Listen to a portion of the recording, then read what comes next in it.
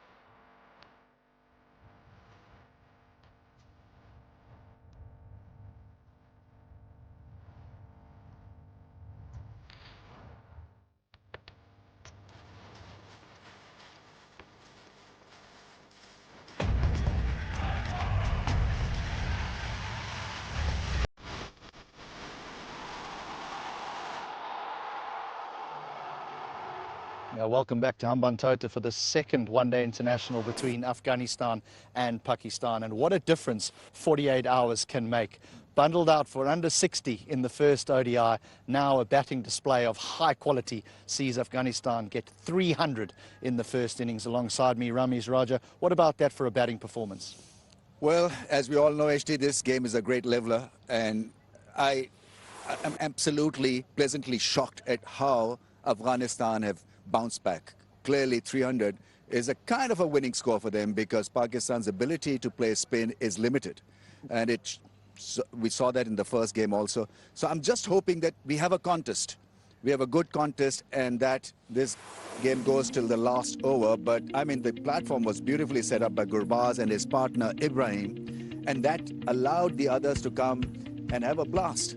Yeah, they played with a lot of freedom towards the back end, and we'll get to those front two. What about Pakistan's bowling performance?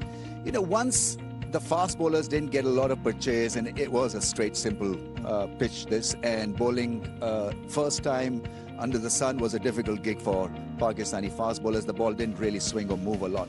And so the onus was then on the spinners, whether they can get wickets to break the rhythm. It did not happen. And so Pakistan, I think, have a problem because it's a steady bowling attack. When it doesn't pick up wickets, it doesn't have that edge when it comes to middle of the innings.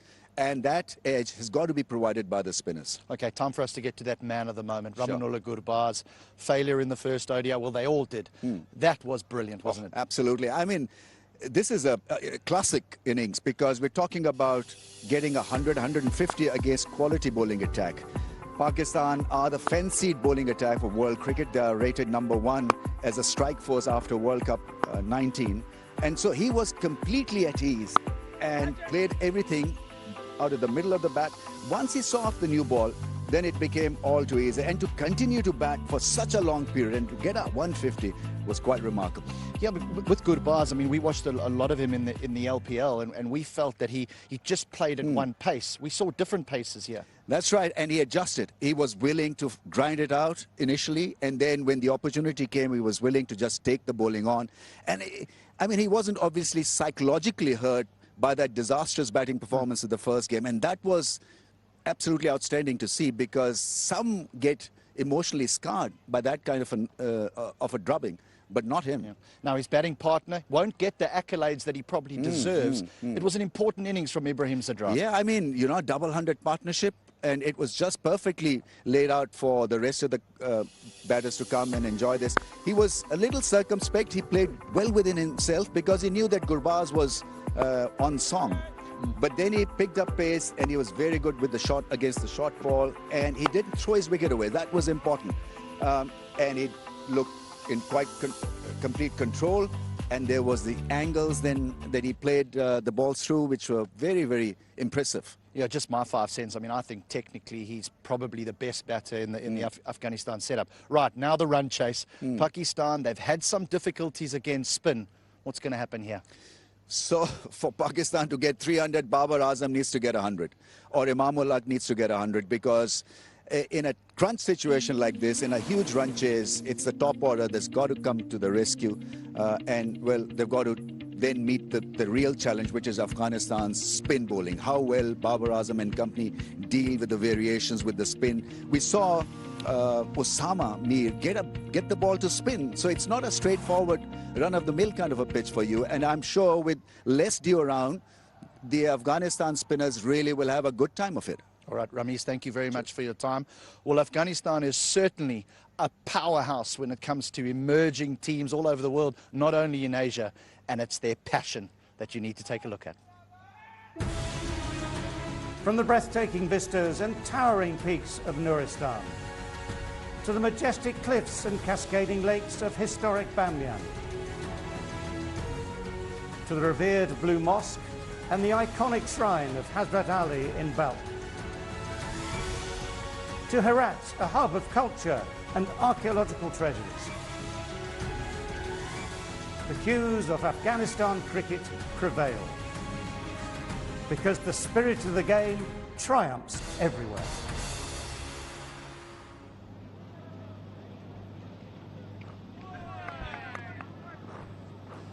Well, the passion is evident for all to see, and the batting performance today for Afghanistan will certainly be inspirational for any youngsters back in Afghanistan, aspirational to make their way in the game of cricket. So on to the second part of the game. The chase begins any moment now with Imamul, who was the top scorer for Pakistan the other day. But as Ramesh was saying just now, either he or maybe Babar Azam, someone at the top of the order needs to make big runs, as of course Gurbaz did for Afghanistan. Fakhar Zaman has been out of touch recently, out of the runs recently, but again, if it is to be his night, he will make his runs at a proper pace.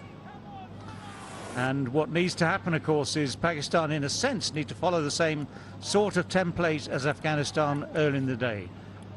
Don't lose early wickets, keep things ticking, accelerate as you go. 50 overs is a long, long time. 6 and over is very doable if people play well. So, we are set for the start of the chase. Imam-ul-Haq to face, Farooqi to bowl. First ball is allowed to pass harmlessly through outside the off stump. Now this man, as we know, can be incredibly dangerous with the bat. A free-flowing striker on his day. Dismissed cheaply 2 days ago, fending one, not fending so much as guiding one to the slips. But if he gets going, then the Pakistan chase will get going too.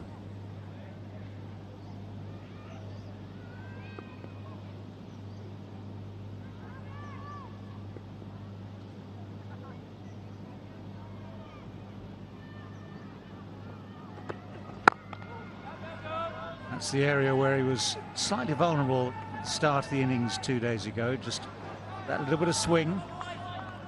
Remains to be seen how much swing we see in the first part of this chase tonight. Different conditions. The other day it was Pakistan batting first. Heat of the afternoon. Tonight it's Pakistan chasing with the lights on. Still warm out there for sure. Still very, very warm out there indeed down here in the south of Sri Lanka. But just that sort of little change in atmosphere sometimes brings that little bit of extra swing.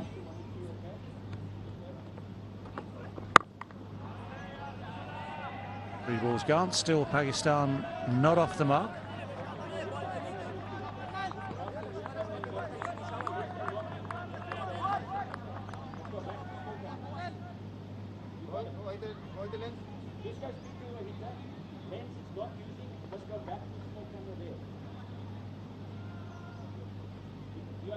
Field is set very similarly to the other day with this new ball, with the left arm over the wicket attack, swing it away from the left-hand batsman, 2 slips in place.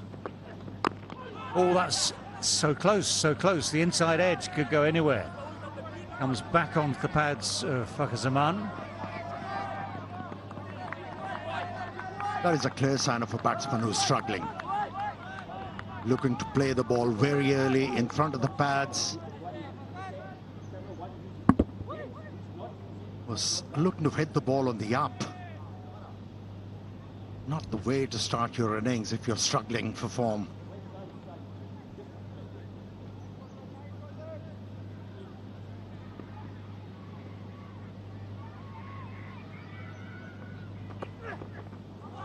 It's well bowled. It's a beauty, absolute beauty from Farooqi.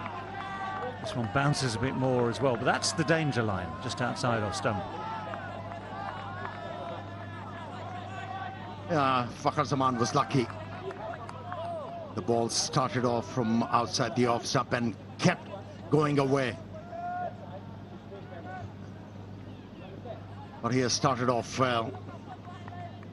Is getting the ball to deviate off the surface. A bit of bobble in the air.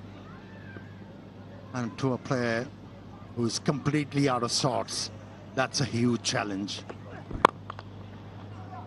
Well, that's one way of dealing with the challenge for Fakhar Zaman. Uses his feet well, gets the pitch, steers it through the gap at extra cover, just evades the extra cover.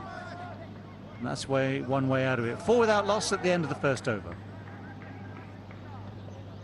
Yeah, he's been guilty of not moving his feet, and this time around, a shimmy enabled him to get to the pitch of the ball. Timing wasn't there. Still enough force to take the ball to the boundary line.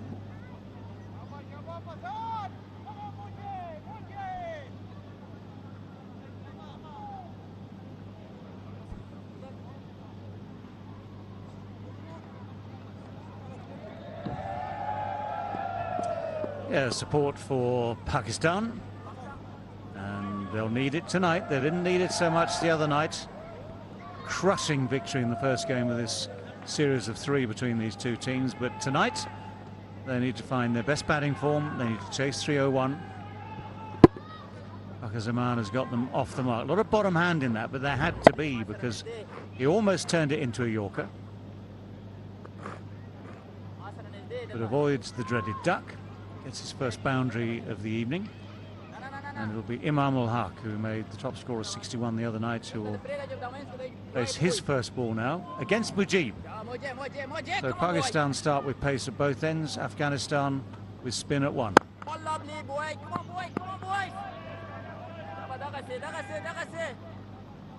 Long on deep. Might argue with that, I have to say. It was right at the start of the innings. Yes, there are restrictions to the number of people you can have in and outside of the circle, but why do you need the long on deep straight away?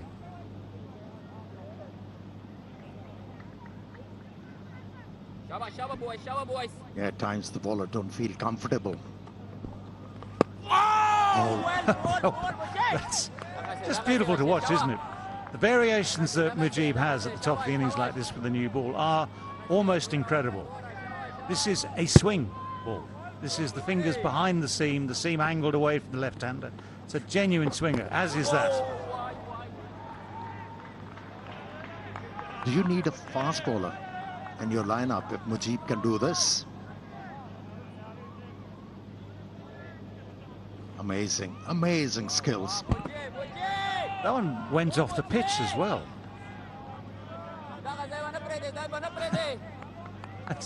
It is glorious to watch, isn't it?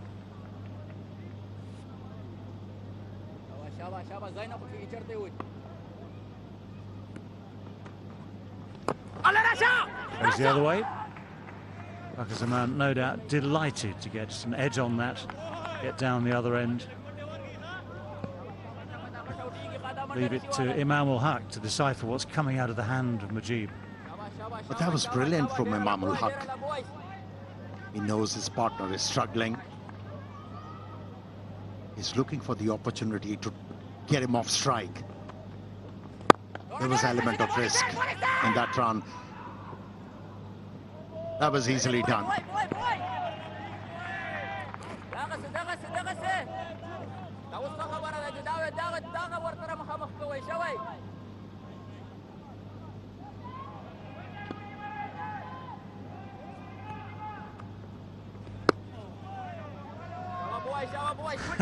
Amazing, absolutely amazing. A little bit wide, swinging away. 7 without loss after 2.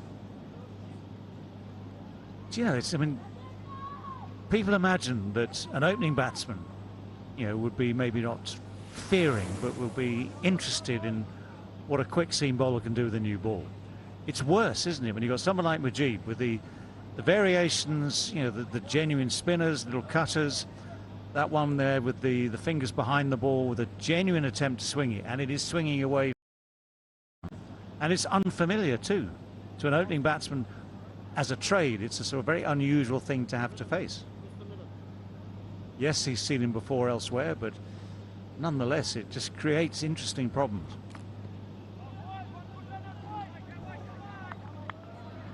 Usually with the arm deliveries you expect the ball to move in towards your pads, and even Seamap is swinging it away. Steered away, just straight to a wide third.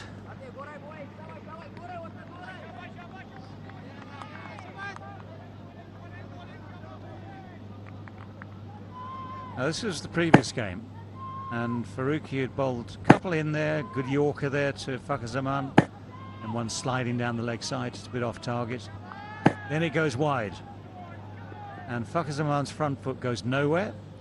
The bat just reaches a ball that started wide and went wider. This one here live now, just a little bit fuller, not swinging quite so much. So yeah, classic setup the other day. And when a man's not in prime form, that's the sort of setup that brings the right sort of dividends. And he pushed the ball further outside the off stump. And when you talk about Fakhar Zaman's stance, very open. And from that stance to be able to hit the ball through extra cover, not easy. You need to get to the pitch of the ball, but with this stance, you're hampered as a batsman. You cannot get to the pitch of the ball, and you're always given the chance to the bowler Yeah, with Fakhar, he relies so much on hand-eye coordination. And in fact, if it goes a little bit wider, then you start to get a flat back shot in, and that's probably better for him than trying to play something in between, because he's not getting the front foot across your right. Therefore, that orthodox straight bat shot is now an ugly poke. There's the width. Now that's the width that allows a batsman to get on the front foot, and it's a more cross bat shot than a straight bat shot because of that width. Now with also the length, it was too short, afforded the batsman a lot of time to decide where the ball is going to go.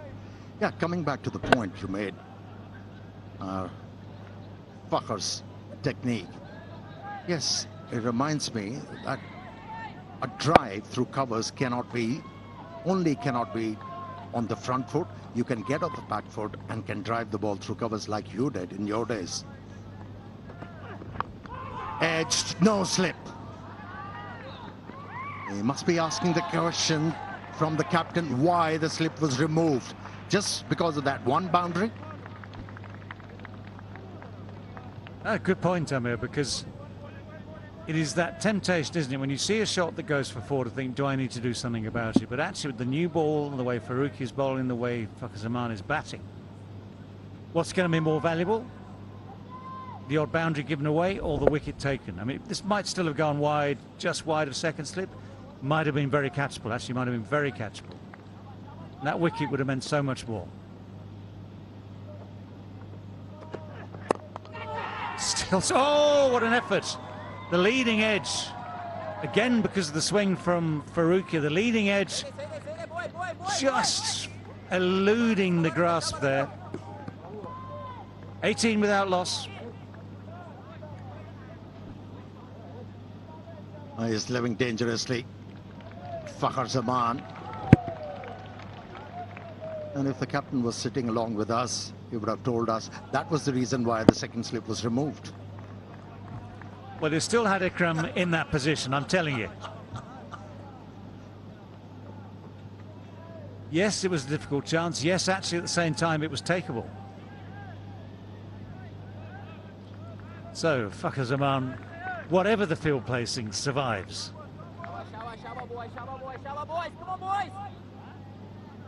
Well, it's 18 without loss after 3. Just to reiterate, the run rate at the start was 6. It's gone up a tad, just a little bit, to 6.02 required.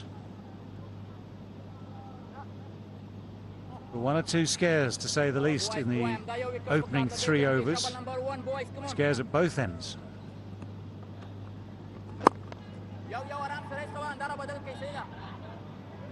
Imam gets his 1. Exposes Fakhar Zaman again to the wiles of Mujib.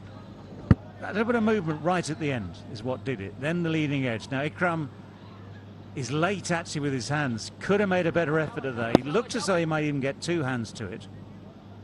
In the end, it was the right hand alone that was nearly on the ball. So a very takeable chance goes begging.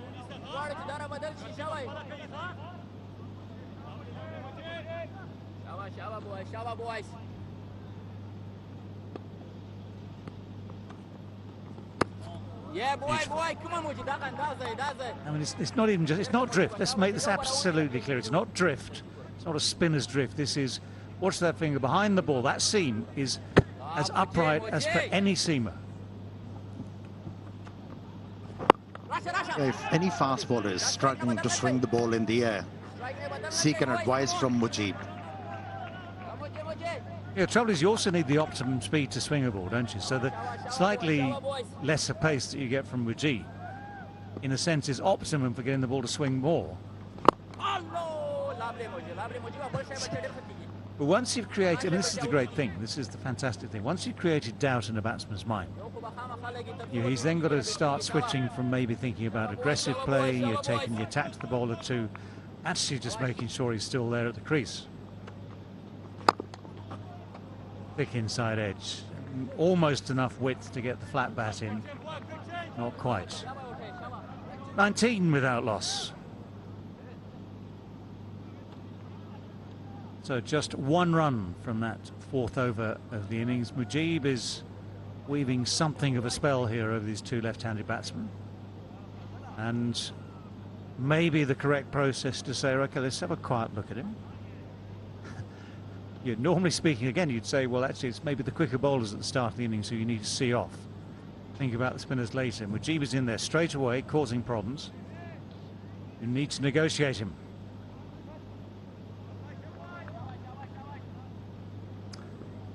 Faruqi for his third over.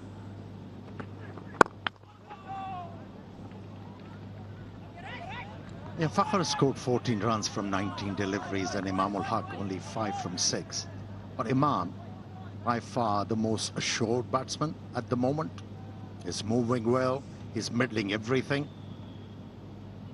Now Pakistan need a good start from these two to be able to challenge Afghan, who were able to put a big total on the board.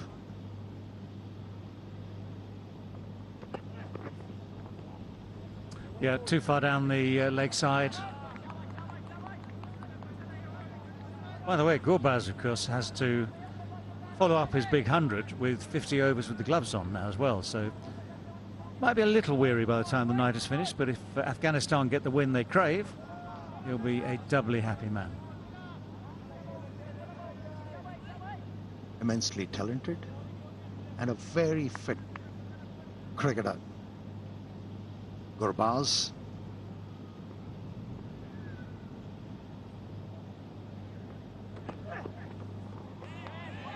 Yeah, the bounce, an interesting idea, but wide. Harmless when they're there.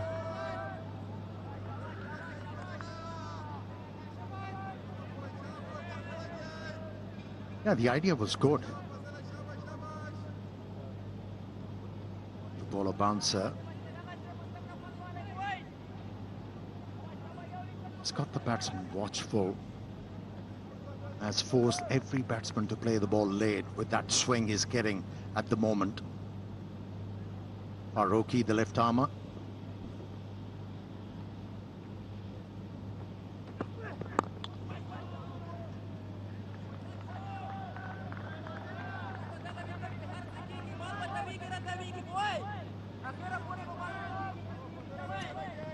Yeah, you've got to keep a very, very sharp eye open when the ball is moving like this, when it's new. And there's a man who knows all about swinging new balls, especially in the second part of a game, and he'll do it any time. But when the lights are on, it just does seem to change things round slightly. It's close. It is close. And the finger eventually goes up. Gave it all due consideration. Imam is still hobbling around. That's one of those ones that seems to battle its way through the padding. So what's he going to do? I think he's gone upstairs. Yes, they're going to give it a second look. It's a fair delivery. Only the bounce is going to save him.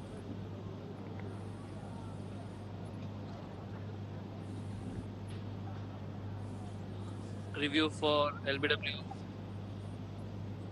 Original decision is out. It's a fair delivery. Front on spin vision, please.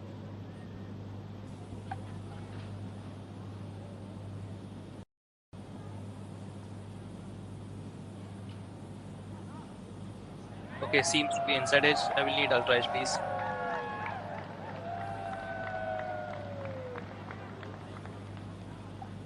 Yeah, freeze it here, please. Yeah, when the ball is next to the bat, there's a gap between bat and ball. Thank you. I'll go back to Shinwari on field. Shinwari, you need to change your decision. You're on screen now. You can signal not out. Yeah, it's one of those inside edges that actually they look very, very obvious on the screen, especially second time round. They're always that obvious in the heat of battle, as it were. Instant reactions needed, both from batsman who knows he's hit it. Umpire, of course, will see that impact onto the pad. And the impact is almost there to be seen now. It's one of those ones, just hit him above the knee roll. So you've got a little soft spot there, just above the knee roll. The knee rolls are pretty good. It's one of those extraordinary things. The technology in the game nowadays. Still the odd weakness in things like the pads that you use to protect your legs, even the gloves you use to protect your arms, and I won't mention any other pieces of protective equipment in this context. Well, he keeps getting hit on the wrong places. Yes, a day before yesterday, while stealing a run, he got hit. And it needed to be addressed. Excellent innings from Gurbaz. Initially absorbed the pressure, and he was ready to pounce on those loose deliveries. Yes, he played quite a few pull strokes, drives, but I think those sweeps really upset Pakistani leg spinners. What an innings. Yeah, absolutely brilliant display from Ramanola Gurbaz. As you mentioned the sweep shots, for a few balls trying to play the spinners with an orthodox straight bat, he was all at sea. You remember that? And the ball was turning for Shadab Khan. The leg breaks were turning. The googlies were just a bit of an afterthought, but the leg breaks were turning. He played and missed 3 or 4 times, 2 or 3 times. Then he decided, right, forget that, let's go for the sweep shot, and that opened up all the possibilities he needed. So yes, swift adaptation to what he needed to do, brought results, and as I say, absolutely brilliant to watch, and brilliant for Afghanistan to be the man who set up this big total. Pakistan struggling through these opening overs. Imam ul Haq has had the magic spray. Something's never changed in this game. You know, a blow to the leg, bring out the magic spray. That was the same 50 years ago as it is now. Tucks that away very nicely. It's missed the square leg. It's missed Rashid there. He can flick it back.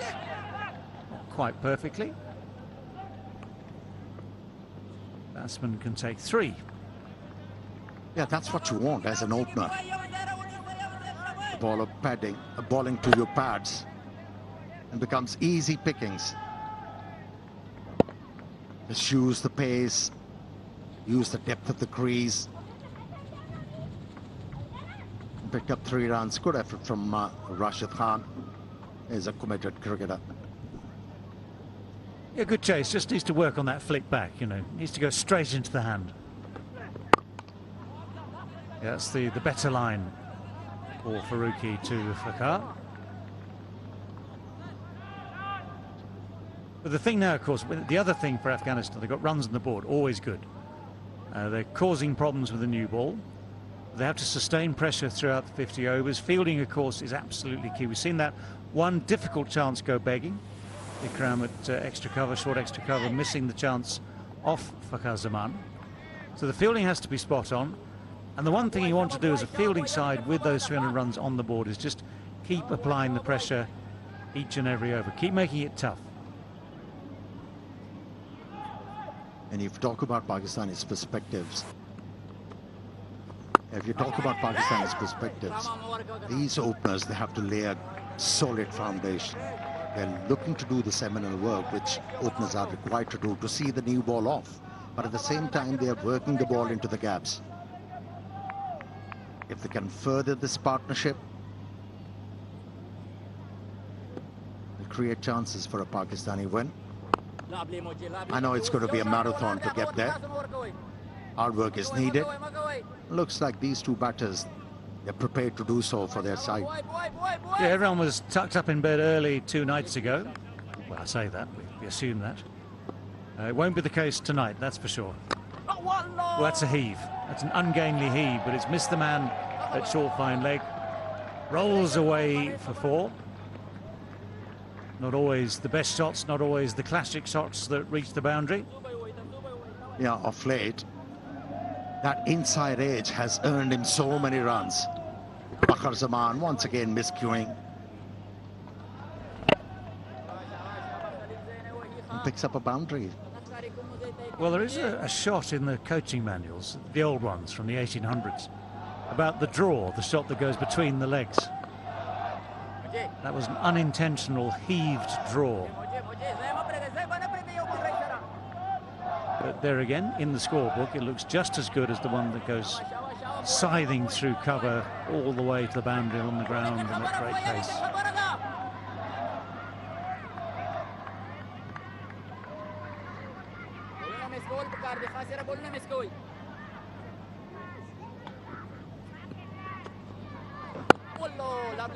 Turning back into Imam. Yeah, two very different styles here. Fakhar is a little frenetic.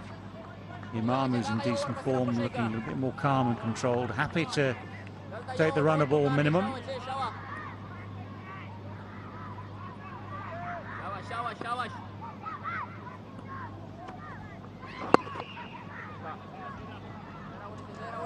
This time it's Fakhar Zaman who tucks it away straight to deep square leg to pick up one for himself. 6 overs done, 31 without loss in the chase.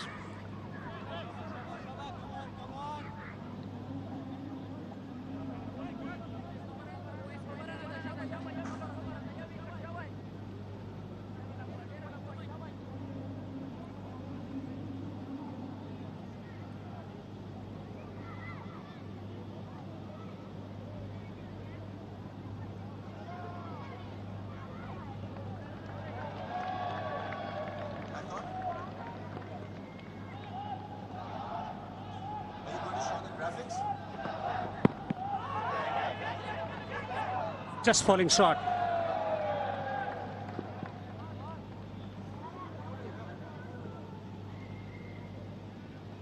Well, the keeper tried extremely hard. I don't know whether that's out or not.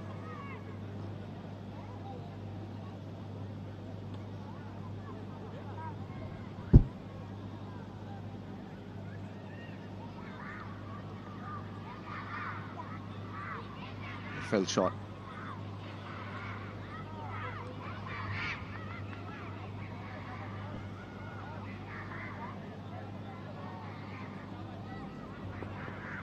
A lot of cricket coming up for Afghanistan.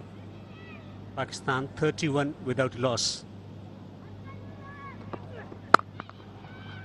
Straight to the fielder. Well, you can watch some of these players in action during the Asia Cup, and there are tickets available. acb.bookme.pk. Mark your calendars and book your tickets now. Pakistan versus Nepal on 30th August at Multan Cricket Stadium. It's a lovely stadium. You'll get a lot of response and traction. People of Multan eagerly awaits you.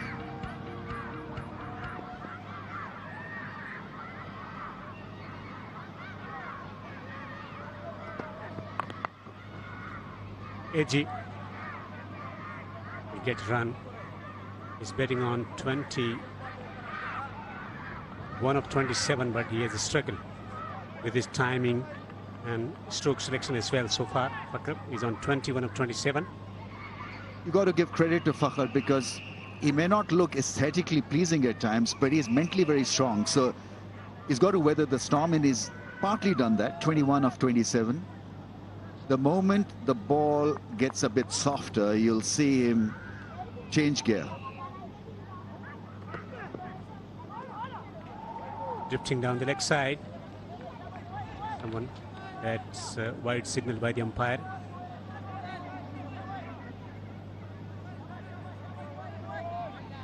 Pakistan laying out the foundation. They've got to have wickets in hand when it comes to dealing with Afghanistan spinners.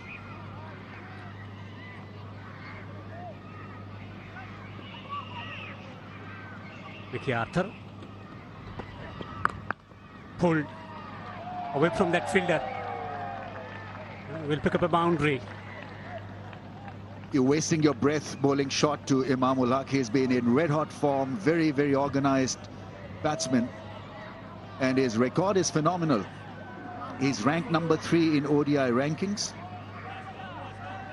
and this set up very nicely for him to roll his wrist over that short one and crack it to the fence.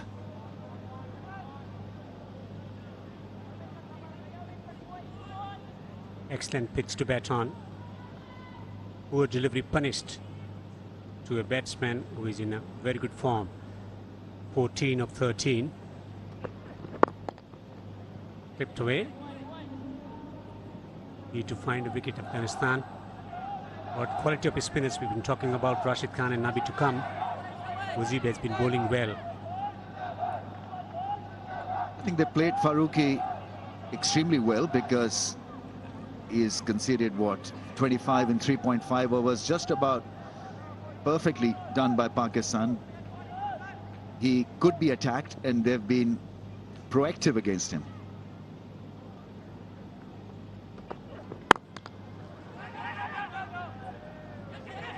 Fumble will prompt the batsman to take a run. That marks the end of the 7th over. 38 without loss, Pakistan.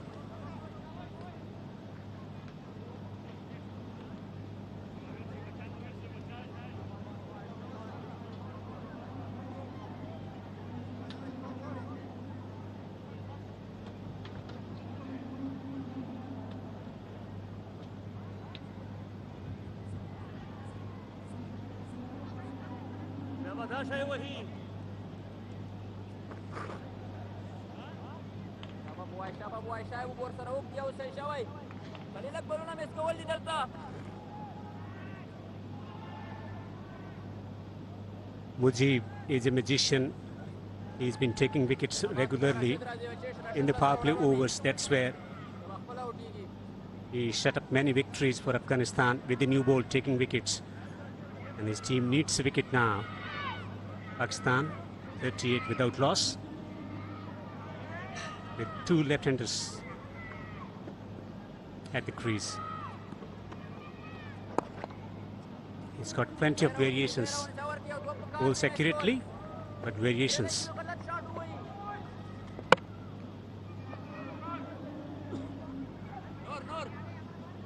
Pakistan have also allowed Mujib to bowl at them. He's really not been attacked. And that could be because of Fakhar's form. It's been patchy. Not in ODIs, but off late. Didn't have a great LPL, so he's been a bit circumspect.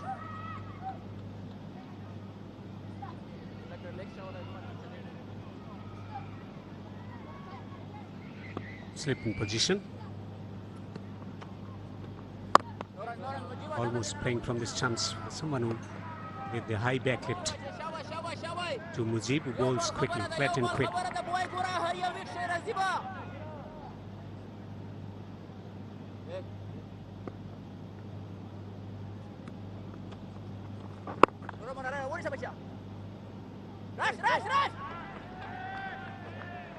Bit of hesitation.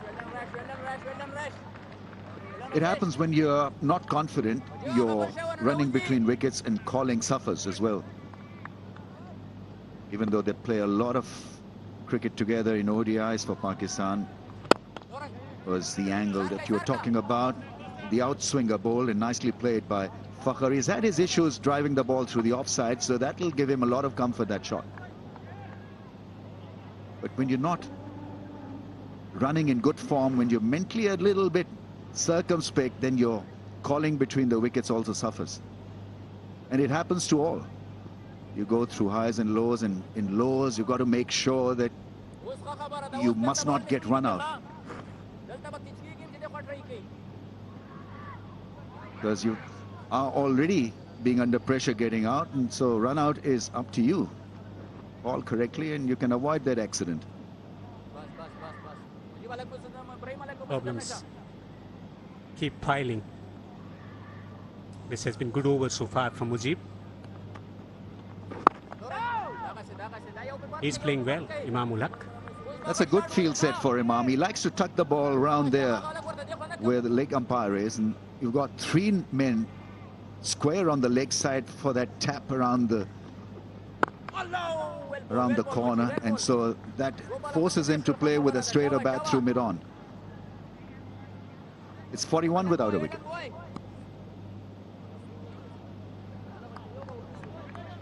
Full of variations and guile, Mujib, and not such a great trait to have.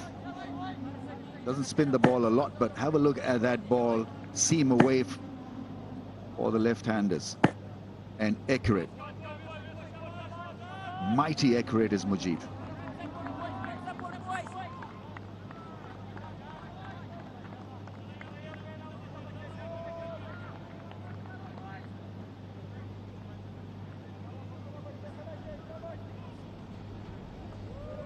great entertainment today for the crowd coming in some numbers, not in large numbers, to watch two exciting sides in the center. Afghanistan showing with the bat today. Century from Gurbaz, entertaining. Ibrahim with some impressive strokes. Nicely clipped away. Should be back for two. I think there was a strong case of engaging a spinner from Farooqi's end, because they played Farooqi with a lot of ease and comfort. Another over would mean that this partnership will keep on rolling.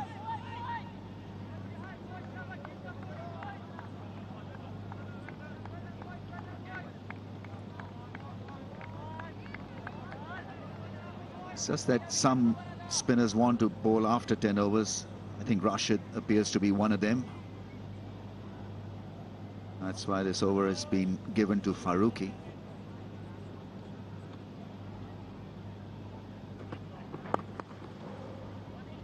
Nicely tucked away behind square for a single. You can think about bowling Nabi as well, off spinner against the two left-handers.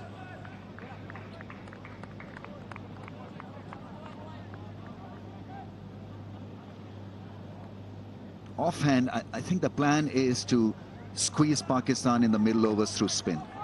But Pakistan, on the other hand, would want wickets in hand, and that is exactly what is happening right now after 8.2 overs, 44 without a wicket. Required rate is not really gone out of their hands. 6.17 is doable. That's gone into the gap on the pads, and that's his favorite area. Fakhar Zaman is now looking pretty decent. Straying on the pads. Plenty of deliveries today from Fazilak Farooqi. Nicely clipped away. He's not afraid to hit it over the top. Nicely timed and very well placed. He's got this great ability to bat well when chasing big scores. Once he gets settled, then he becomes an immovable object. Really has mental capacity to go the distance.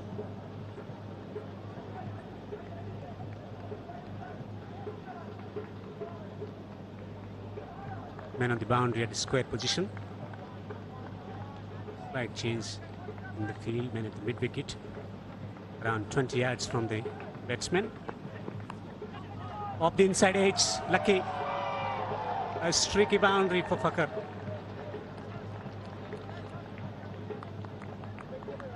Yeah, he's got this ability, he possesses this great ability to turn from a regular batter to a guy who can play a bit of French cricket as well. French cut, inside edge, narrowly missing the stumps. Very frustrating for Afghanistan. They've been close of getting rid of him, but somehow he's had a lucky escape. And you needed a bit of luck really to get cracking, and he's had a couple.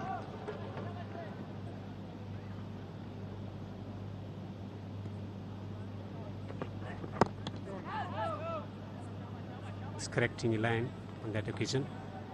Trying to attack the stumps, searching for that away-going delivery. That's how he got him out in the previous game. Fazil.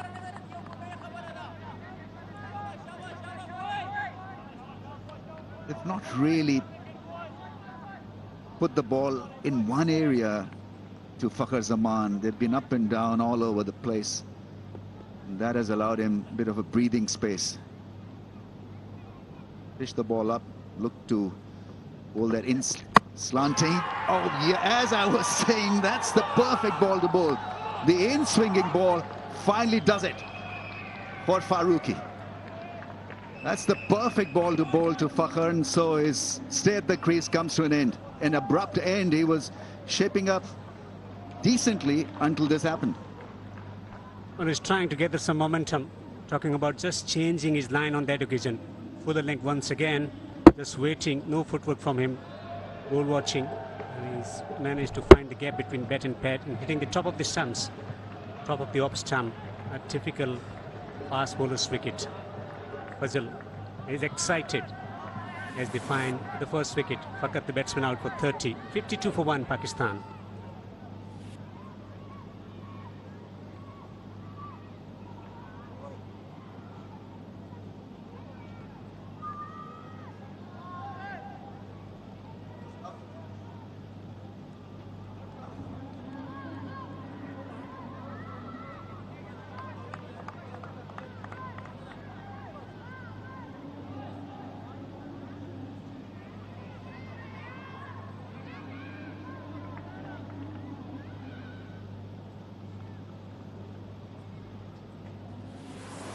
That's the 100th ODI innings for master batsman Babar Azam. Those are great numbers. Didn't realize he's got an average of 58.49. That's gigantic. That's huge. The guy is only 28 years old, 100 innings and consistency over 5,000 runs. 26 50s and 1800s.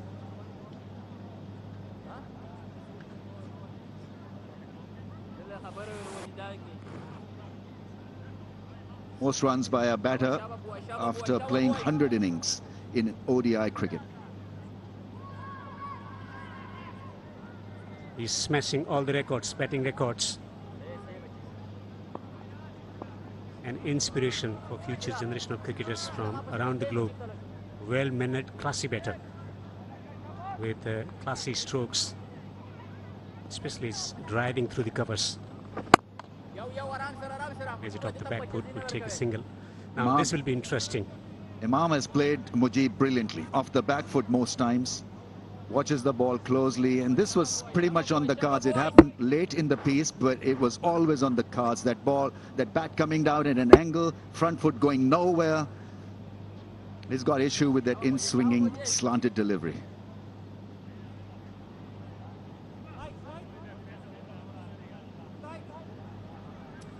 They needed that wicket.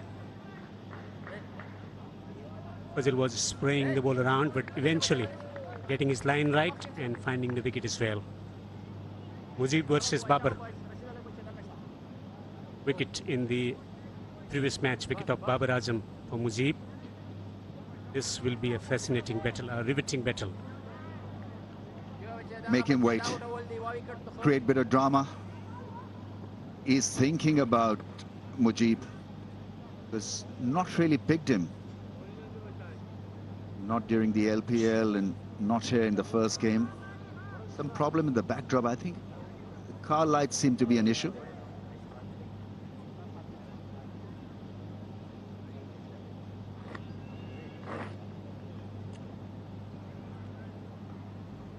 Let's see what field Mujib gets for Babar Azam.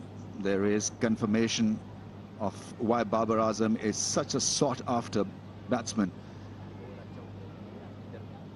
Over 5,000 runs, 1800s, and Hashim Amla is brilliant as well. Viv Richards, to beat Viv Richards at ODI cricket is something huge.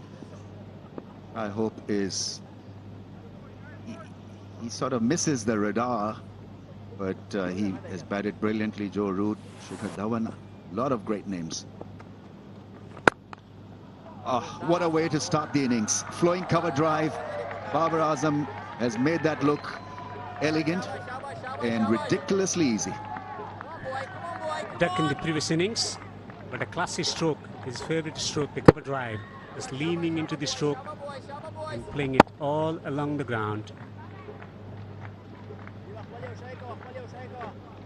Taking full care of a delivery which was not in Mujib's radar.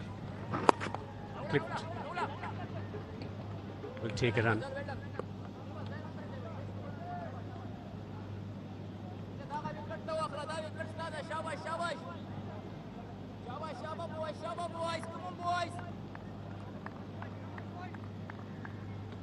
Left and right in combination. Nicely worked away. He's going deep in the crease and maneuvering the ball around. Will be back for the second. Mujib's efficacy suffers just a little bit as the ball gets older, because the ball stops zipping after pitching, and doesn't spin the ball a great deal, so his swerve or variation then suffers a little bit.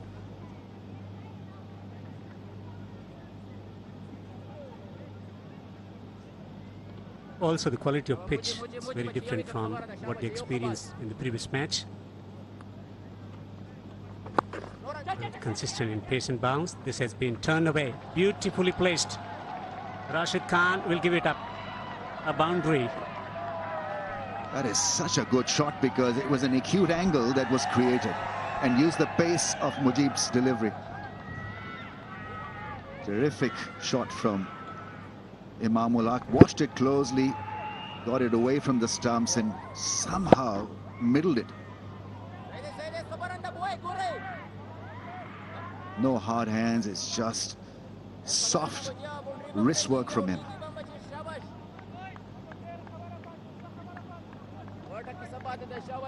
On to 27 of 23. Flipped away again onto the pads. Mujib is also leaking runs. End of the first power play, 65 for 1 Pakistan.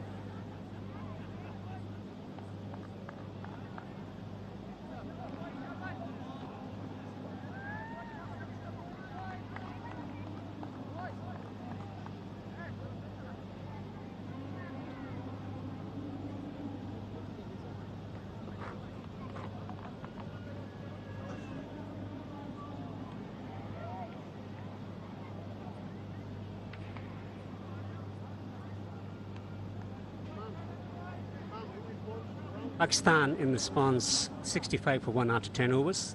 Highest power play overs runs against Afghanistan.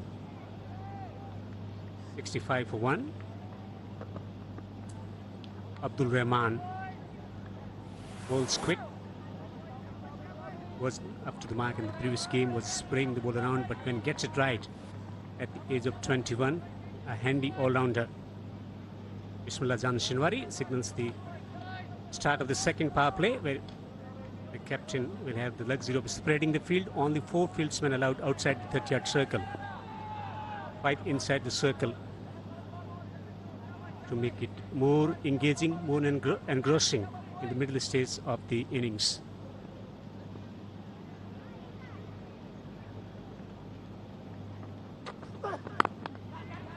His forward is driving. Will take a run as well. Again, the partnership developing. Babar near the crease, but he has already played a fluent drive through the covers. Imam has played his spin admirably well. Once again, continuing with his good form, half century in the previous match as well. And Afghanistan need a wicket in, looking for a wicket from Rahman.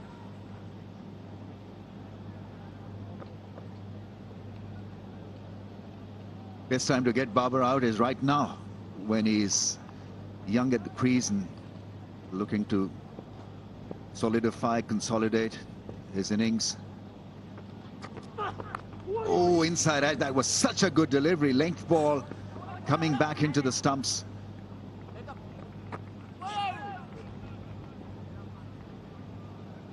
Good area to operate in. Length ball on the off stump. Just a little bit of deviation, bit lazy in his stroke, just pushing it. His hand at it, getting the splice of the bat over the stumps. Early into the innings, it can be vulnerable.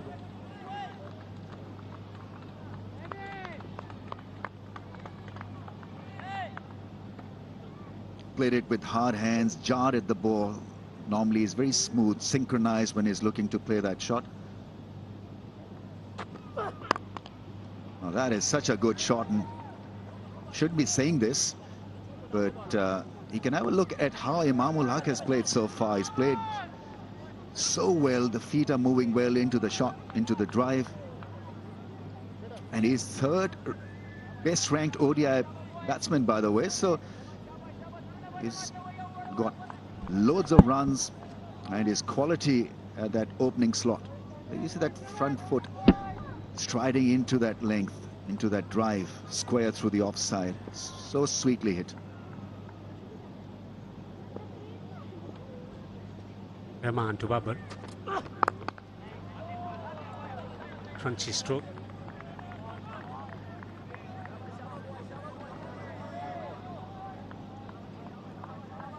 The brain trust. Talking tactics or talking about how they can win this.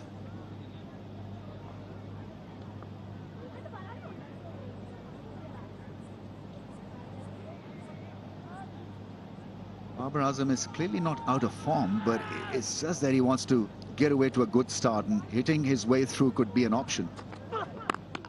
That's nicely played. Looking hard at the ball, front foot close to the bat. Or bat close to the front foot, in fact.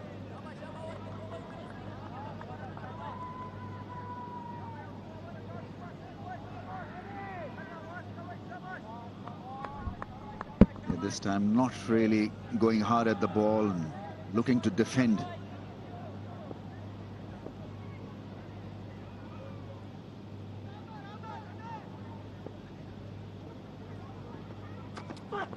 Good toss and clipped away nicely. Gorgeous stroke from Babar Azam to finish the 11th over. 72 for 1, Pakistan.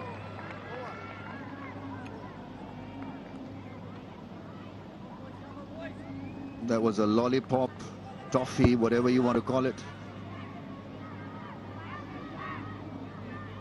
On the pads, easily done by Babar Azam. You don't want to bowl him there, and that to a full toss. He's so good with his wrists.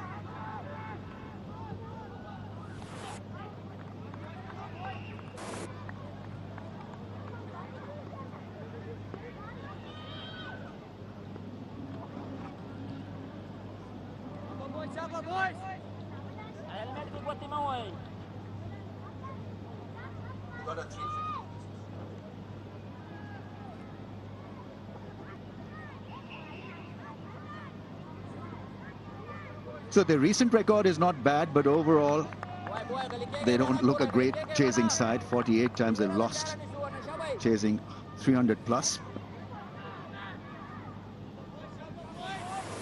Change in bowling. Mohammad Nabi, president, comes up with his variations, hopefully.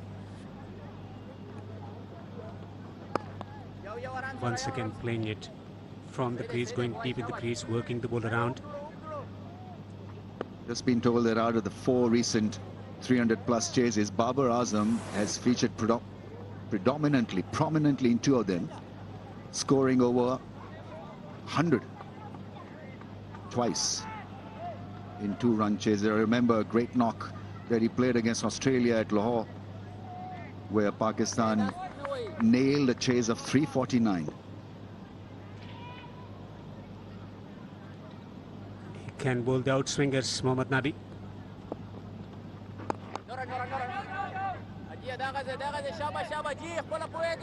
Afghanistan, the need wicket here. Babar near the crease. Imam is looking solid, 31 of 27.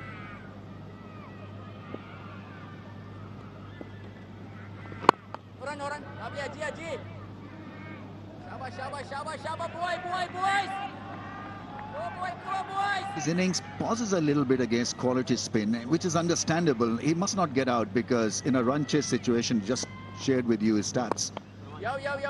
He's critical to the cause. In fact, in that mammoth run chase of 349 against Australia, which is I think last year, both featured extremely well for Pakistan. Imam and Babar. Imam got 100 as well. So they pair well when chasing 300 plus. But this will be an examination against spin, how well they play Nabi and co. Rashid to follow. Mujib has been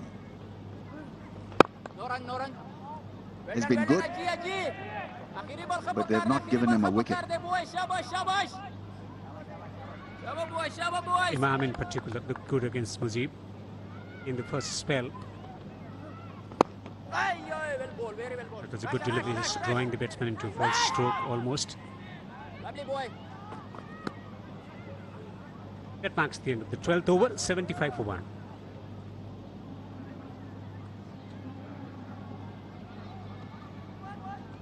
A lot of outswingers to Fakhar.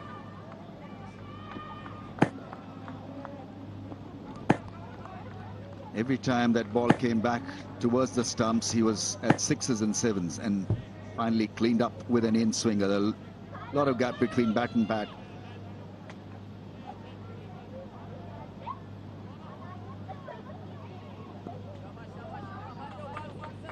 All batsmen have their favorite areas. There are very few can play all around the dial. But Fakhar Zaman has got a serious issue with the ball that comes back into the stumps.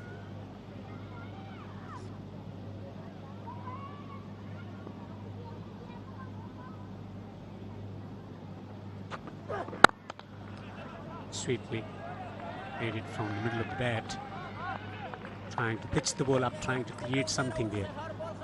The other thing that this pair does so well is that they do not panic in a run chase situation. Of late, they've been rock solid and they seize the opportunity when it's provided. Otherwise, they're quite happy to play the situation. They have got this inner belief in this system that even a couple of maiden overs really will not derail their cause. Now, you've got to be better than that. That's a real wide one. Trying to slant the ball back into the left-hander, spraying it too far down the leg side. Was erratic in the previous match as well. Abdul Rahman has got the pace. Need to get some control over the lines that he bowls.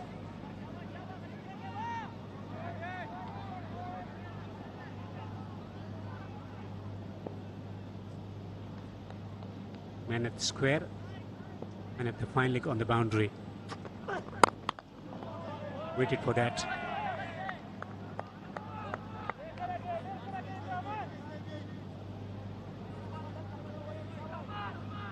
Quizzically looking at the pitch, Babar Azam is still not yet settled.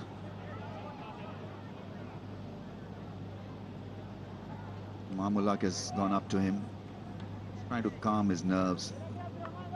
After a good start, 11 of 10.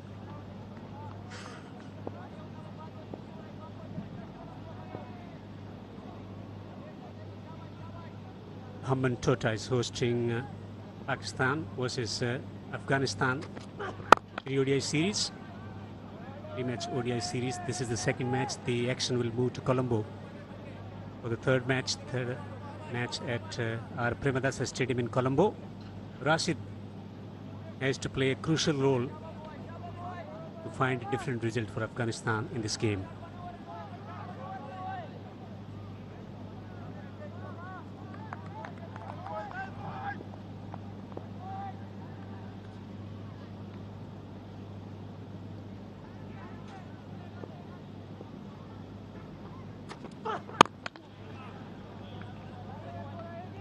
Improving upon his lines, just trying to bring the ball back into the right and better. Ashmat, is he going to make a change after this over? The spin department. Will Rashid Khan be bowled early into, because normally he bowls after 20th over or so. This is the critical pair for Pakistan, and so somehow you've got to get cracking at them as early as possible. So Rashid Khan bowling after the 20th over is going to be a waste of time in a way. You've got to get him now. 77 for 1.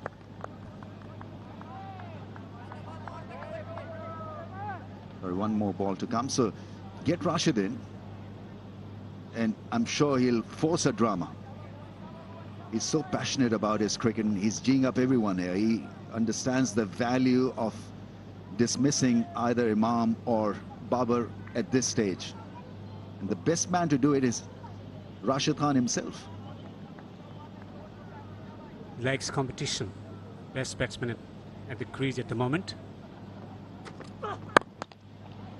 Driven straight to the fielder. It's a good comeback after spraying one down the leg side. 13 overs bowled, 77 for 1 Pakistan.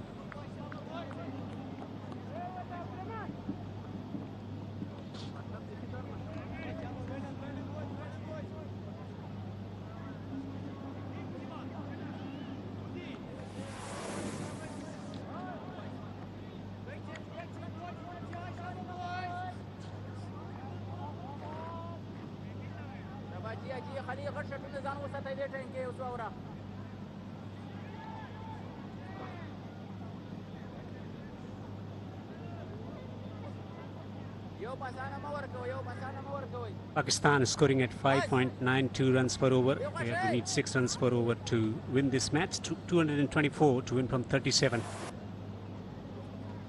Maybe to continue. Slip in position. He's got the reputation of getting the left-handers out. Man is a crucial man here for Pakistan. They need to force a situation on Pakistan where take a little bit of risk. So bowling dots will help. But Imam has played Nabi so beautifully that the desired effect has not really been able to achieve.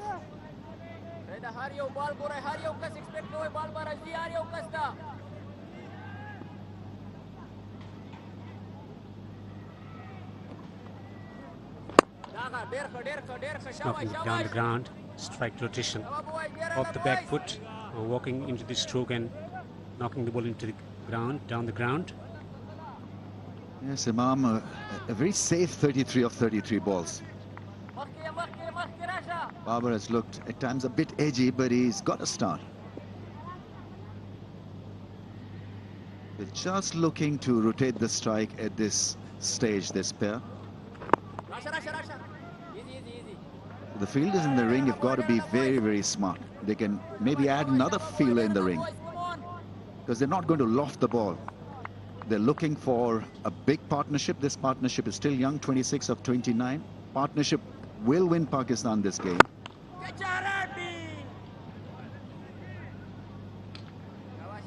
Single down the ground. Babar trying to get into groove. 12 of 16. Imam looking solid. 33 of 33. Pakistan 79 for 1. Excellent betting conditions. Still the challenge of Rashid Khan. How they tackle him, because Imam in particular betted well against Mujib. The first threat negotiated safely. Down the track. Almost produced a false stroke. 14 overs gone. 79 for 1 Pakistan.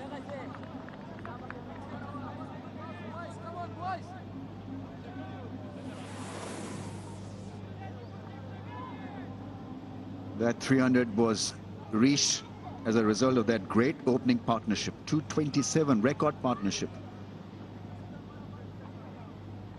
And even though then they didn't have a lot of partnerships, but it meant that 300 could be reached, achieved. It's a great score. Kind of spin that Afghanistan have up their sleeve. This should be extremely tough for Pakistan. Majestic 100 from Gurbaz. And a brilliant half century from Babar Zadran. 300 for 5. After what occurred in the first match. It's a dramatic comeback. It's been driven into the gap. Long chase for Rashid Khan. Fieldsman will come around from that squarish position. But batting performance from Afghanistan. Just one day break between what happened in the previous match. That tells us something about batting potential in the Afghanistan camp. Yes, I was expecting them to be a bit scarred after that 59 all-out. But how well they managed things. Brand new day, a new pitch, and it meant a fresh start. In the meantime, Babar Azam is now looking good. The moment he starts to play that cover drive, you know that he is in good touch. Beware. You look for little things in Babar's batting, and so if he starts to play the ball with a straight bat and cover drive the ball, you know that he is now watching it properly. Excellent temperament. There's so many things to like about Babar. Temperament and the class. Ability to play long innings. Doesn't play for the gallery. He's got a calm demeanor.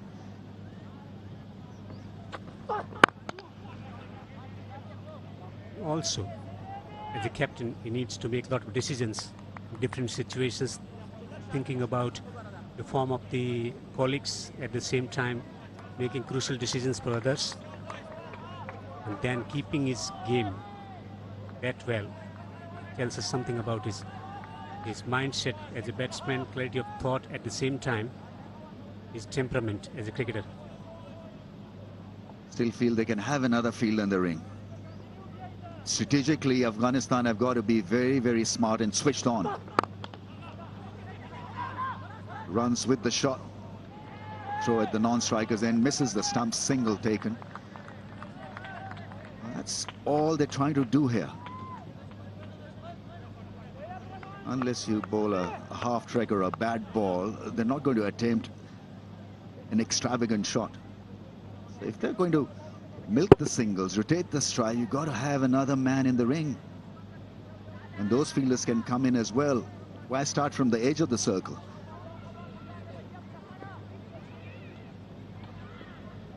Great commitment. Straight to the fielder. On the drive on the onside.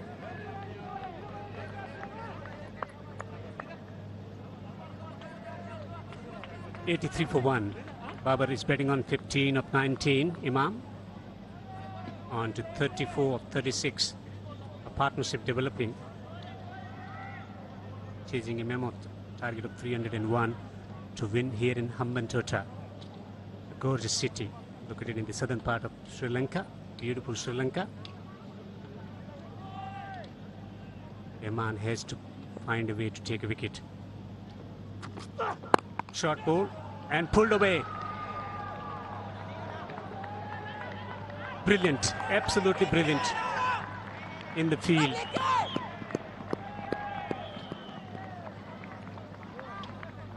That marks the end of the over. 15 overs have been bowled in the chase. Pakistan rowing along in confidence, 85 for 1.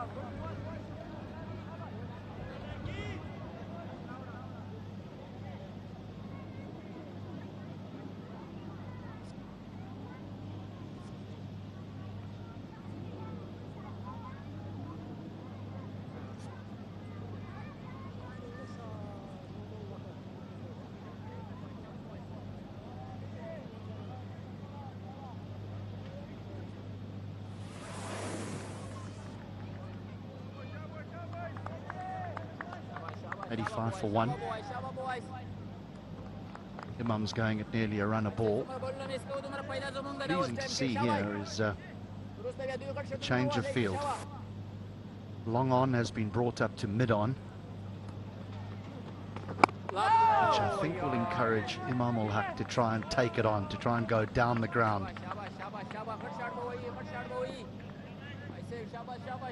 There he is, Mujib. So he was at long on in the previous over, and then just off the final delivery of Nabi's previous over, he was brought up, and immediately Imam went down the wicket.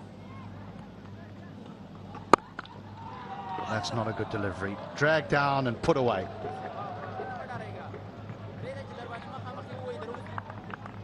That was too short. Imam had all the time to get on the back foot and smash this, because there's... Oh, he'd almost chopped back onto the stump. Good for him that he didn't get back onto the stump, and this will have otherwise been the third time that Nabi could have gone him out. Interestingly, this is the third innings that Imam is playing against Afghanistan. Once he was run out. Sorry, this is the fourth time actually. And the 2 times previously, Nabi has gone him out. He's done well.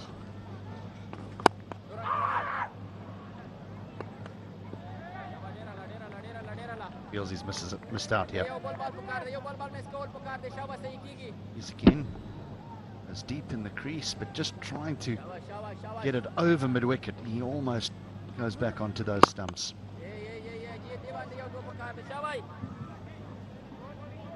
Well, it's lucky. He had the awareness, and somewhat he manages not to get back onto the stumps, in the reason why he's still out there batting solid 39. But Pakistan will need to be able to chase this target down. One from these 2 batters, Imam or Babar, will need to get the 100. Now that's cut away for 4. This is a good over here for Pakistan. Yeah, once again Muhammad Nabi giving too much room. That's too short, too wide. That's the arm ball that he tried to bowl to Babar Azam, and he was on to it. He will not miss it for the world. Caliber that Babar Azam has, he'll smash this 10 out of 10 times to the boundary. So 2 boundaries in this over for Pakistan.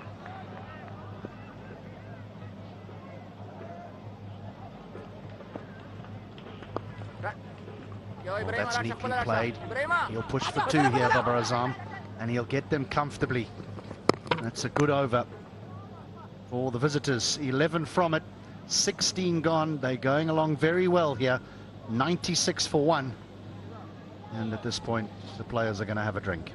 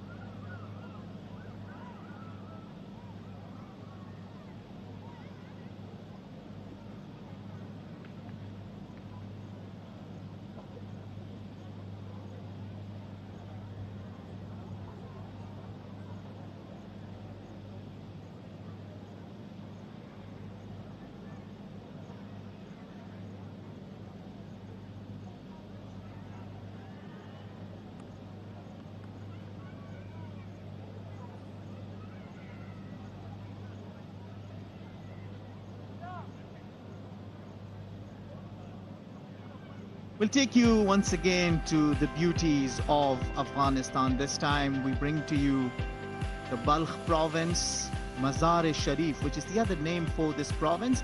And that's the reason why they call it Mazar-e-Sharif. That will mean the noble shrine.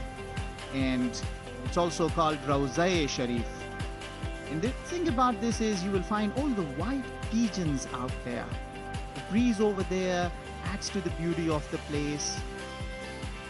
The Afghans, Muslims come here for the prayer because this is also a mosque called as Blue Mosque.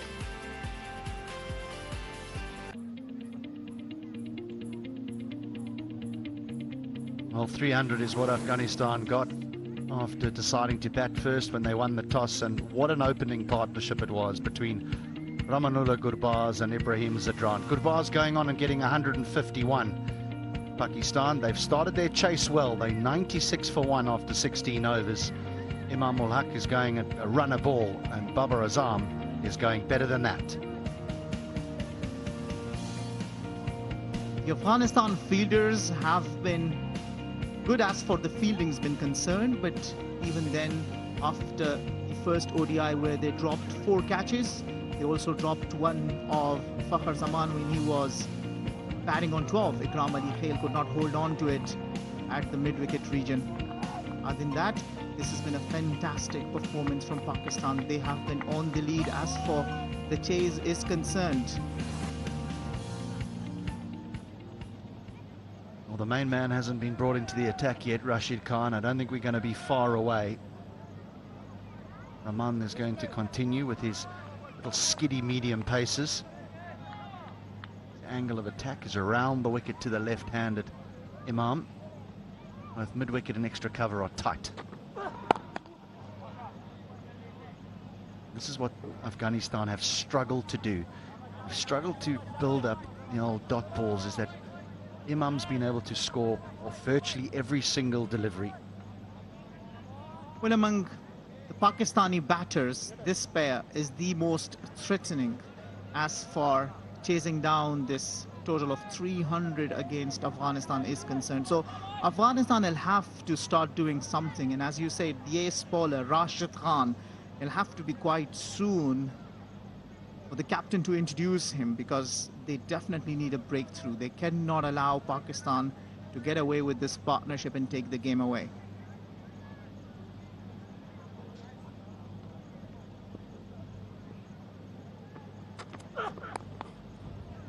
Played that well in the end. They're going at 6 to the over. The required rate is 6 to the over, so they've just never let it get away from them. And this is back in 2022 when Australia got 348 for 8 in Lahore, and they chased that down with an over to spare. But again, Babar Azam 114, Imam ul Haq 106. What's the common denominator? Well, they're still at the wicket here. And they finish it with 1 over to spare. That'll tell that they have a check on the scoreboard. So they know what they are chasing and how fast they need to do that. Plus, they'll not give you a lot of opportunities, meaning that they will play sensible, safe cricket.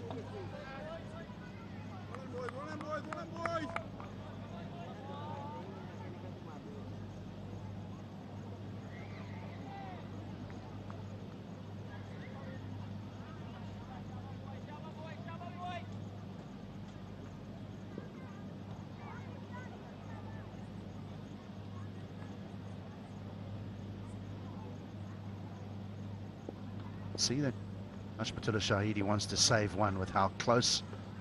Oh, what a beautiful shot for one that is. But brings up the 100. So the men inside the 30-yard circle, none of them on the edge of the circle. All the fielders are coming in to try and save that single. They don't want to just surrender a one easily.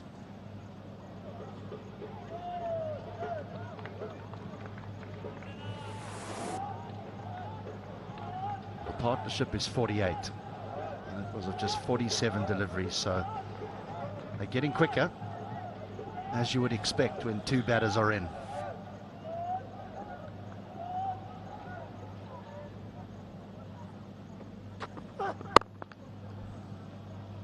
See as well the driving on the up.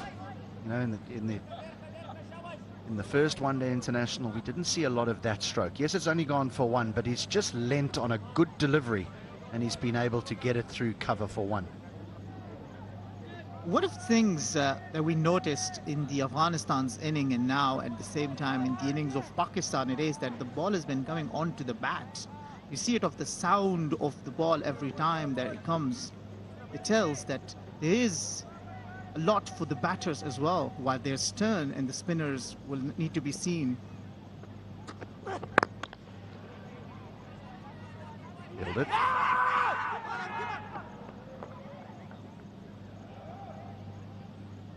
Oh, this will not be good.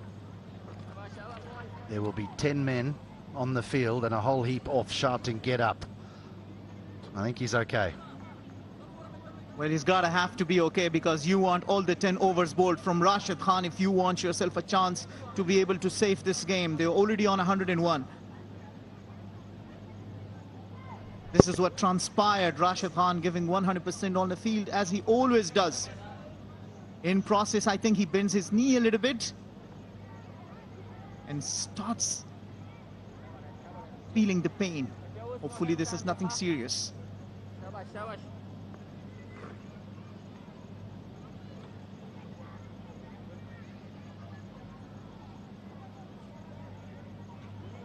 He's okay. That was just a reaction to the 1,000,003rd over that he's bowled in cricket in the last few years. He is 100%. What a performer this man is. And he holds a key here for Afghanistan. He would need to strike, you would feel, because both Babar Azam and Imam ul Haq are looking fairly comfortable at the wicket on a surface that's playing a whole lot better than the one in the first one-day international. Coming on nicely. There's a little bit of turn, nothing to scare anyone. but this fella's got all the tricks. Slip in place.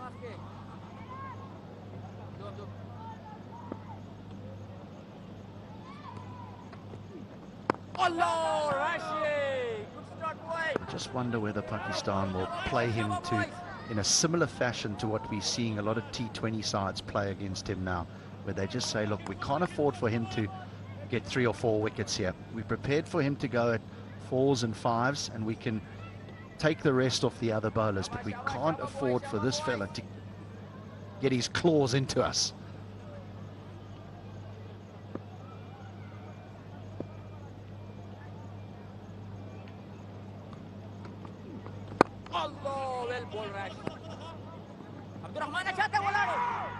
So that brings up the 50 partnership, a good one. Nearly a runner ball. Absolutely a solid partnership, defining partnership for this chase for Pakistan. Babar and Imam ul Haq contributing 25 and 23 respectively in this second wicket partnership for Pakistan. Slip in place for Babar Azam.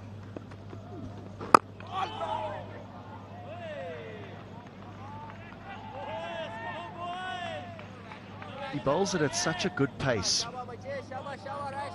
He bowls at that sort of length where you're not sure whether you should be playing back or forward to. You're reluctant to come down the wicket because of the speed. Watchful.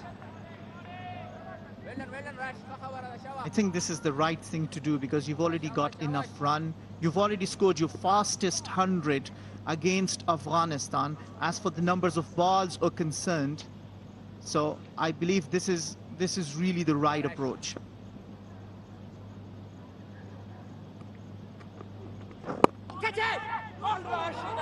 Did that carry? Did it carry? He's just lost his footing, Rashid Khan, and that reaction says it's carried. Oh yeah, he lost his balance, he got slipped, and that's the reason why you couldn't hold on to that. Straight into the hand, but look at that. He just slipped a little bit, and that's the reason why he got off balance and couldn't hold on to the catch. Imam ul Haq survives on 43, still out in the middle.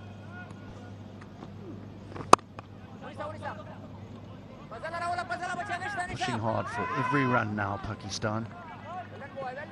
It'll just be a single, so a chance has gone a-begging for Rashid Khan into the 18th, 104 for 1.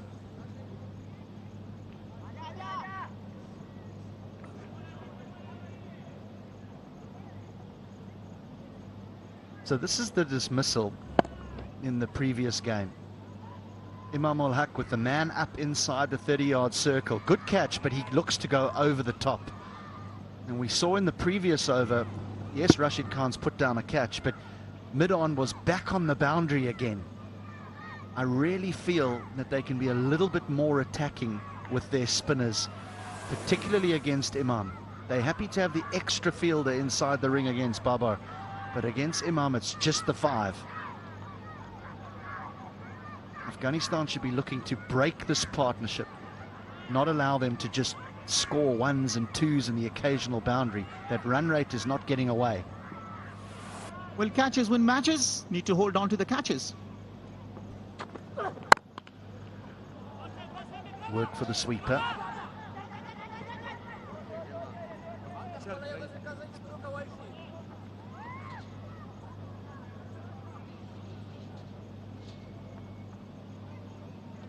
A little fumble in the deep there. As captain said, well, that's not good enough, so we're now going to change the fielder, not the field. A new man goes out onto the sweeper boundary. That's what hard running does. It creates those errors in the outfield.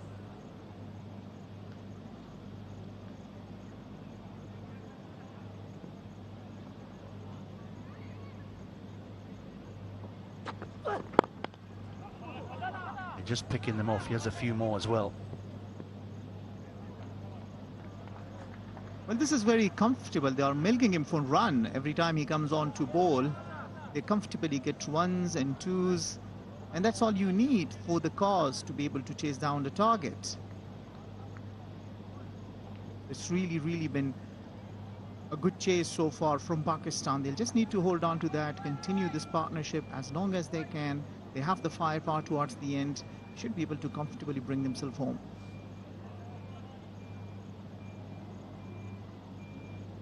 Two away from a half century for Imam ul Haq. Oh no, that'll be a whole heap of wides. A whole heap of them. That kind of day, things not going your way. Earlier over, a drop chance. And in this over, extra 5 run conceded. You need to be very Scrooge as for the runs are concerned. As the bowling unit, Rahmanullah Gurbaz not able to hold on to that. Tried, but couldn't.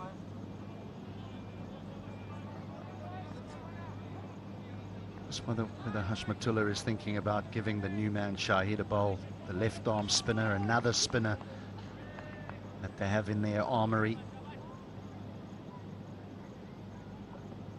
Or whether they're going to continue with this medium pace, which it just seems Pakistan are scoring too freely against.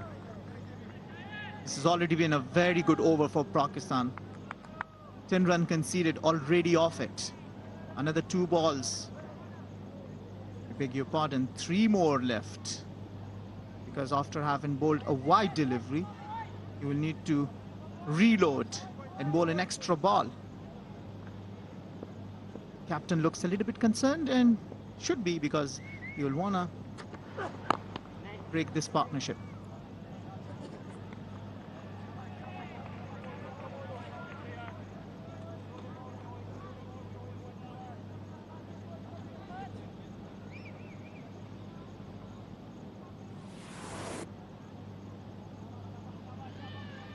Rashid's got lots of overs left. Mujib's got 5. Nabi's got 7.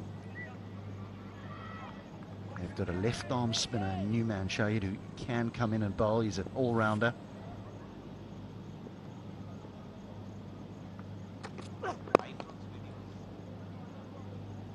So this will just be a single and we'll end the over. A profitable one for Pakistan. No.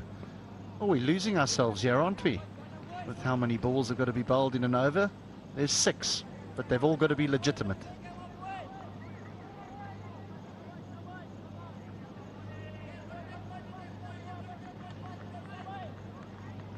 Shaheen Shah Afridi shouldn't be looking concerned. And even if there is a little bit of runs left for him, he can swing his bat. He's been batting well recently, and they say about him, he's a combo now. When he bowls, he's Shaheen Shah, and when he bats, he's kind of Shahid Afridi.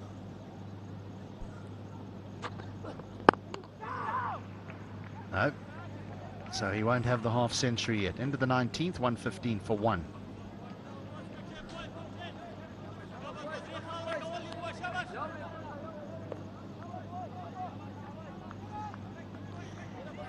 Saffron of Afghanistan,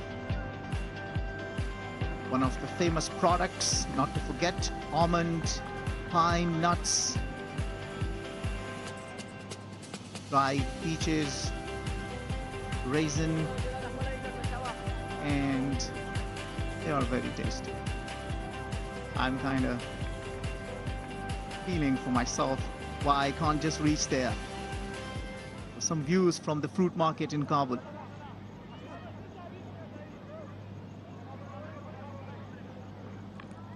Still frowning, Rashid Khan, with that opportunity in the previous over, in his previous over, where he put down the return catch.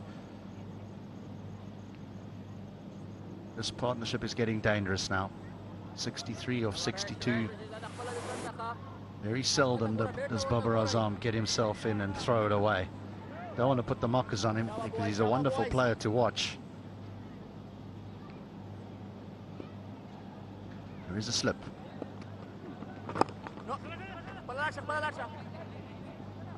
So Imam ul Haq on 49 or 51 deliveries. He's given a chance, but he's still there. He scored 2 half centuries on the bounce already. This would be number 3.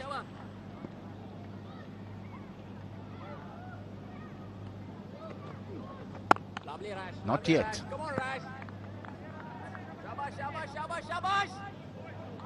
That was quicker from Rashid Khan, bowled at 94. He'll have to wait.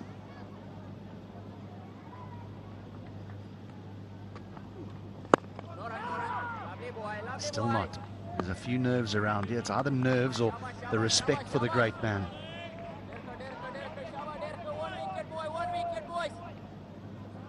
Slip back with point, extra cover, short fine leg and a mid-wicket. Those men saving one. Extra cover pushed in tight. He's giving nothing away here. Here's a moment. Here is a moment. 3 dot balls. Absolutely. I was just about to say that the dot balls, will this do something? Could this create the opportunity that Afghanistan are looking at?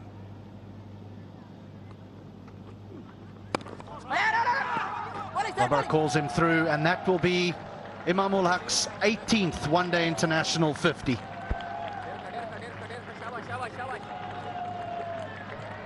Dugout appreciates the effort. He's been the focused batter of Pakistan, plays it late, waits for the ball, plays it by the merit. What a reliable batsman he is turning into before Pakistan.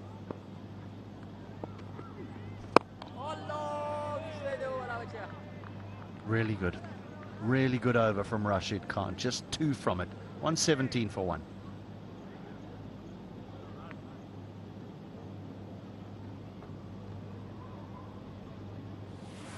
Certainly been a good day here in Hambantota.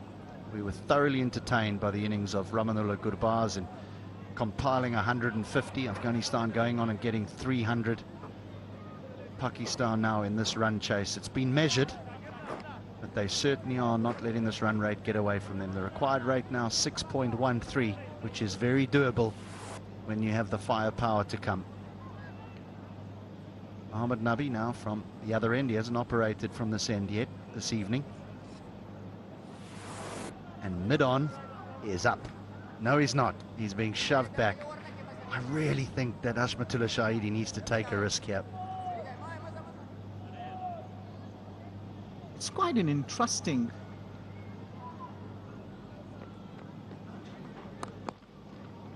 calculation that you need to do.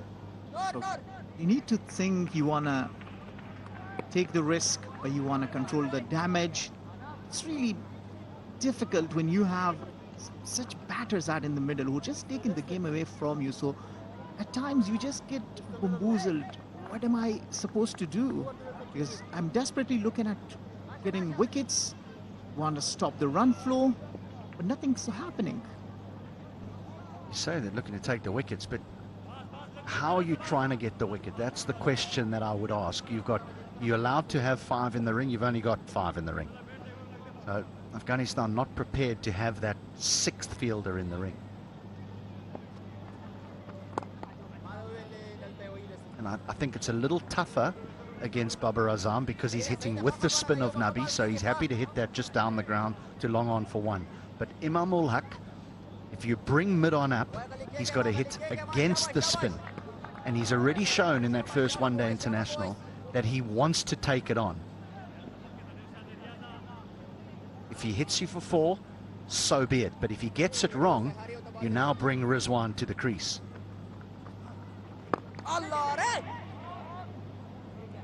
But the longer these two bat, if they now put on another 80 or so, and you've got Rizwan to come, you've got the power of Iftikhar Ahmed to come, you're going to throw away a real opportunity to level a series.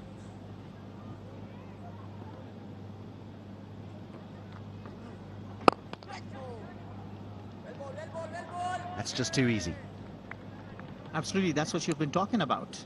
If you keep the fielder inside the circle, you will have to make the batter go for the shot, take the risk, and that might create the opportunity. You're spot on, and we see Rizwan, Iftikhar, Agha Salman next to come. This game is going away from Afghanistan if they continue to bat. Yeah, long way to go here. Long way to go.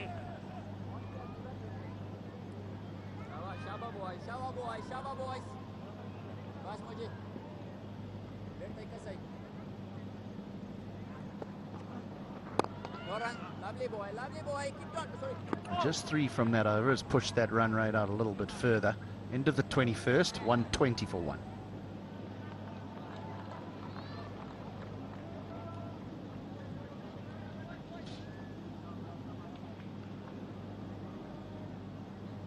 A right of picture, Cliffy Deacon was a fine left arm swing bowler in his day as well. Played a lot of first class cricket in South Africa, now a physiotherapist. Well, has always been a physiotherapist, but when he finished his cricket career, decided to embark on an international cricket career in physiotherapy rather than how so many go down the path of coaching. He's been with Pakistan for some time. One being here with me in the comm box, talking about coaching career for some time.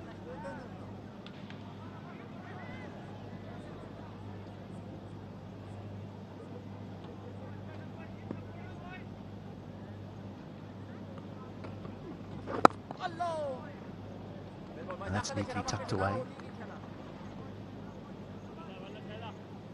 Yeah, there'll be plenty on Hashmatullah Shahidi's mind now. We're thinking about how to take wickets. Oh, Bradburn, the head coach of Pakistan. Be plenty on the mind of the Afghan captain at the moment. Not only about how to take wickets, but also his 5th bowler. And that Rahman has bowled 5 overs. Is he prepared to see Rahman bowl all 10, or is he going to bring Shahid on to bowl the 5 that would make up the 10? So about balancing his bowlers as well. It's certainly not an easy task being a leader out there. Absolutely, you got a lot of thinking to do. You got to make strategies. You got to keep changing it according to the situation, but you need to be spot on. Slight mistake and you got your game away off your hands. And this is another opportunity Afghanistan has. After the first one shelled, when they only had to chase a very reasonable total of 200 and they were not able to keep to it. It was a nice stroke that he just used the pace that Rashid Khan offered him there. Imam.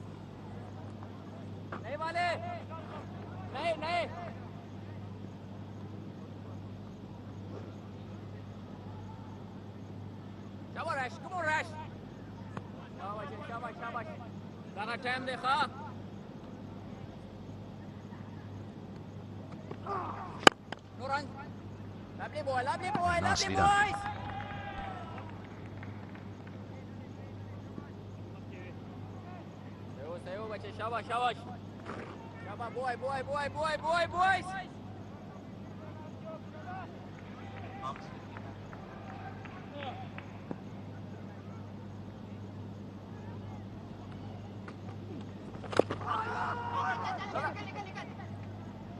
That's going to be wided.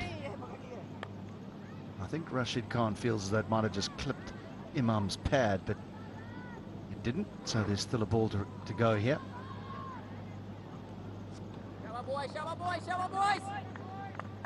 That's what transpired. Rashid thought that there was an edge, but it doesn't look like.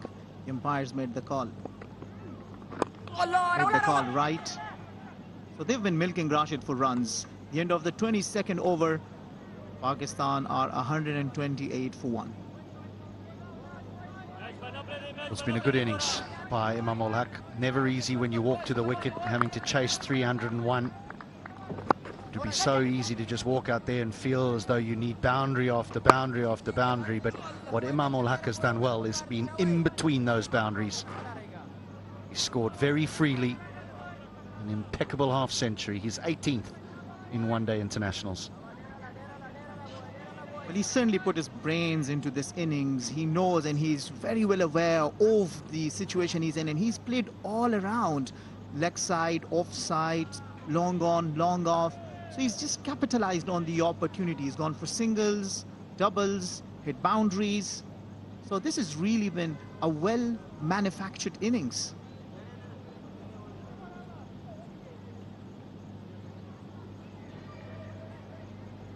Change of gloves and a drink, and no one will begrudge that, not in these sort of conditions. Although it is definitely a lot cooler here in Hambantota during the evenings when the breeze is up, but during the day, oh, it is steamy. When you could tell how Imam was drinking that water, it'll tell you how much steamy it is out there in the middle. So he comes back fresh after drinking cold water. He knows there's job left for him to do. Imam really been strong pillar in this partnership together with Babar Azam. Yeah, well, a lot of the focus has been on Imam as he's gone to his half century. But Babar's just going about his work, isn't he? He's getting a feel of the surface, getting a feel of the pace of the pitch. 32 or 38 deliveries. He is a wonderful player.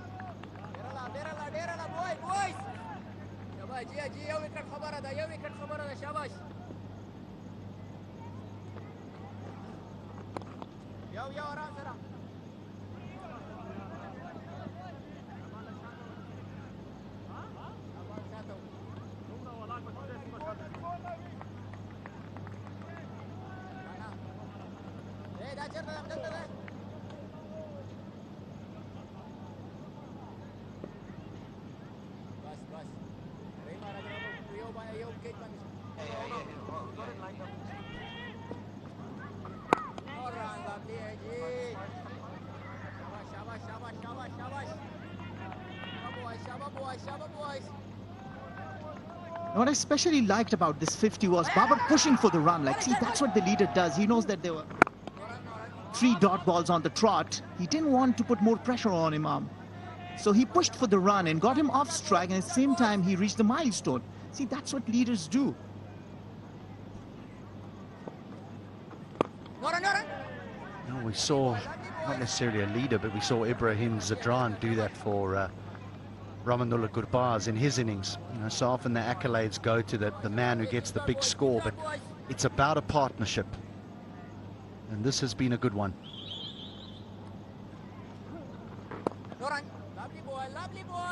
So just 2 from that over. A little bit of turn here for Mohammad Nabi. 23 gone, 130 for 1.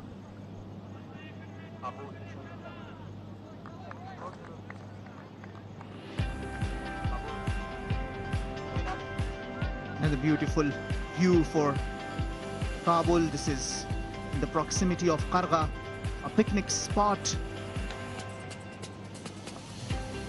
for Kabulis, people from Kabul coming down there.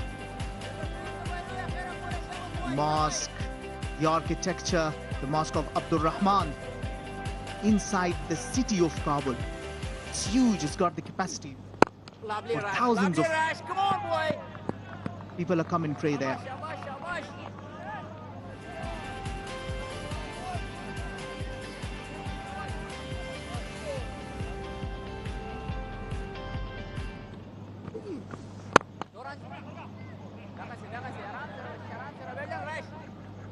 Well, so often through this broadcast, these first 2 days of this series, we've seen the sights and the sounds of Afghanistan.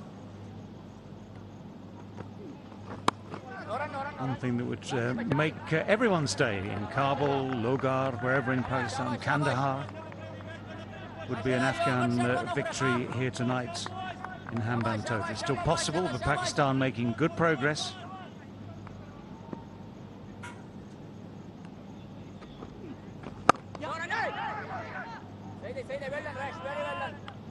You've got the in-form Imam al-Haq still making runs, 57 from 66. Babar Azam, one of the finest players, top-ranked players in this form of the game in the world, who missed out in game number 1, a rare duck for him.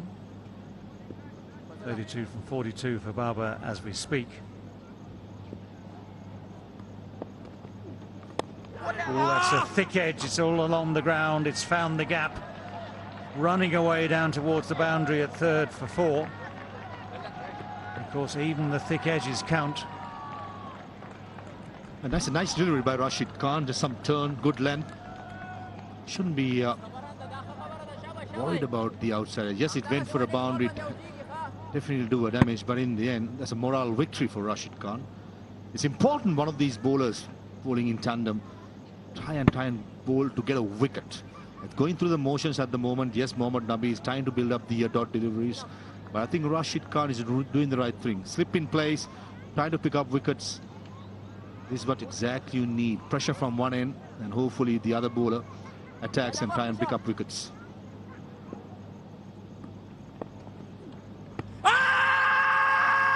He's gone just gently the other way. This sort of, what you might call a gentle googly.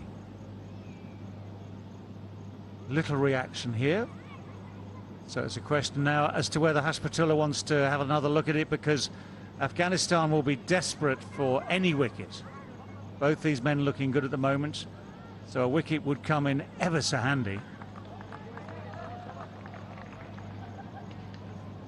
But they're not going, so it's a leg bye given, so it's definitely pad. It's missed the inside edge by inches.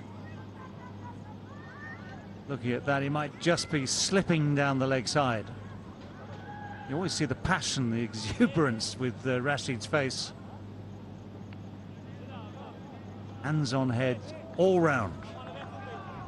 I mean, the thing is, he had that chance, didn't he, off Imam? So the cordon bowl chance went down when his foot slipped, and he couldn't hold on to the chance. He is the man at this stage of the match who is most likely to pick up a wicket. So I agree with you, Faviz. The slip in place, that sort of thing for him is all part of that process, because Afghanistan will know full well. I mean, the simple truth is this: Pakistan are pretty much up with the rate. They're not far away from the required rate. It's going up slightly bit by bit, but it's nothing like it's out of control. So they're picking up the runs they need. They're not losing wickets. They've got lots of resources in hand. The only thing that's going to change that is a wicket.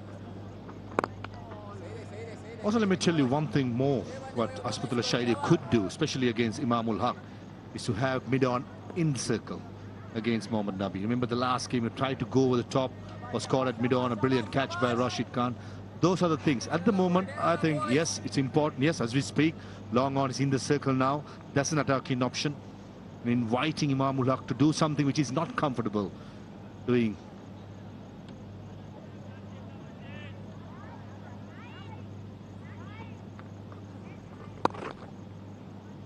That's what he's very comfortable with, because one of the sort of the trademarks for Imam through both these games is anything straight like that, he can tuck it away, be it pace, be it spin, waits for the ball to come to him, times it well.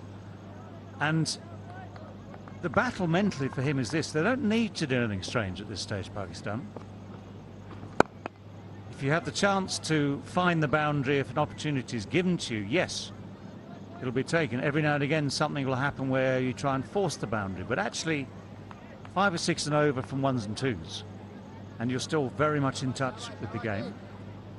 Only thing you could do as a bowler is tempt the batsman to go over the top. Yes, you're correct, David, I'm with you. No risk to be taken, just go through the motions, pick up those singles, odd boundary will come. But the temptation now, when he's at the crease, watching at mid-on, he's up, his instincts will be wanting to go over. Mind games, isn't it? It is. And I will confess, on behalf of the world of batsmen, every now and again we think, yeah, come on, we can do this. And you want to try and do something different. As you know, it might be a question of the little man in your head, that dangerous little man, saying, let's entertain, let's try and do something here to force the pace. And you do it almost against the will of the game. Me being that hard hitter, the slugger, I won't think twice, David. I'm going to take that. Come on, be honest, you wouldn't even think.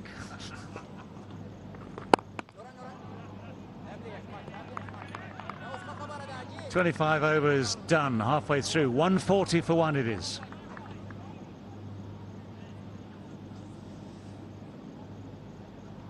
Good over for Afghanistan, just 4 runs.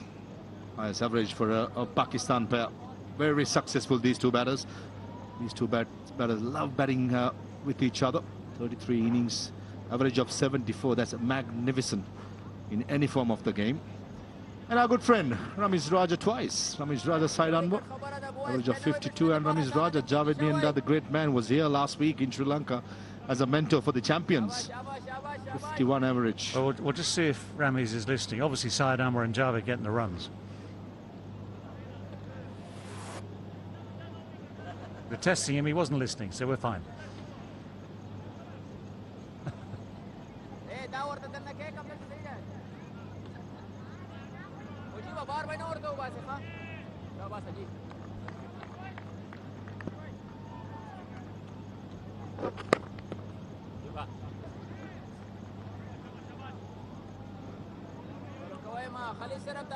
Well, who's going to take this wicket? We thought about Rashid. It could be Mujib again. 5 overs gone so far. He got past the bat a lot in the opening couple of overs.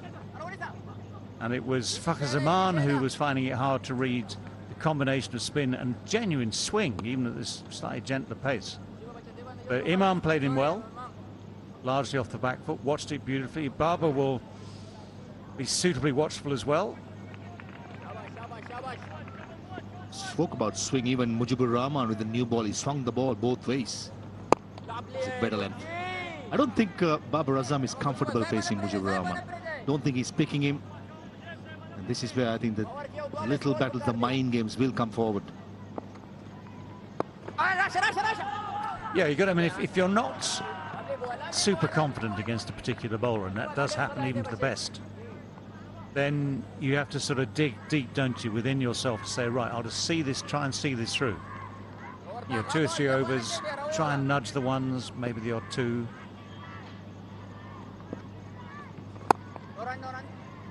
Oh, slight misfield.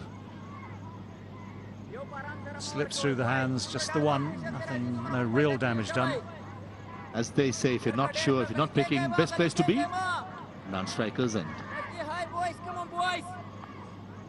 Same as the best place to be against the fastest bowler in the world is at the non-strikers end.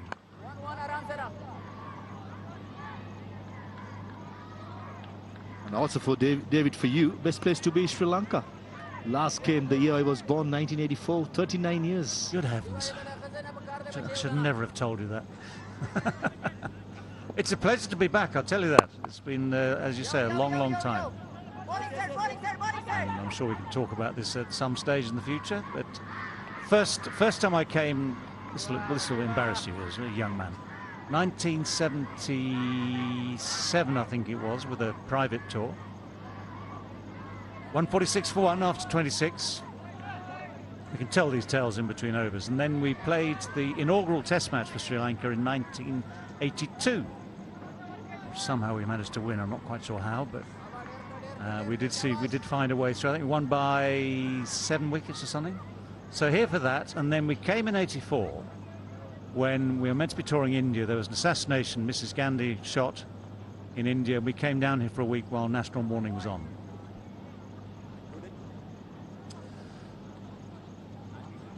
So you would say that Pakistan... Shahidullah Kamal, left arm spinner, decent.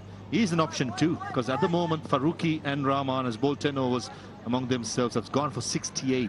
Pace on the ball in this wicket seems like leaking runs. So Shahidullah at the moment with Babar Azam not so fluently batting, I think that's a good option as well.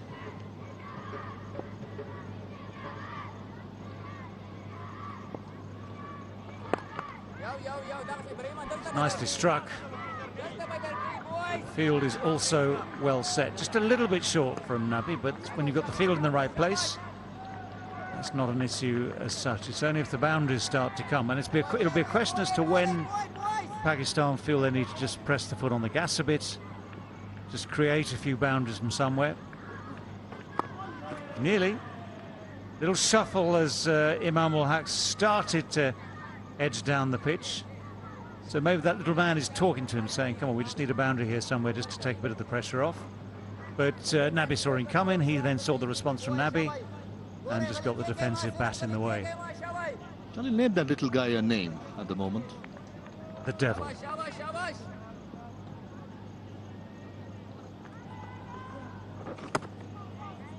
Going to be wide, and is a wide. Let me tell you, that Devil was troubling me throughout my career. Brings up...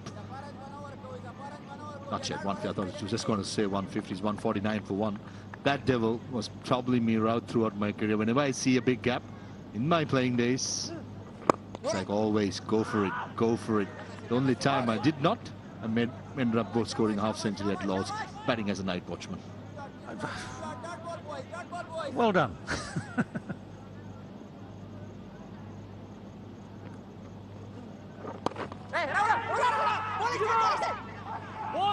Well, the dive in at the end there, because there was that little hesitation When communication is good and the understanding is good, you can make those runs very easily. But if you have just that little bit of a stutter like that, throw was very wild. Where was the throw?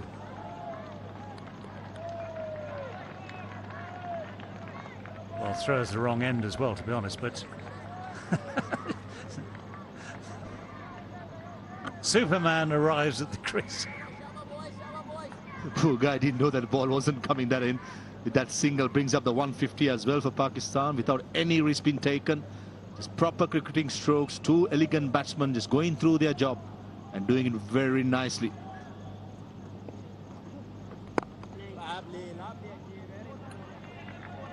Well, quiet over, but no matter. 150 for 1, 27 overs gone.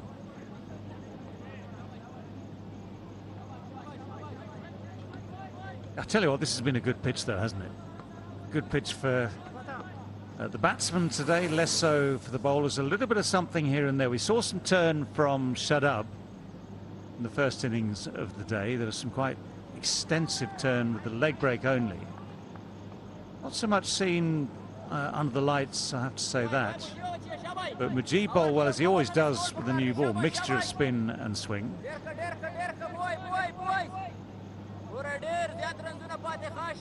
With Rashid Khan, 4 overs, none for 18. Maybe he could have been into attack slightly early, because the one thing you want from your potential wicket taker is that wicket that breaks partnerships.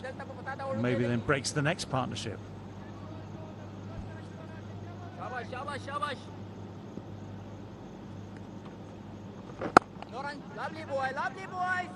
So just thinking about Rashid, he's bowled those 4 overs, comes out of the attack. Could have, just to remind you, could have had a wicket when Imam just punched one back at him.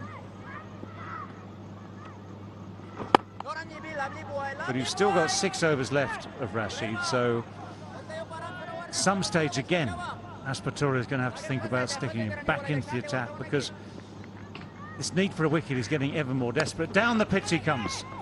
Doesn't get there. Big inside edge. Somehow just clatters back into the pads and stays safe. What's he done now? Oh, gloves. That's the devil you're talking about, David. Coming down the track even before the ball was delivered. Premeditated. And in the end, no damage done. I probably think Imam wants to change his gloves.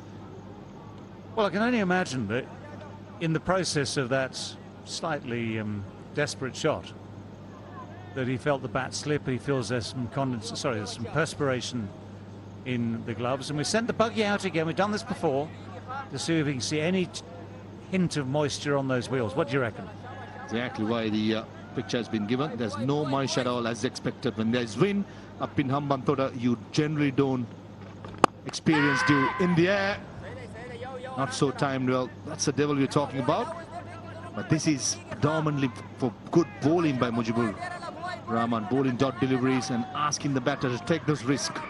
And this is where I think the spin trio of Afghanistan have done really well, not giving anything loose.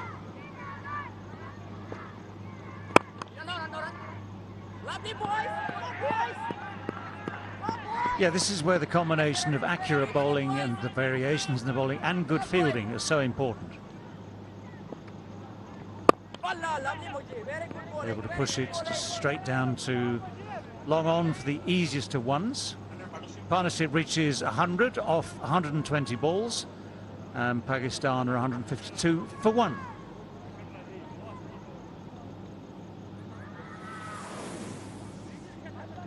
So exactly 100 as we speak, with Babar making 43 of those, Imam 64 of them. 100 in 120 balls for this particular partnership. Interestingly enough, although you can be the judge of that if you want, this is the first Pakistan pair to put on 10 century stands in ODIs, and that's in just the space of 33 innings. That's a very, very impressive record. So yeah, they've made great progress, have Babar Azam and Imam ul Haq, and they've got to keep it going. The best men to improve on a partnership are the men still there. We saw it in the Afghanistan innings, the fantastic opening partnership. And then it just got slightly harder for those that came in trying to force the pace towards the end of the innings. There was a bit of slowing down at some stage. A few decent blows were hit. But at the moment you say that Pakistan are on track, slightly behind the asking rate, yes, but in the context of one-day cricket as we know it in this current world, an asking rate of 6.5, whatever it is at the moment, 6.5 just over, that is eminently doable as long as you don't make those mistakes that bring wickets and slow it all down. But Mohammad Nabi now will continue, starting his 8th over.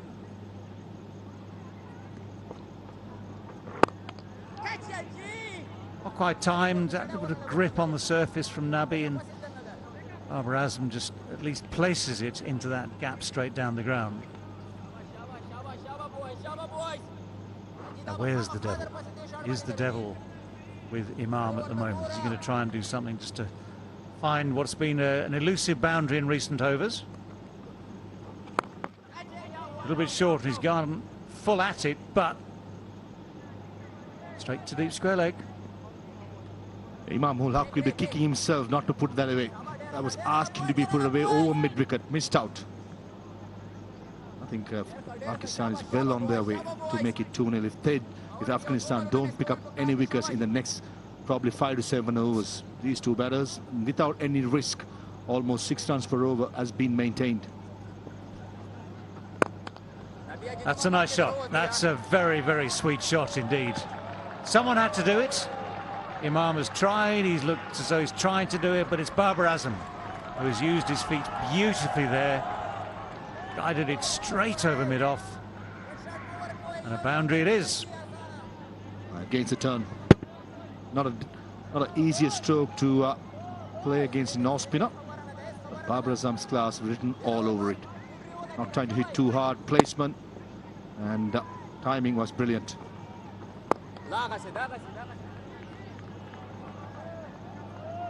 Yeah, it's slightly easier against someone like Nabi because you kind of know more of what to expect. If you're not picking someone like Mujib in the same way, and there are less variations from Nabi. Nabi just uses changes of pace and line and flight as his varieties.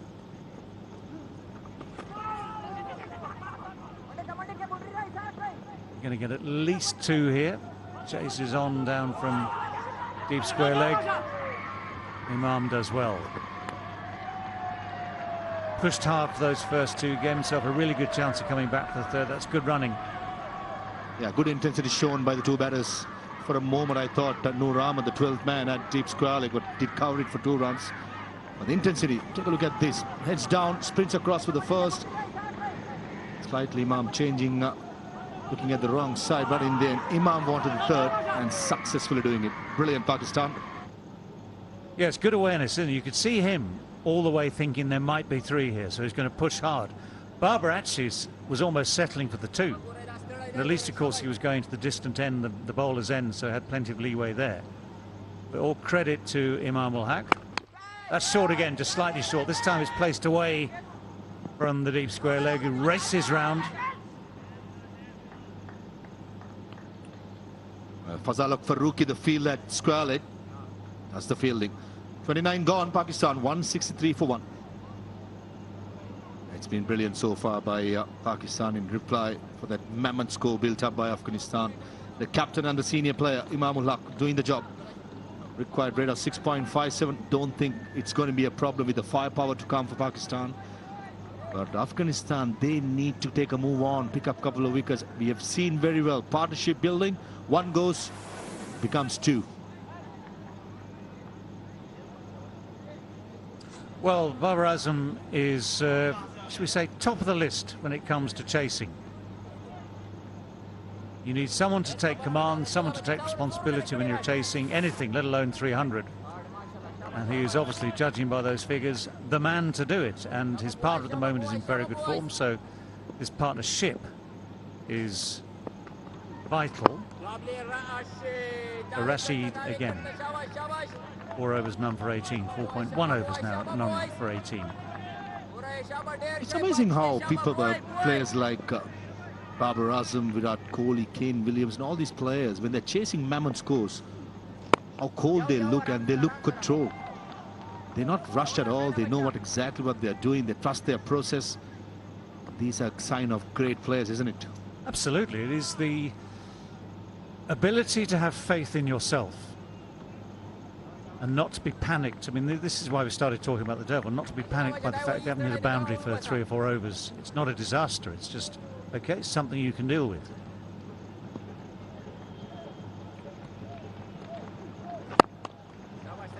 Punch down the ground. I wish I'd met you a few years down the line, David, to ask you how to get the devil away from the system. I would have had a little longer career. Oh, but don't forget, the devil also comes with a bit of fun attached.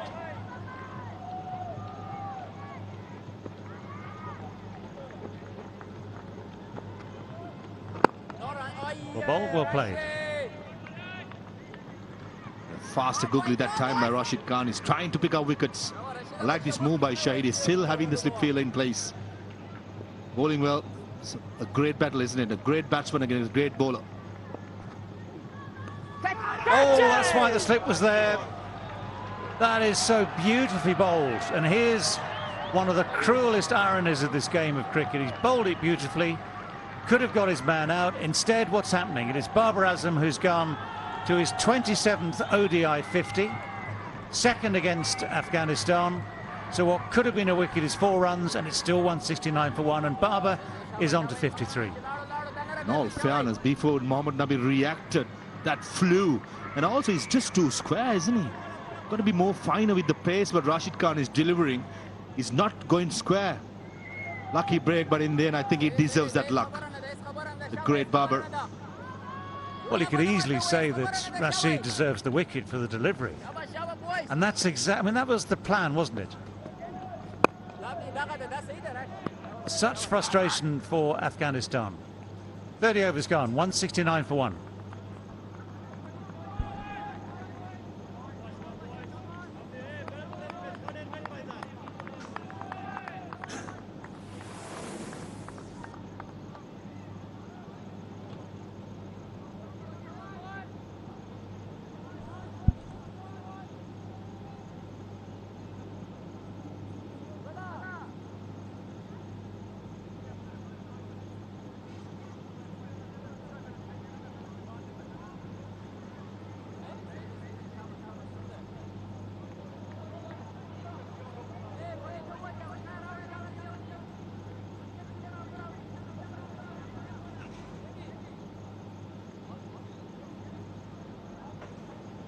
Babar Azam, the Pakistan captain, in the lead in 29 innings, 1,545 runs, averaging 81, with 5 centuries in ODI format. In successful run chases, he's been a master batsman for Pakistan. A partnership flourishing, 169 for 1 in 30 overs. Pakistan cruising along. Imam is on 68 of 82, a patient innings from him. He played the spinners admirably well. Babar, 53 of 64, survived his scare. In the commentary box, I'm Devendra. With me is H.J. Thurman and Amir Shoel. Good evening, Amir. Good evening. It's been a timely partnership, and these two players, they pair off well. Once again featuring in a century partnership. And one has to say, Pakistan moving on relentlessly in this run chase. Playing risk-free cricket, ticking the scoreboard consistently, picking up occasionally boundary to keep the opposition under pressure. Afghanistan winning the toss, batting first, posting 301 in their allotted 20 overs. A much improved batting performance. H.J. Thurman worked with Afghanistan cricket earlier as a batting coach. What was new today?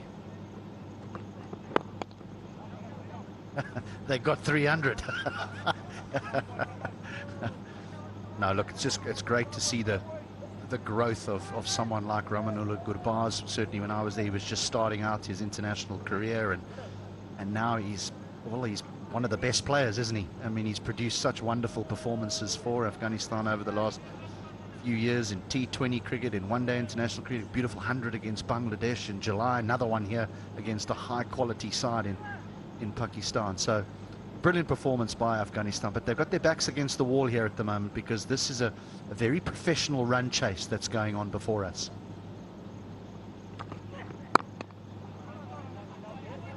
you're just looking at two very different ways that teams have gone about getting to 300. And Afghanistan were more decisive in their boundary hitting, if you can call it that, through Gurbaz. But here we've hardly seen a stroke in anger. We've just seen runs off ball, singles, twos, running hard, the occasional four. Alacrity without taking any risks. It seems like the Pakistani batters, they have assessed the condition of the pitch very well. That's in the air, a slow delivery and taken. This is a big wicket to have of Babar Azam, who was looking good. Well, that is a bolt from the blue. It really is, because Babar Azam didn't really look like getting out. He's just nudged and nurdled the ball with the occasional delightful cover drive. But here he just loops this. Almost as if for the first time today, the ball just sticks in the surface. Heart in the mouth stuff there for a lot more than the Afghan players, all their supporters around the world. And you can see what it means. Hashmatullah Shahidi takes a very, very important catch. Fazal Farooqi, a big wicket. Babar Azam, the captain, goes for 53. It's 170 for 2.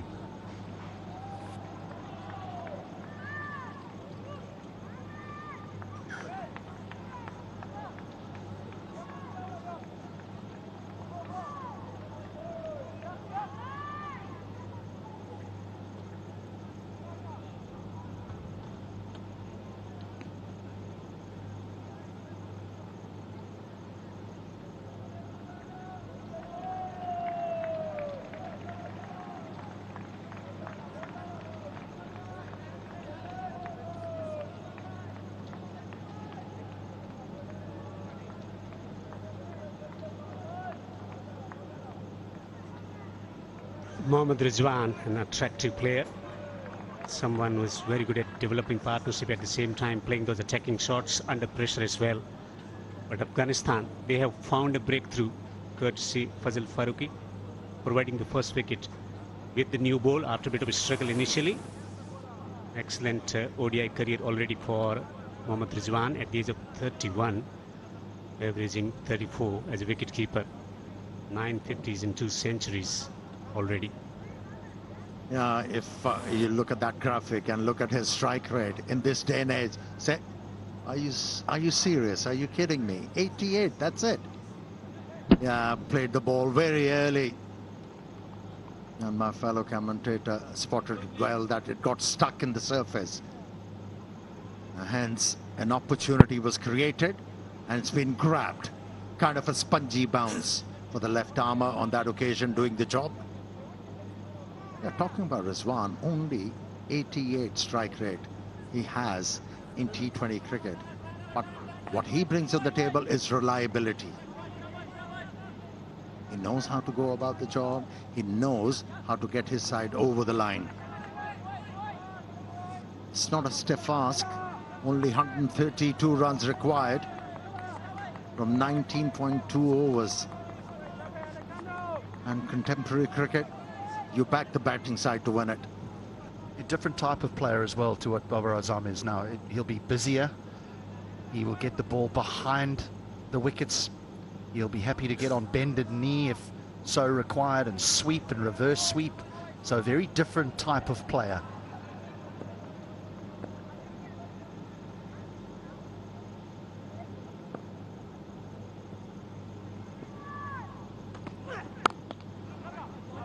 Talking about busy player, one of the very first, will be back for the second. When you watch Babar Azam, you can almost breathe easy, can't you? You don't panic. There's nothing to panic about. I know this is his dismissal, and as you mentioned, it's just stuck a little bit in the surface, so he's through his stroke. Oh, the captain was happy with that. The captain was happy with that. And there were a lot of relieved men around the ground when they saw that stick. But with Mohammad Rizwan, your breathing almost gets a bit quicker. Just these body movements, everything is just that much faster. End of the 31st, 172 for 2.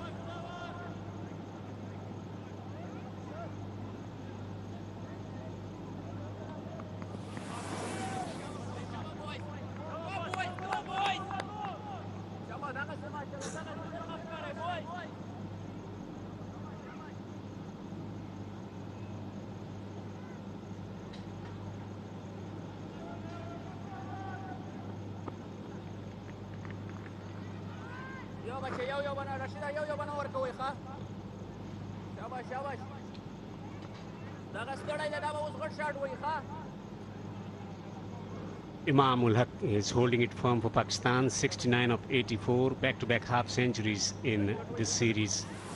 Babar Azam getting a brilliant half century, but he's dismissed. Rashid to continue. Almost playing it from the stumps. He can create magic. Wicket has just fallen. Should have gone for it, Rizwan. The ball was travelling to the left arm fast bowler's right hand. There was plenty of time to cross over.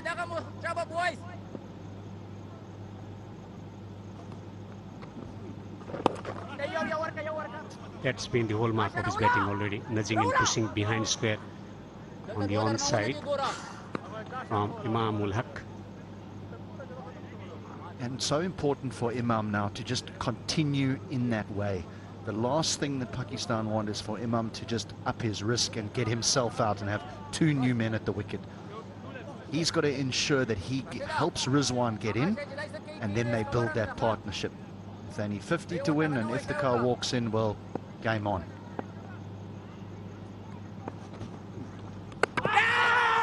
Is there a wicket? They're appealing for stumping at the moment. I think it was the case of the ball hitting the pad first and then going on to hit the stumps. And they think Rizwan might have been out of the crease.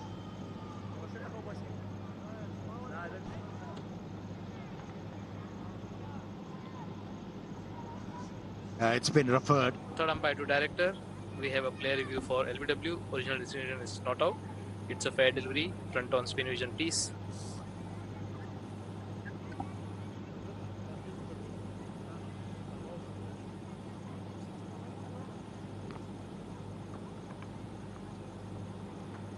Okay, ball is very close to the bat. Can we have ultra edge, please?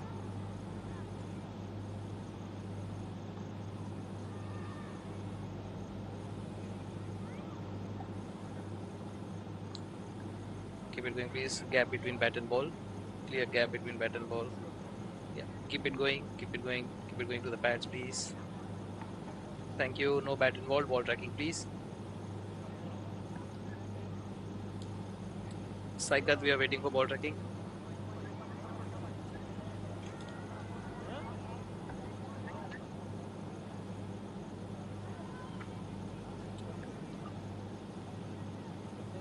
Copy.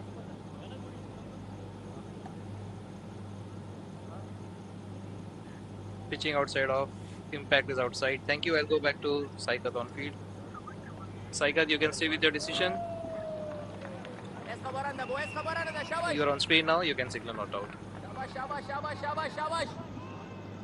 Yeah, it was an easy decision for the umpire, wasn't it? Rizwan is batting from the off stump.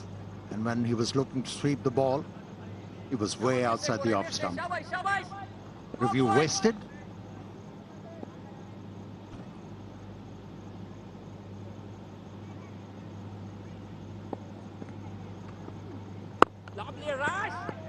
Solid defense. I don't think that Rashid Khan is the easiest bowler in the world to play the hard sweep against. You can try and fine sweep him and use his pace, but to play the hard sweep, it's a tough stroke.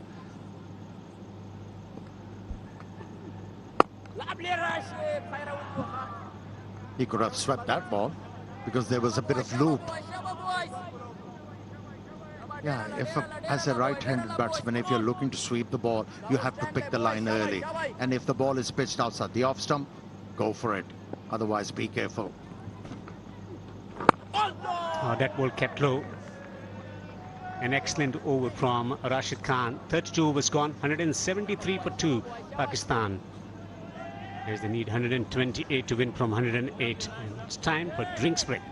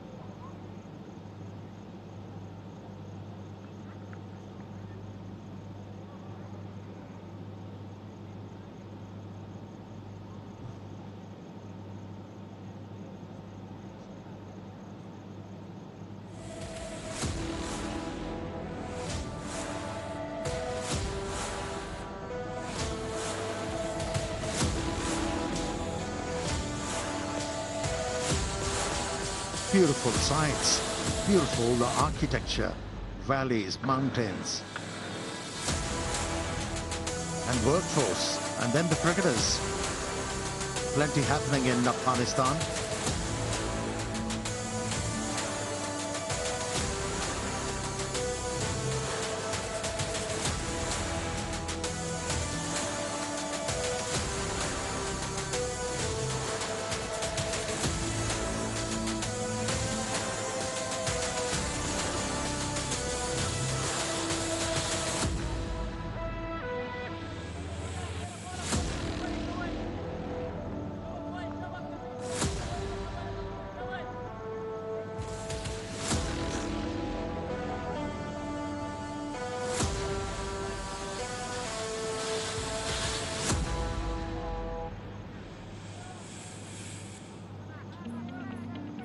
From Afghanistan, different sides to this beautiful ground at Hambantota in the southern part of Sri Lanka.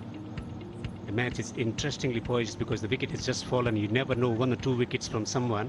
So these are different types of conditions.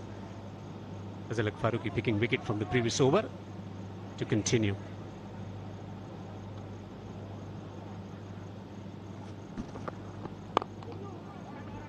Yeah, given the state of the game, you'll feel that the Pakistanis, they have their nose in front. They got 8 wickets in hand. The required run rate is not challenging as yet. It's only over 7. Achievable on a pitch like this. Not many gremlins there.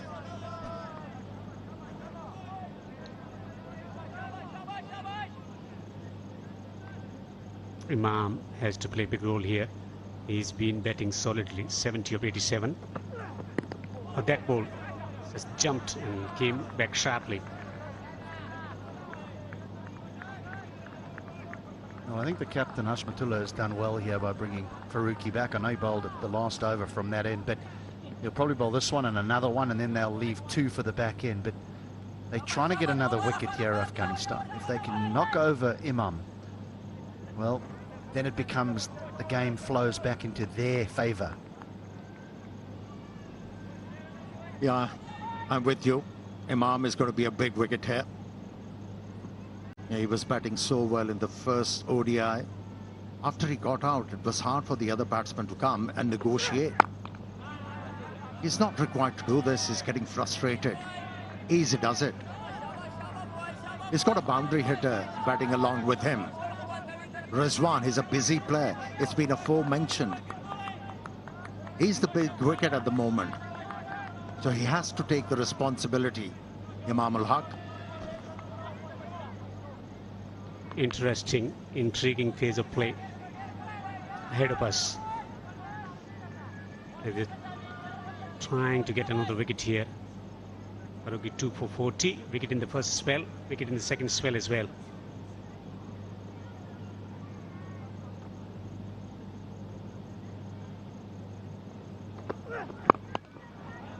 Put away for another single. Should be back for 2 now. Yeah, it's been dint in your ears that this format of the game is dying 50 overs.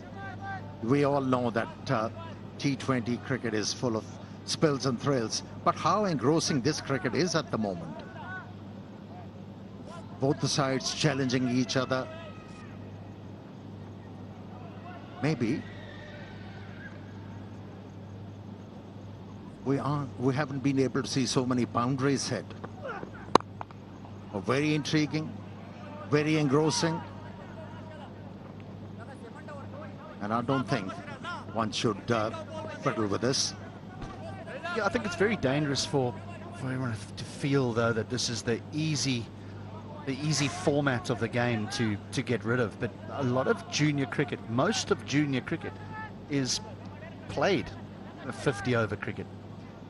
Well, there is an indication of how sticky it is out there, how warm it is out there. The players rattle through their gloves.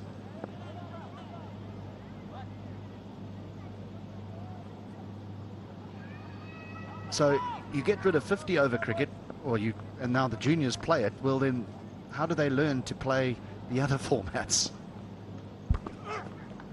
That's a very good point you have made.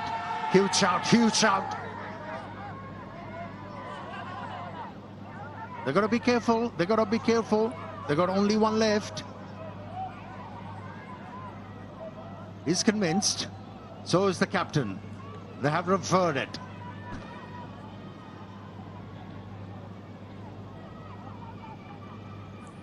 Third umpire to director. We have a player review for caught behind. Original decision is not out. It's a fair delivery. Front on spin vision, please.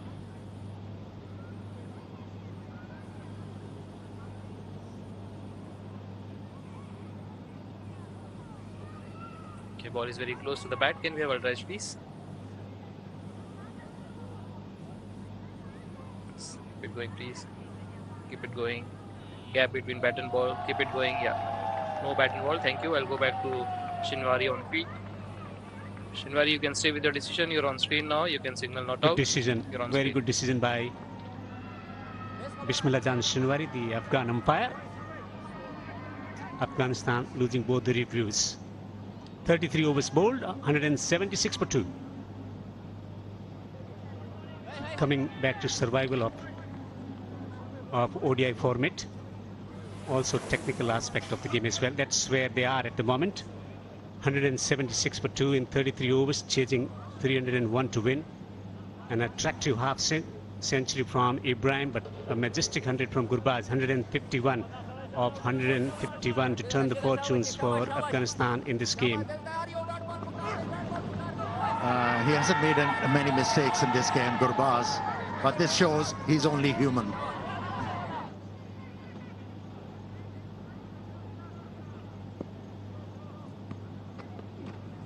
Down the track. Hesitation, run out. Yes! Haji. They have started to celebrate already. Mix up. Big wicket here for Afghanistan to celebrate. We have umpire review for He has sold his partner down the river. When you're looking to steal a run, there shouldn't be any stutter.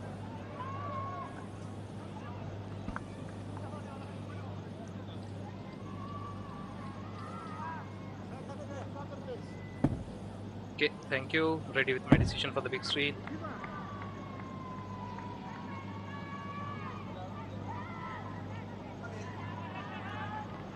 Wicket for Afghanistan. 2 wickets in quick succession. Mohammad Rizwan, the batsman, out for 2. Pakistan derailing, 176 for 3.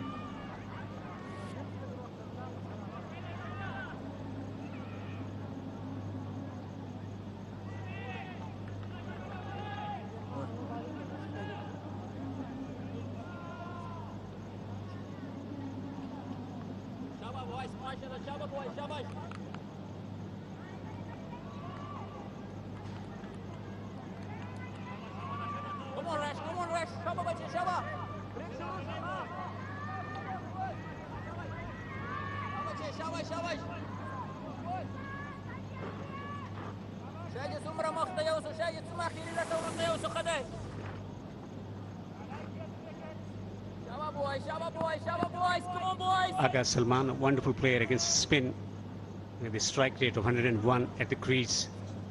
2 wickets in quick succession. First Babar and now Rizwan. Afghanistan clawing their way back into the contest.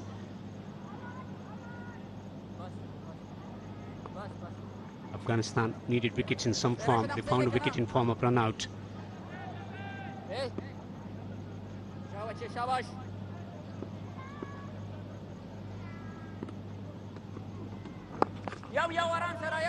Turns the ball away. Single. It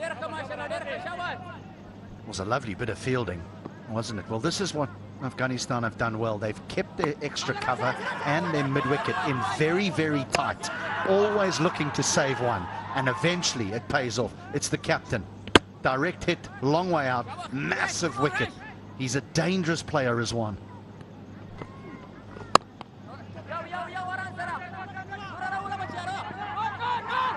Oh, chance, chance. It's back, Imamul Haq. What's going on? Easy. Yeah, initially I thought that Rizwan was sold down the river. Eventually, when I saw that replay, I mean, it was Rizwan's fault. He was looking for a quick single, then realized the single wasn't there. He called no, then he decided Imam is halfway through. Let's sacrifice my wicket. And now he has to stay at the wicket and make sure Pakistan gets over the line, Imam ul Haq. Into his 7th over, Rashid Khan might not have taken wicket, but they found the wicket in form of run out. Coming down the pitch, agitation, and there was no time for recovery. Hashmat with a direct hit. Celebration for Afghanistan. Come on, boys, come on, boys, come on, boys.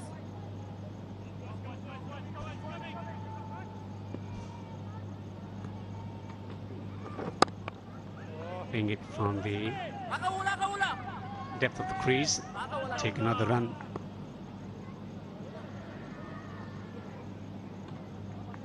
Yeah, it's just a nudge to cover. And Rizwan looks to go and then stops. And that's the problem.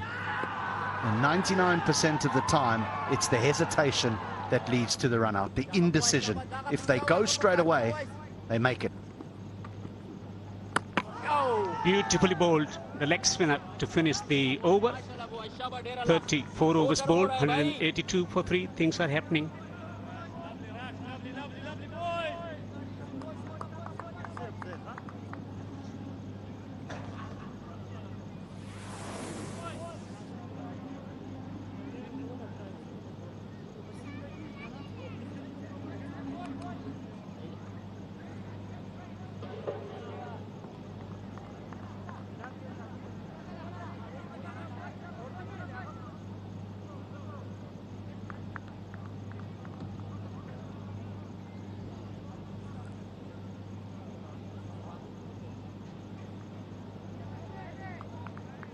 Afghanistan is staging comeback. 2 wickets for 19 in 5 overs. Imam ul Haq, a thorn in their flesh at the moment. 78 of 95, half century, a winning half century in the first match, and is delivering the performances again for Pakistan. Iftikhar Shadab to come. His wicket is going to be crucial from Afghanistan perspective.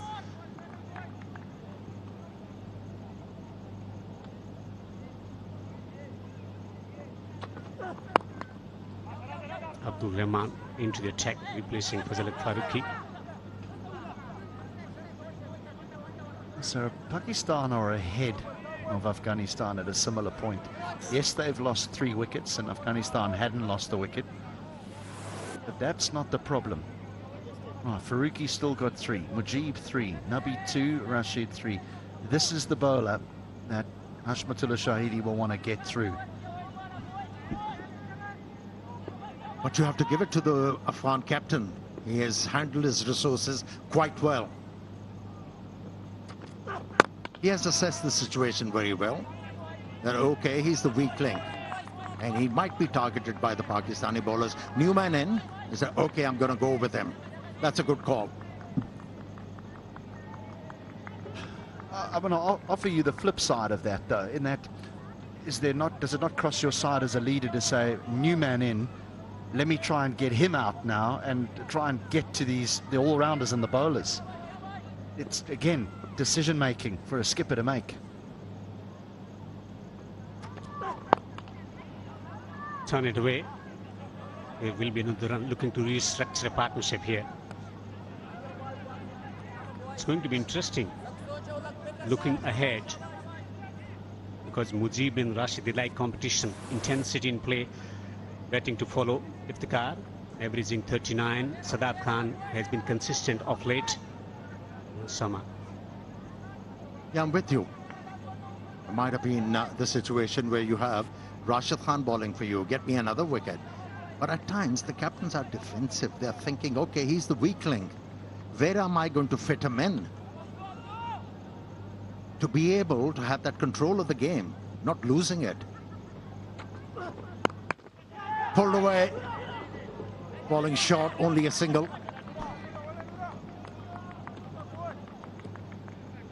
Dropping it short, taking the pace off as well. Mistimed strokes, this falling short of Noor Ahmed Lakanwal. A substitute.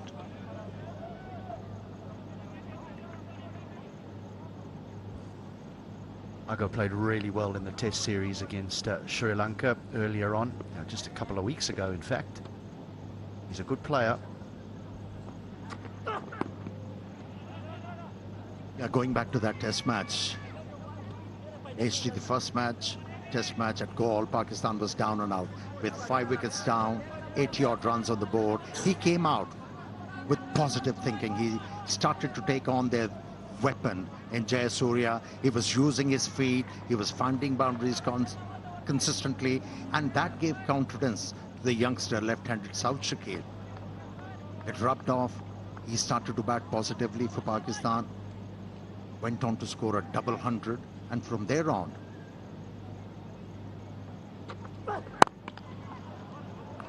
he has gained so much of confidence. He's been backing his ability, he's been playing positively. Single to end the over. Imam retains the strike. It's 187 for 3.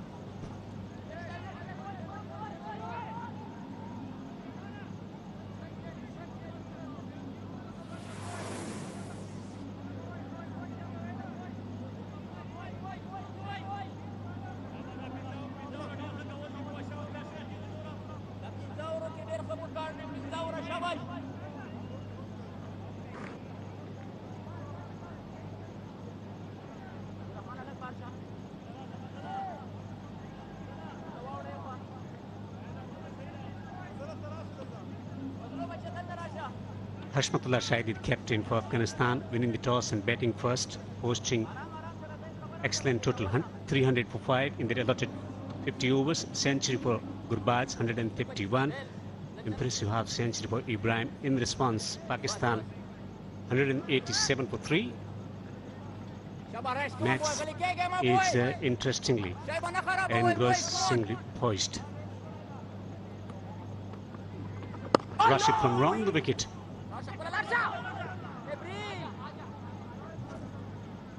You got your wish, Elton. You have Rashid Khan bowling. Yeah, I think they'll only give him the one more, to be honest. And I think they will maybe look to bring back Mujib or Nabi. Nabi's only got 2 more. He won't bowl in the last 10 overs.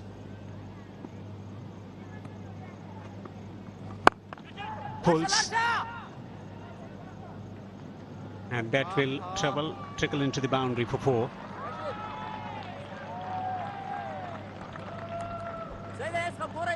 It's been a while since the last boundary, all of 32 deliveries, but this one is a drag down, and well, he's composed enough. He's been searching for a boundary. That may release a little bit of pressure, because Imam has certainly shown a little bit of nervousness in the last few overs. That might help him a little bit. He deliberately didn't pull the ball. He kind of hooked the ball into the gap. And that was the reason why he was able to hit the ball into the gap. Yeah, forced the bowler to change the line. It's a good over for Pakistan. Finally managed to find a boundary. Imam Ulaq approaching his 100, 88 of 101. Looks solid. Man responsible for putting Pakistan in a commanding position with the bat.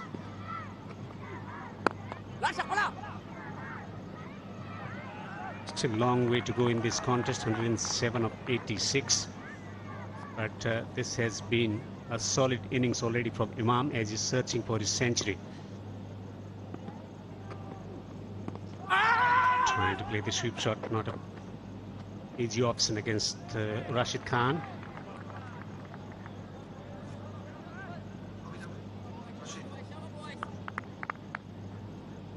This is a big delivery here. Rashid Khan, he did Salman in the first innings, or the first ODI, excuse me, padding up. He was unsure which way the ball's turning. That was an important ball for Salman. 36 gone, 195 for 3.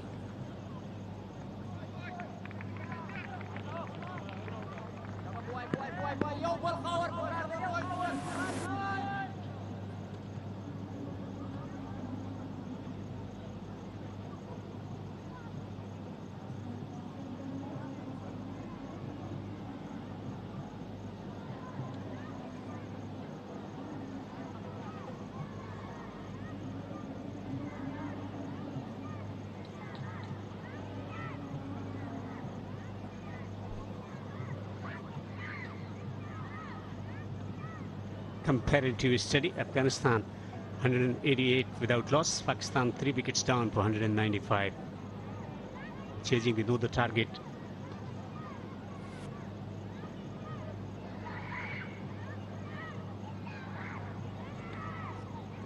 And Mickey Arthur, left of picture, sitting to the right-hand side of Babar Azam. He's the director of cricket of Pakistan. He's also the director of cricket of Derbyshire in England. And he landed here late last night and made his way to the ground. Derbyshire were in the middle of a game. Well, with his demeanor at the moment, no tension on his face, it means he believes Pakistan is winning.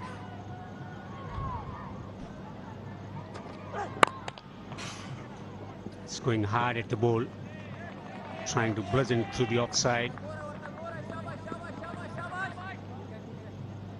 Salman Ali Agha is at his best when he's looking to just play that authentic extra cover drive. He's a lovely player to watch when in full flow. He's just trying to be a little bit aggressive there, and he's lost his shape completely. If he just leans on that, there's plenty of pace to work with here from Rahman.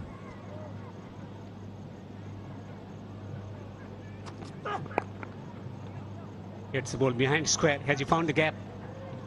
Yes, he has. This will release the pressure. And the Pakistani batters, they have decided Rahman is the man they're going to go after. He bowls into the pitch. And at times, he bowls those deliveries short and gives an opportunity to the batters to score runs.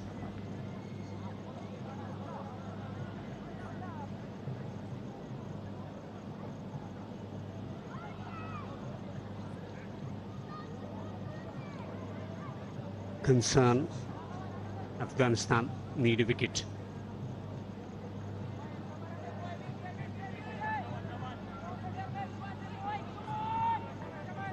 So third man on the boundary, finally got on the boundary, man at the square position on the onside, on the boundary.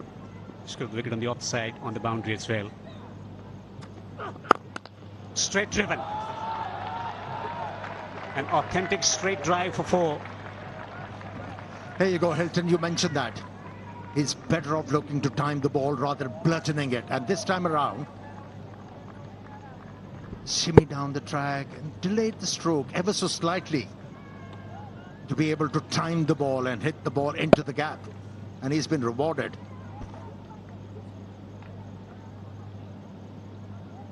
Yeah, he's a sweet player, this fella. He really is. You mentioned that first test. He played brilliantly in the second one as well with Abdullah Shafiq.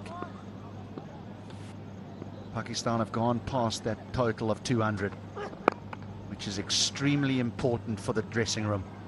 They start to believe now with less than 100 needed. Lack of experience, Salman Agha showed with the last delivery.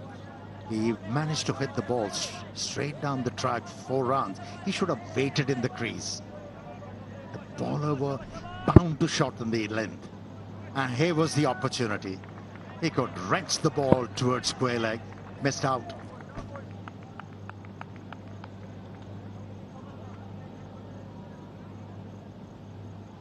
.97 to win from 80. Nicely tucked away. He's sticking to his game plan. Plenty of runs from that region. Square of the wicket on the onside, behind the square. Moon appears. A serene progress for Pakistan once again after losing a couple of wickets in quick succession.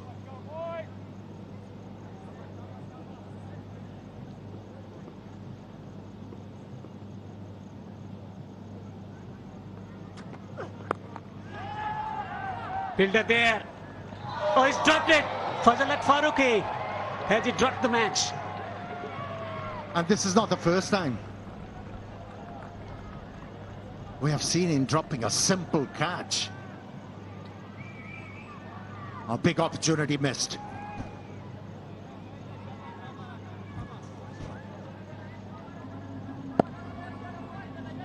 Must hold on to this. Straight to him. Down it goes. Massive moment in the match. he realizes it more than anyone else in the ground, Faisal Farooqi.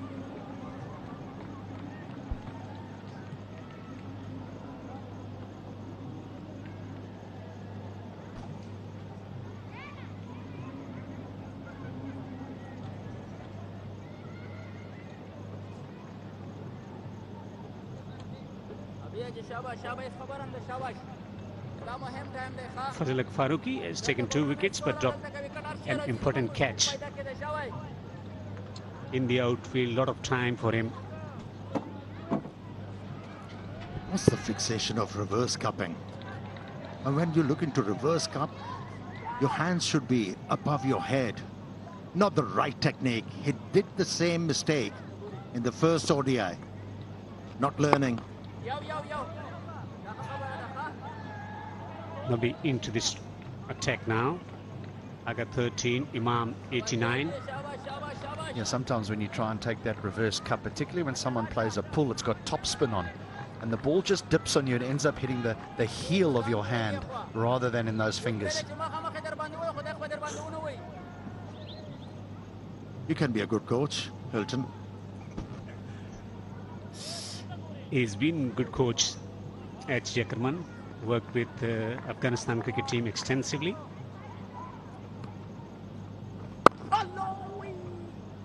Working as a batting coach, not the fielding coach, but in South Africa everyone is a fielding coach, I believe. Did you have the opportunity to work with Gurbaz, Hilton? I did. Just as I said earlier, in the infancy stage of his international career. Always showed a lot of promise. Oh, this is out. This is out. Nabi has got a wicket.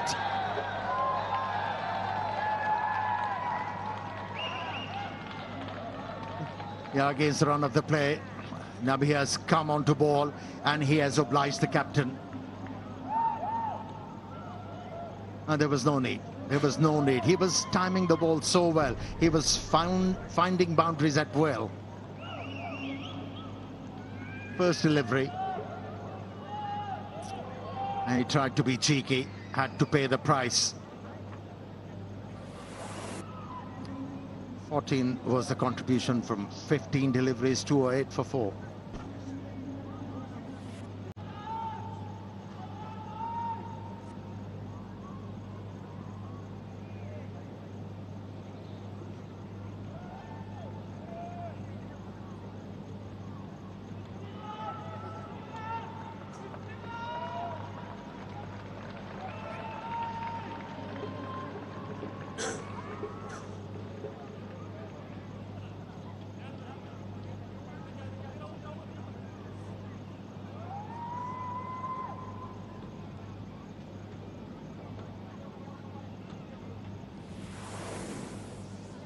Interesting, very interesting. No Iftikhar, no Sadab Khan.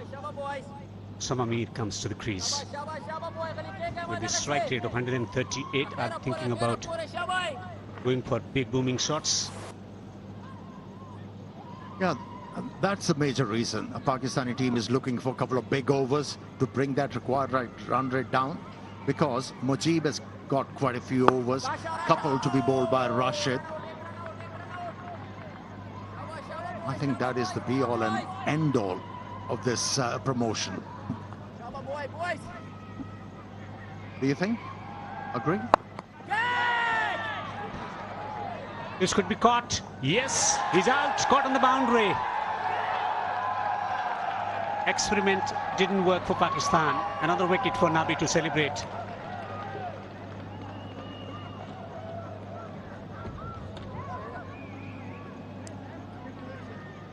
I can understand the experiment, but very seldom do they work. The batters like an opportunity to get in. They like a few balls to get in before they can accelerate.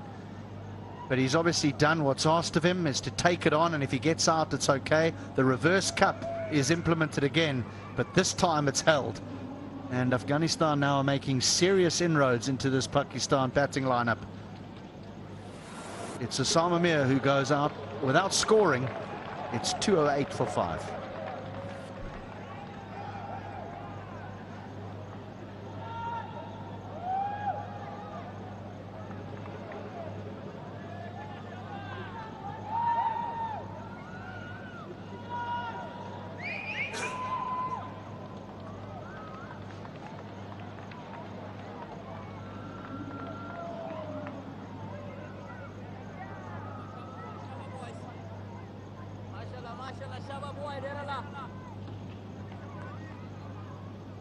Two wickets in quick succession. Iftikhar comes to the crease. At the age of 32, strike rate of 97, averaging 39.43. His play against spin has been quite good of late. Yeah, a couple of wickets through Nabi has changed the complexion of the game. You can easily say scales are tipped. And now the pressure is going to be immense on Imamul Haq. He has to take the responsibility from here on. He has to allow a bit of time to Iftikhar to settle down. Excellent over already, 2 wickets. Will very well fielded. An eventful over. This could be a game-changing over. 38 overs bowled, 208 for 5.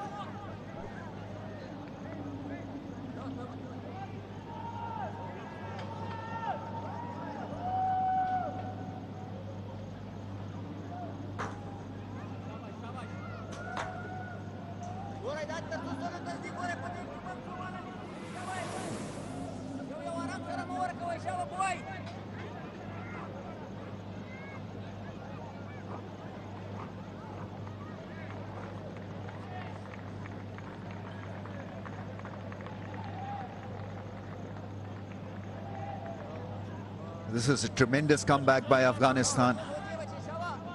Things were going swimmingly well until Agha was dismissed. Osama Mir, a surprise promotion. Ball is gripping, spinning, and this is going to be a stern examination of Pakistan's technique to play against spin and how well they cope with the pressure. Required run rate 7.77. Afghanistan have got Pakistan where they wanted them to be. How often do we see that after partnership, the next wicket also breaks? Mohammad Rizwan was run out, and then Salman Agha looked dangerous, was out, and then the experiment went completely wrong with the leg spinner, then the hard hitter. Now, as you said, Ramesh Bhai, immense pressure will be on Imamul Haq. He has to bat the 50 overs or till the end and get the rest of the batters to play the aggressive role.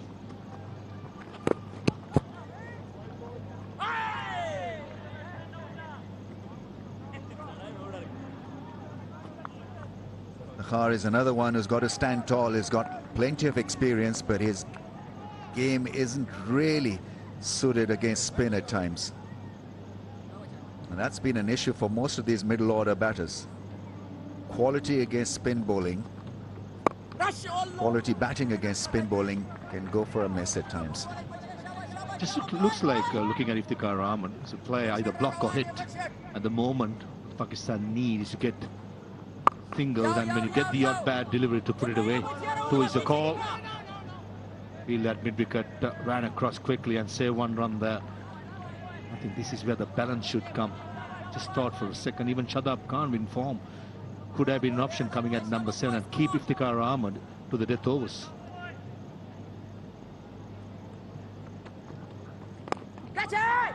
And gone. This is super stuff from Mujib and Afghanistan. Imamul Haq has been removed from the scene and Pakistan slumped further. You mentioned about quality spinners. I don't think Imamul Haq picked this googly. Trying to go probably towards long on. The ball gripped, bounced. For a settled batsman who batted for so long on 91, that was a magnificent delivery and an easy catch. A dolly, lolly, whatever you say, Alex, beg your pardon, cow point. This is what good bowlers do. The situation demands for a wicket. He gets it done. Imamul Haq, a good knock, nevertheless. 91 of 105. Pakistan in trouble. 211 for 6.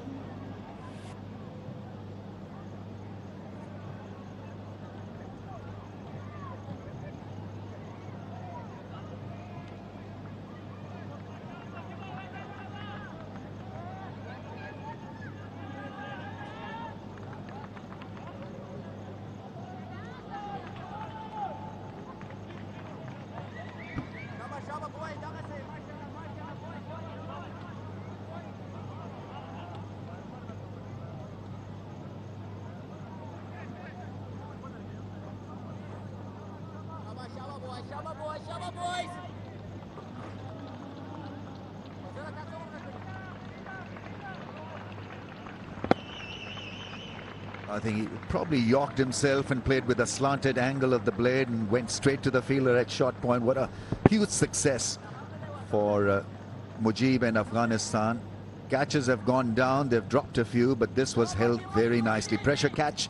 Mujib knows the importance. Getting Imam out at 91, it's a big blow for Afghanistan. 90 runs in 67 balls. Can Pakistan do it through Shadab? Through Iftikhar?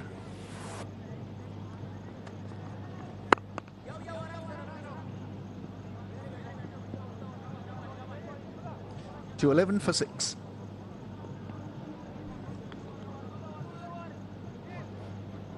A big go for Afghanistan, getting rid of the informed man, Imamul Haq. What a prize wicket was that. All the great work done by Babar Azam and Imamul Haq. All of a sudden, Pakistan losing their way. Summary so far, Afghanistan winning the toss, batting first. A magnificent effort by Gurbaz and Ibrahim to get 300 in their allotted 50 overs. In reply, the halfway mark, Pakistan look cruising, but at the moment in trouble. 212 for 6, need 89 of 66 deliveries.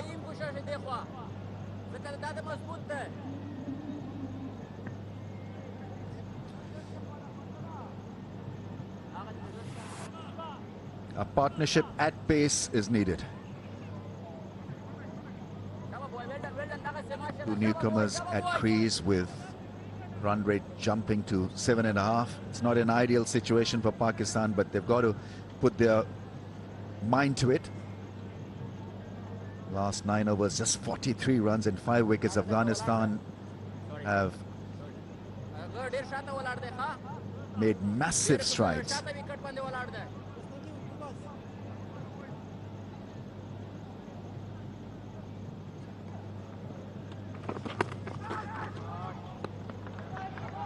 Probably will be a wide. Down the leg side, missed by the keeper. Shadab will come back for 2.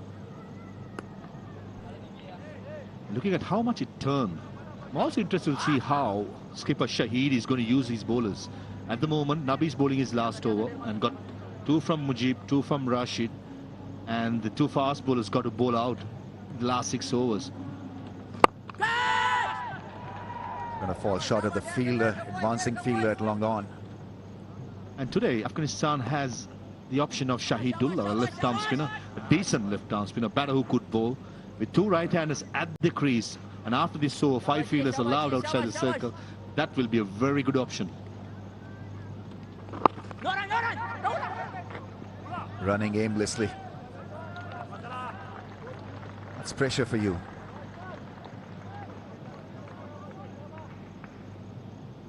Fakhar is, as you rightly pointed out, either it's a block or a 6.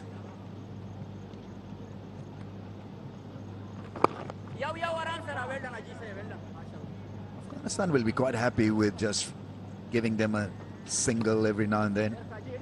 As long as boundaries don't come, they'd be quite happy, because every ball means higher run rate and higher risk factor. Required rate now exactly 8. I reckon situation demands players who are busy in the middle. When I say busy, players who are willing to run, make 1 hits into 2s. At the moment, I'm afraid to say Iftikhar looks, as you said, as I pointed out before, it looks a block or a hit, which is not going to work. He needs to be busy. Huge appeal, maybe he's a bit high. Maybe down the leg side as well. If Nabi can turn the ball that much, I think they don't have any more reviews, can't go upstairs. But that was a fantastic delivery. Afghanistan completely switched on. They know that victory is near. They're sensing a kill here. That ball spun sharply and would have gone on to probably miss the leg stump. Not given by the umpire. No reviews available for Afghanistan. But that ball is gripping and spinning.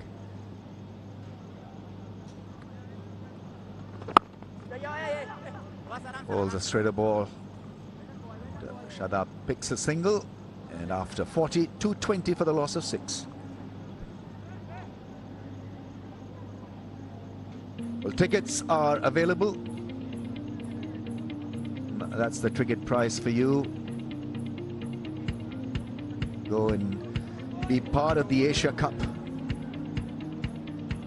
Plenty of options for the watchers. Kandy, Colombo, Multan and Lahore. The venues.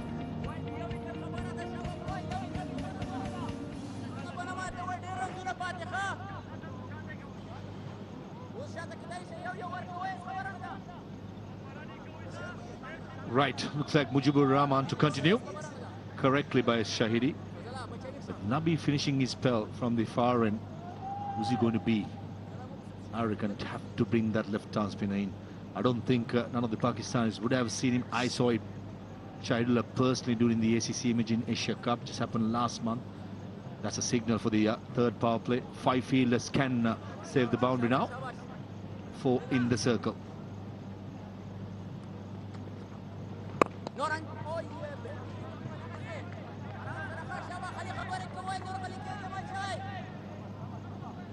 As long as there's a plan, these blocks are fine. But if there's not a plan, then you get into a panic-stricken situation. And Pakistan wouldn't want that. How would you play from here, Ramesh bhai? Shadab Khan being the anchor, Iftikhar to be the tonker? No, I think it's about picking up a bit of rhythm.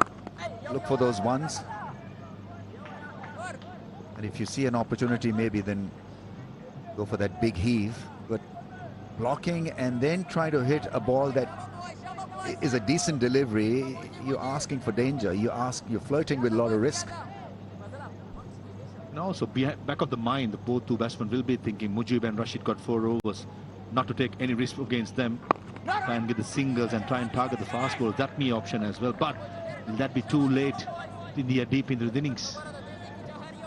You've got to mark a bowler that can be hit for a 6. Right now, Iftikhar is still feeling his way through. It doesn't have a lot of deliveries really to get settled. It's got to get going now. 8.73 is the required rate now. This is good from Mujib, good from Afghanistan. The fielders are in the ring, and so another excellent over.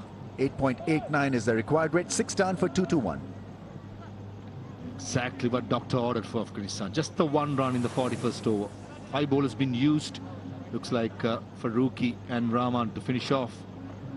As I said, they got one more option of Shahidullah, who's playing this game a left-arm spinner. Maybe a couple of overs from him. Maybe they'll go forward. But Rashid Khan got 2 more overs. Wicket column, nil.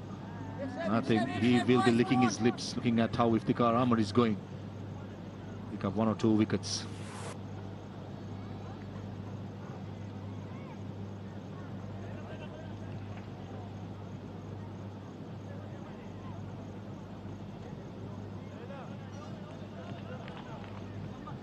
It's an all-out spin attack, and Afghanistan have been relentless. They've collared this Pakistan's batting lineup quite brilliantly. Economy of 4.88. Rashid, 8 overs, none for 39.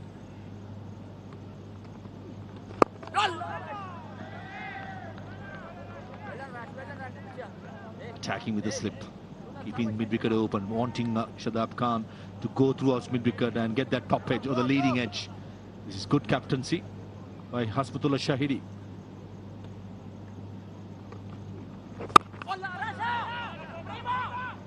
Shadab wants 2 and will get a response from his partner. The dive is in from Iftikhar. That's good running. Got to show a bit of desperation, and well, we saw one there. Yeah, much better. This is what I spoke about in the previous over. Showing some intent, running 1s into 2s. The deep mid-wicket fielder was about 10 yards from the boundary, but still, Iftikhar Ahmed made it in the end pretty easily. Full toss will find the fielder at long on fence. When you're under pressure, under stress, even a full toss doesn't really yield the kind of result that you're hoping for. So it was a ginger straight drive. Shadab normally would put that away for a 6.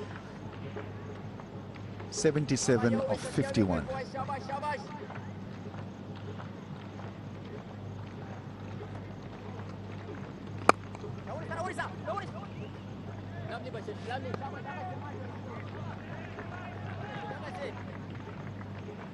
Rashid still maintaining a slip, which is the right way to go if Fakhar is not picking which way the ball is spinning.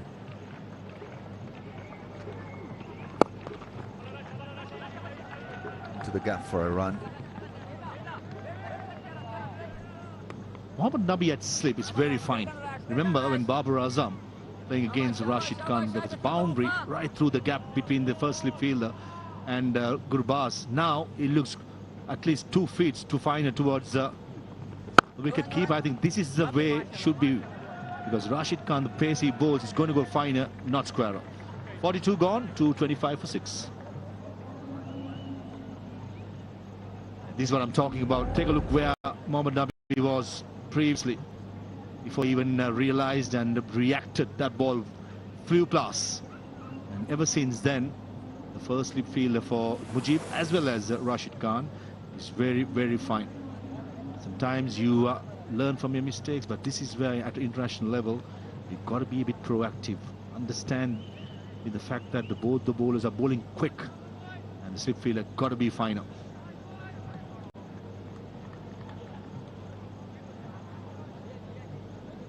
Pakistan dropping pace, dropping rhythm, losing wickets, losing their way a little.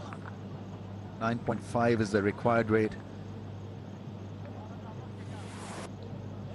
This approach has been determined by Afghanistan. They forced this approach on Pakistan because Pakistan have not really been able to pick the spinners. You can have a strategy, but strategy has got to be based on skill work. And if you don't have the skill work, if you can't pick which way the ball is going to spin, then obviously you're going to lag behind, and that's where it can be so frustrating to watch Pakistan. They've got the team, they've got the attack, they've got the front line batsmen, but it's just that the middle order needs amping it up big time. This could be the chance now. When given the chance, if the heart can be lethal. It's a great start to the over. 4 through the offside. I understand why Hasbutullah Shahidi keeping 1 over of Mujibur Rahman to the end. Bringing a fast bowler who has not had a good day at this occasion. I mean, 2 right-handers in, and the wicket is not the easiest against spinners. When you have a left-arm spinner, why not use it? That's the question I would like to ask. If the 2 fast bowlers have had a good day, not even bothered to will be asked. With Rahman going for runs, Farooqi going for runs, plenty of advisors, but that young man will be wanting to bowl quick. At the moment, bowling with variation, and the length is very important. If the car is going to murder you in anything in his arc, got to be slightly shorter.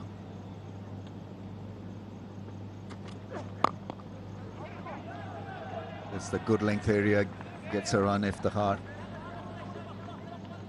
This is where Pakistan can cash in. This is where they can get the rhythm back. This is where they can put a bit of pressure on Afghanistan, because pace is easy to manage. Absolutely. I think even Shadab Khan will be happy that the fast bowler is back. Good timer, good technique, and all importantly, a boundary in the first ball itself, putting so much pressure on the bowler.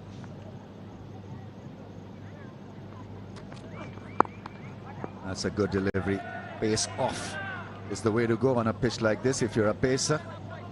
And it's about managing discipline, managing your skill, and holding on to your nerve. Also not being predictable. Got to be unpredictable. Bring those changes. 3 deliveries, 3 types: full, good length, and a slow delivery. This is where I think skipper Shahidi should guide the young man, exactly telling him what to do.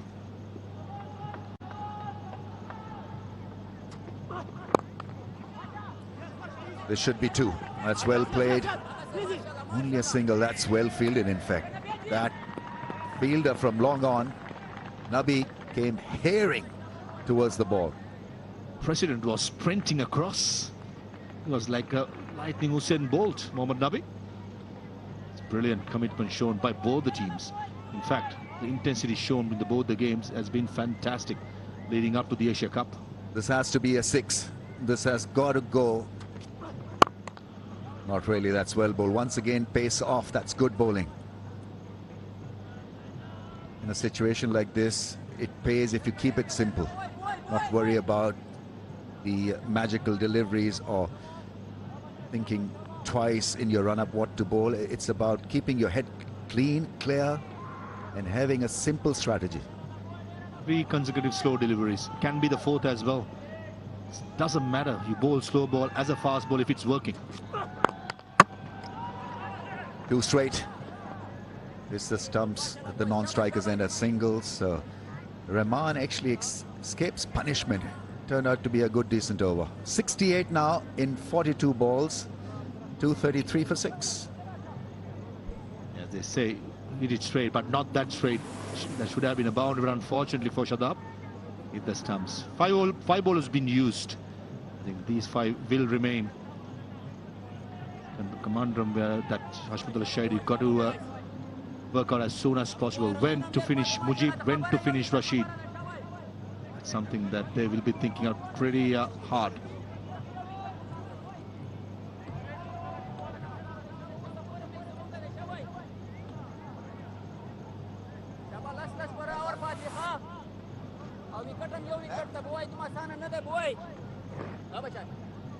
It's the long fence, and so Pakistan need big shots, and this will serve Afghanistan brilliantly. The 81-meter hit, 80-meter hit. It's got to be a meaty blow to get a 6. It's not going to be simple against Mujib because he'll be quick through the air, he'll be flat, and he'll get response from the surface as well. There he goes, straight, a chop, and a single. He's a stat which makes Afghanistan fans very happy. Only once that after scoring 300 out of 6 times, Afghanistan have failed to defend, that too against Sri Lanka up in Pallekele. Last year, January, I was covering that game. 314 was chased down by Sri Lanka. And that game, it's plenty of dew, and the spinners found it really hard. But today, there's absolutely no dew, and the wicket is still gripping. Good chance at the moment. So in T20 terms, if you were to get 66 in 40 balls with 6 wickets down, you would back the batting side. And I think Pakistan will have to treat this as a T20 affair and keep faith.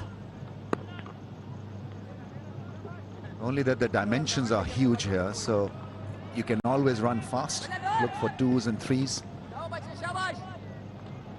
But you've got to take this as a T20 duel. Mentioned about the boundaries. I think Ramesh Bhai is also being a bit cheeky. He's going to be important, play a reverse sweep here and there, probably a paddle sweep, find that gap. Yes, as you said, clearing the boundary won't be easy. It's a massive field, the biggest field in Sri Lanka. It's not going to be easy.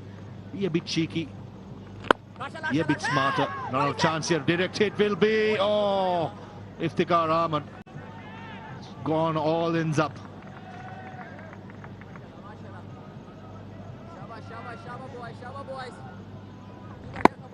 Confusion. Yes, no, wait. By that time, Iftikhar was probably out of his crease when the throw was attempted at the non-striker's end. No, he's not been allowed any width. This turns out to be another excellent over for Afghanistan. 6 down for 237.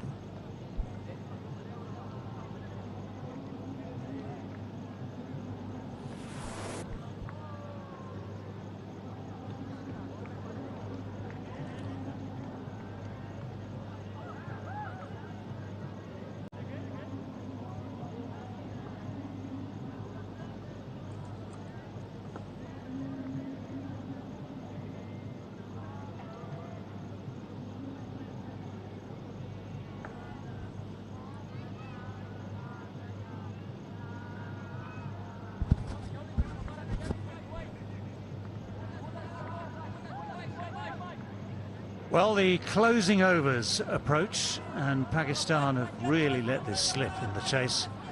Always pressure in the end can sometimes tell like this with the pressure of the scoreboard runs. with wickets going. That was the one thing Afghanistan wanted in the middle. When Imam ul Haq and Babar Azam were together, it looked like Pakistan were coasting. With the wicket of Babar, with the run out of Rizwan, things started to change and Afghanistan looked sharper again in the field. They've picked up the wickets, they've squeezed it, and now it's 64 needed off 36 balls. And that is going to take some doing. It's now the quicker bowlers. Faruqi has 3 left, 2 for 43 so far.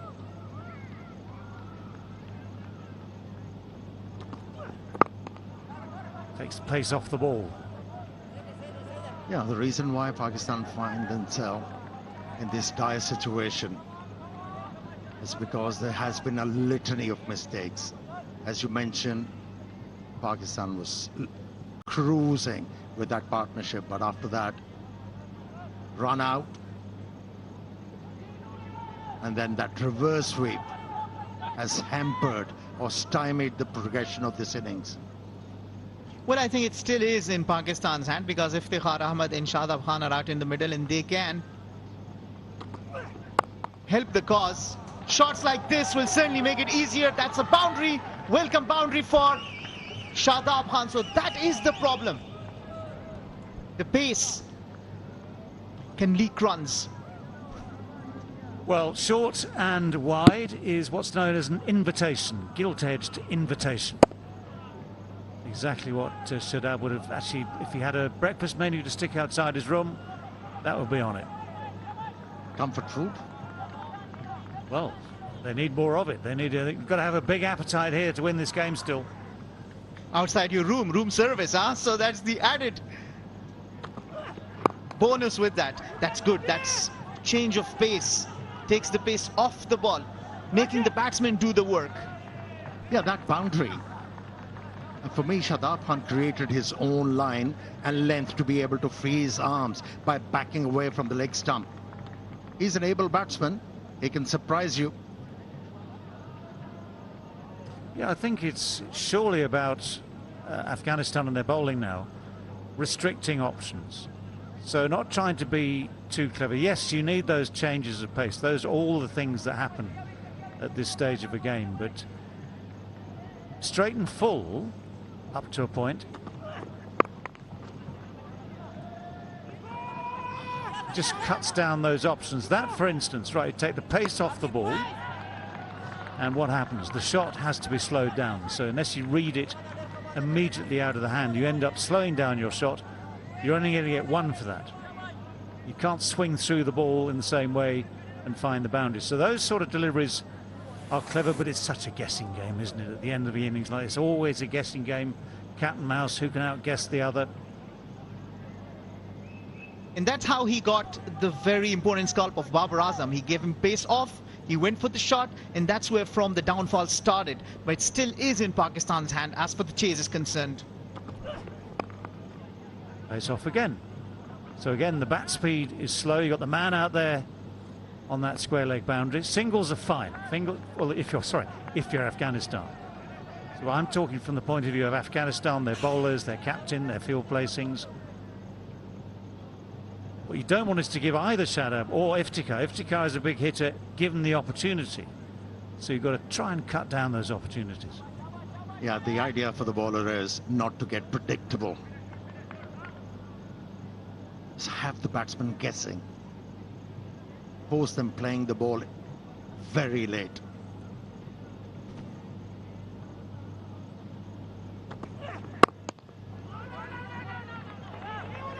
Oh my word.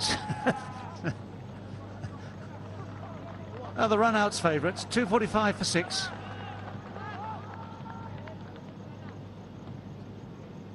I mean, it's extraordinary what happens, isn't it, when the pressure is on in a chase.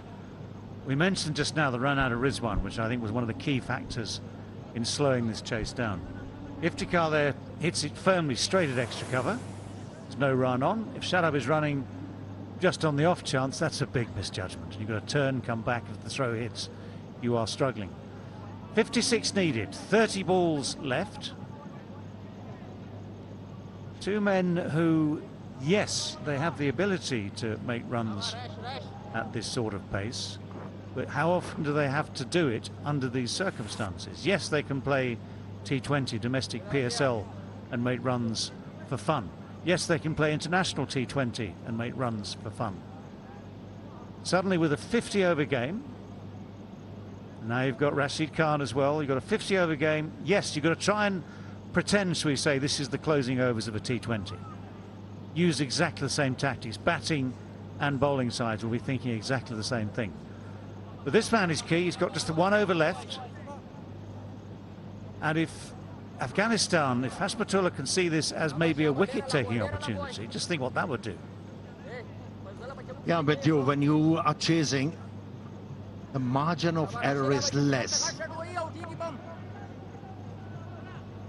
You have to be absolutely clear with the thinking. Be able to chase down a total of more than 300 runs. That's nicely played. That stroke will earn him a couple of runs here.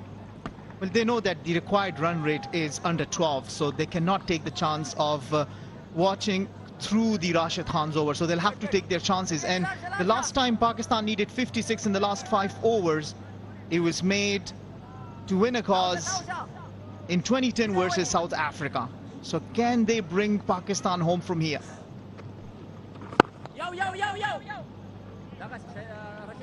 Well, what we're saying there, when you can bring up those sort of statistics, you can say yes, they've done it before. You can equally say yes, they don't do it all the time, and most of the time these things don't happen.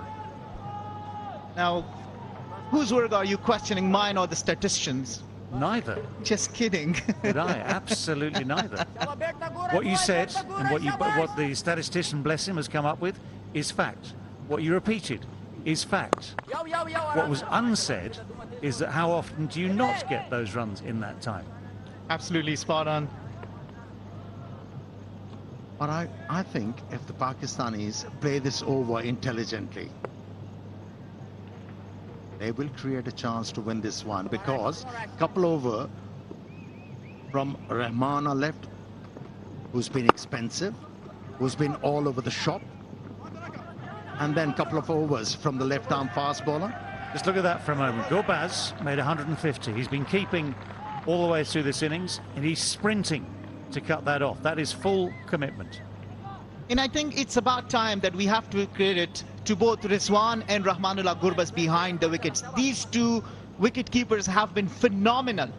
They've really done a great job, and that speaks for itself. Going for the big one. He hasn't got hold of it. Drops short, gets away with it. And there's the difference. You get hold of it enough, you reach the field. If you get hold of it properly, you might clear him. Just to remind you, this is a big field. This is not your 70-yard boundary. This is 80. The required run rate is touched 12 now. Smack straight down the ground, and that will be 4. But this is desperately needed by Pakistan. The odd 4, the odd 6 keeps them just about in touch, but even then there's work to do. 2:55 for 6, 4 left.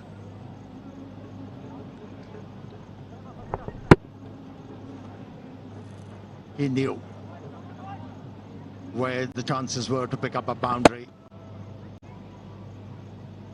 It's the ball straight down the ground. This is intelligent from Shadab Khan. Yeah, intelligent but much needed. So Rashid finishes his 10 overs, none for 53. Had a chance he put down off his own bowling. That was off Imam some hours ago now. Let's check those figures. None for 53 from his 10. Nabi's finished his 10, 2 for 46. Who's left?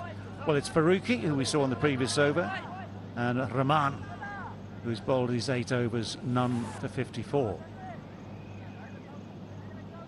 So, yeah, the tension mounts. 46 needed from 24. All bar 12 runs per over required.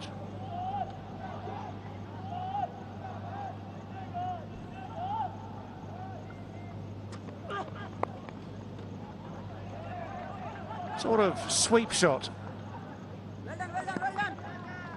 And the slower delivery. Nicely picked up down there. It was a good chase and tumble to make sure it didn't somehow find a way to the boundary. Well, that's been good fielding out there. Certainly safe 2 runs for his team. Talking about Abdurrahman, he's leaked runs, but he is one that Afghanistan is counting on to be able to work it through the death overs. He's got good block holes, but the problem, as Amir Sohail earlier was saying, you cannot become predictable. So it seems like the Pacers have frequently been bowling these back of a hand slower balls. Yeah, now the problem for him is this margin for error thing. If you're aiming at leg stump, trying to aim to your predominantly leg side field, just to point out, there's the deep square leg behind square, there's a deep mid wicket, there's a long on, a man fine at short long leg. So he's trying to aim kind of straight in the first place. If you get it slightly wrong, then the wide, of course, means the extra ball, means the extra run, means the pressure on the bowler just starts to mount, because you don't want to make mistakes at this stage. You don't want to give anything away at this stage.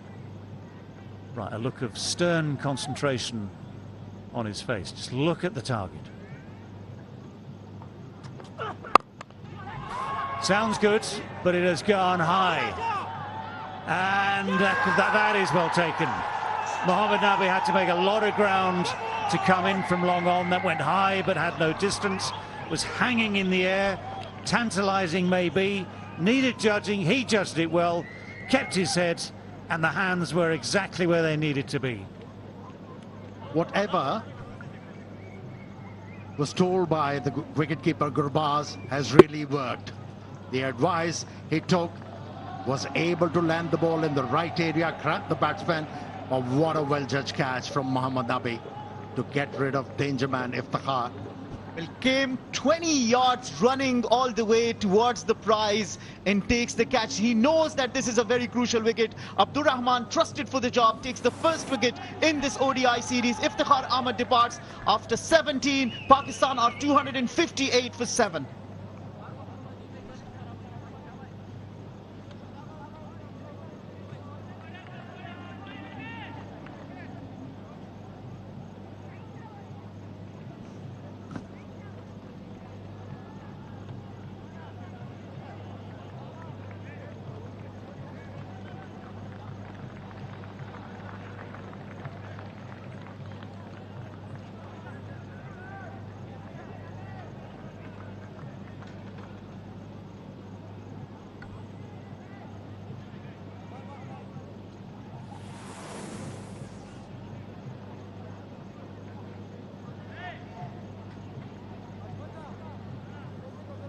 Well, with 7 down, our new man is Shaheen Shah Afridi. Now, he does like to hit the ball. He has what they call long levers, and when they work, the ball goes a long, long way. But it's 43 needed from 22. Again, just under 12 runs and over.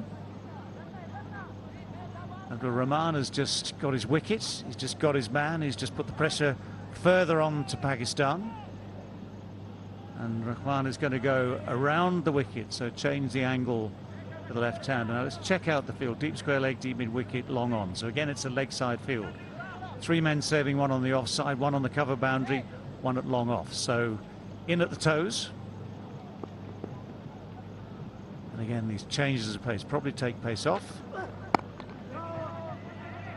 Straight, pace off, hard to hit. A dot ball.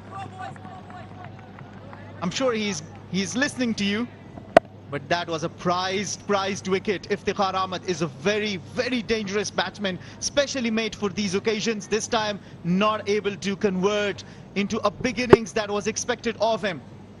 Gets it high in the sky. Mohammad Nabi, safe hands. Now there was a big wind-up, and Iftikhar was looking for something back of the length. He bolted fuller, hence the batsman faltering. Yeah, if you look at it closely, just slightly sliced. So instead of the full blade going through the ball and hitting it, well, as far as Iftikhar can hit it on a good day, it just got the height but not the distance. But again, credit to Nabi. Made it look easy, and they're never easy, those chances. Under pressure, under the lights, high in the sky. But he sauntered in, took it casually, took it well. The required run rate now jumps above 12. It's under 13, so the higher it goes, the more pressure he exerts on the batters. It's going to be tough, but it's still possible.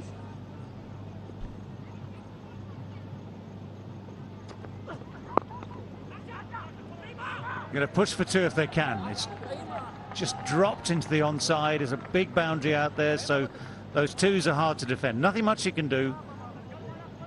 I'm just a bit Fidai, I'm just a bit worried about you.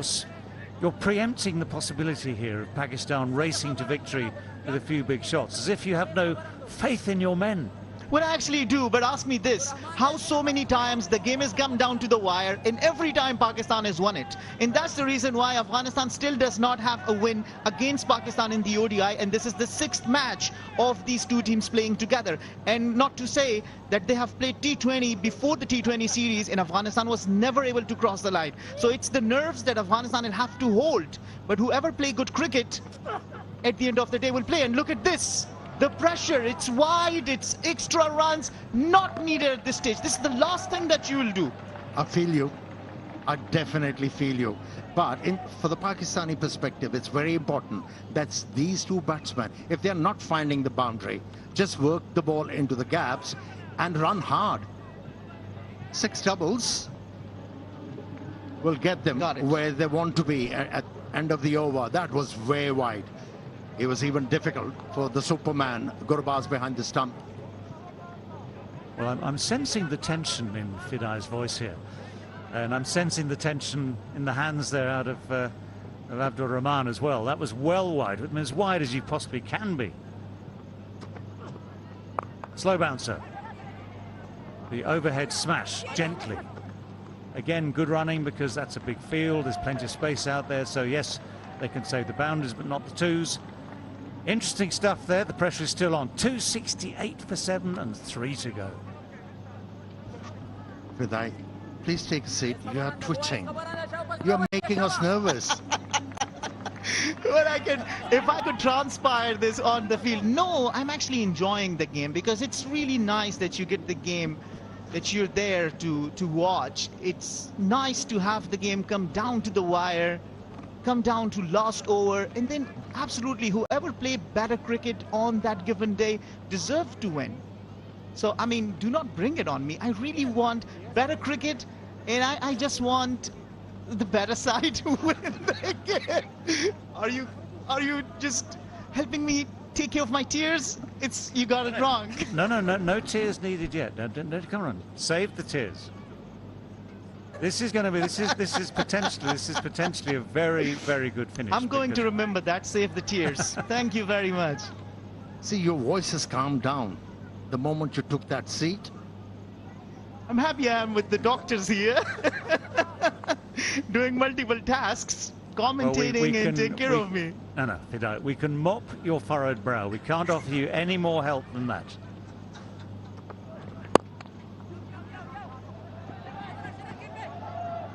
Again, the 2.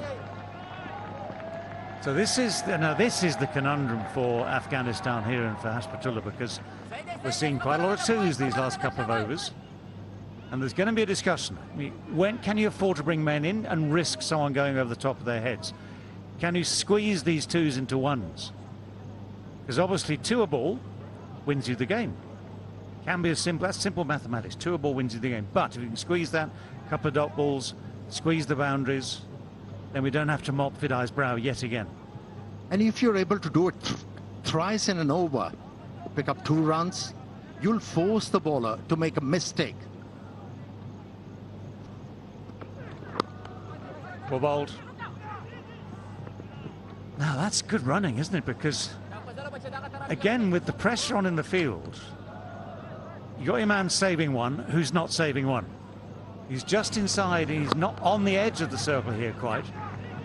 But Shadab was so ready to run, that was fine. I mean, Shahin Shah was not ready for it, but he was never under pressure. And he's got those long legs, he can take about 3 strides. All is well that ends well. And for the fielder, you have a backup. He still doesn't want to aim at the wicket. So you don't need to hold the ball in your hand. Throw it. You might just want to take the chance. What if it hits the wicket? What if it gives you the wicket? Yes, Shadab was always in. I tell you, Shadab was always in there. And again, they're looking to dab these singles. They've got that 2, they've got the 1s, they've got 4 off the first 3. And this is what's known as, I think, a bit of experience coming into play here, because the worst thing, of course, that Pakistan can do now is swing wildly, give away another wicket or 2, game done. But if they keep just edging their way through, keeping in touch, even though it is still, what is it, 11.6 technically required from each over. Okay, a couple of good balls, that gets harder, but keep in touch, and then you get the odd boundary. Shaheen Shah, seen him do it all over the world. Suddenly a couple of long levers over the boundary, game changes. There go those levers, but he hasn't got hold of it. The catch is taken. It's Rashid Khan who keeps a cool head at wide mid-wicket, and that is exactly what Afghanistan wanted, exactly what Pakistan did not. Yeah, to be able to find a boundary as a batsman, you've got to be very lucky. Pace off, longer boundaries, not many. He's been able to clear the boundary line. And that's where Shaheen Shah Afridi faltered, not the fielder, not the bowler. Absolutely, that's good catch under pressure. I was coming at the point that Fazal Farooqi has been trusted with the last over. Previously, when he got himself into such a situation against Pakistan, and against this guy coming into the frame, Naseem Shah, in the last over he conceded 2 sixes. So I was looking at the tactics. Shaheen Afridi goes out after making 4, Pakistan are 272 for 8.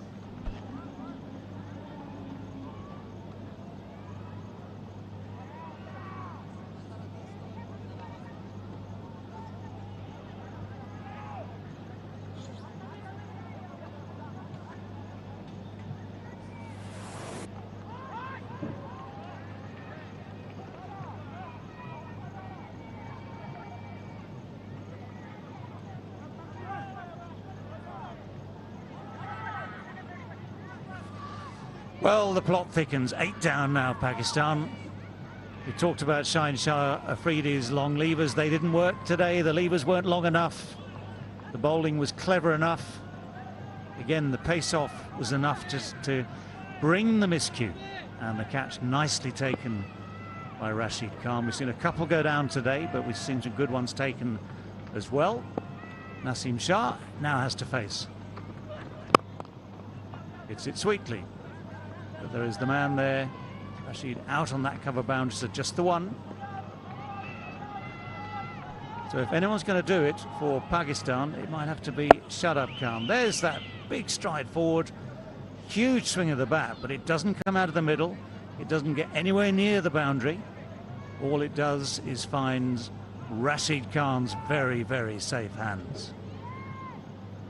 So Shadab, 31 from 28 so far, needs to add something to that, needs to add a lot to that. Still 28 needed from 13 balls. They say it ain't over till it's over, so we'll have to see. Miscued slightly, but safe.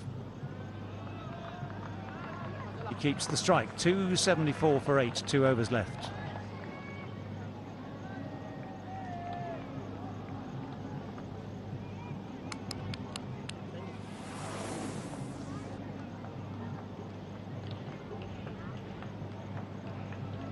.27 from 12 balls. Farooqi will bowl that final over of the innings. We'll wait to see how many might be needed from that. Abdur Rahman has the next over.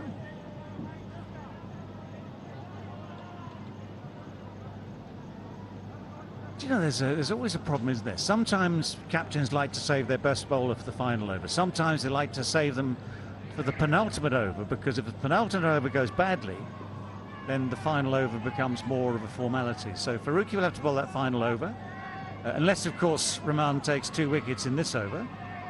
I think of that. Think of that. Well, I'll take that as a good omen. Thank you, Shadab, for saving wide. It could have well been an extra. Well, it could have been an extra. It could have been runs. It could have been a run-out. It could have been anything, that ball. Okay, I was talking about the merit of the ball. I mean, just let it go, let it alone. See, that's pressure. But talking about the penultimate over matter that you raised, Look at this. Shadab goes for it, believes that he could clear the fielder, doesn't want the run, sends Shaheen back, so no damage done as far as Afghanistan is concerned. I beg your pardon, Naseem Shah back. So the penultimate over matter that you raised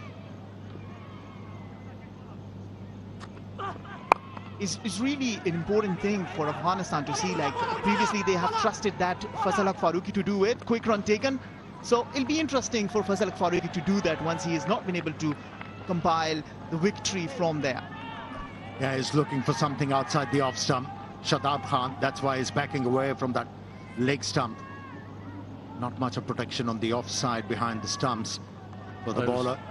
Desperate dive in, wasn't it, for the second run? He wants to keep the strike at all costs, so hasn't got hold of that. But that always gives you an opportunity. If you don't get hold of it, it doesn't reach the fielder quite so quickly. The throw is only what? Well, it's about 3 or 4 meters off target. Had it been dead on target, wonder how close that might have been. But he's diving anyway.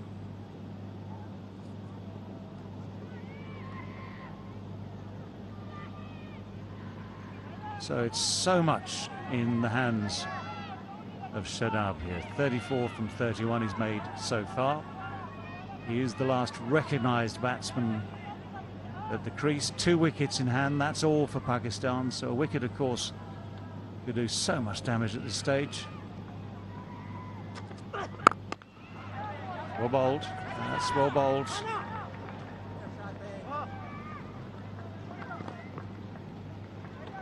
Two again. That's very good running. Really good running, putting the pressure on the fielders.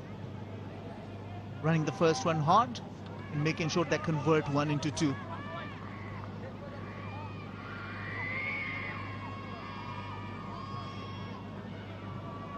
And this game is all about confidence. Batter or bowler, if you believe in yourself, have that confidence. Smack straight. Straight down the ground, but not middled. 2 again. 4 would have been lovely from Pakistan's point of view. Yeah, he's leaked runs, Rahman. He's been all over the shop. But when it really mattered, he has held his nerves. This has been a very good over. Very good over. Yeah, but where the pressure tells is these last couple of balls. That's out the back of the hand.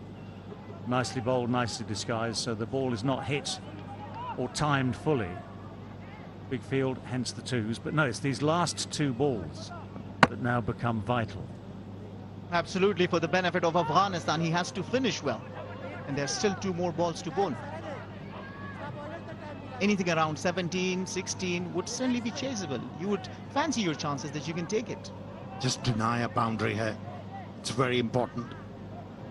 Very important ball coming.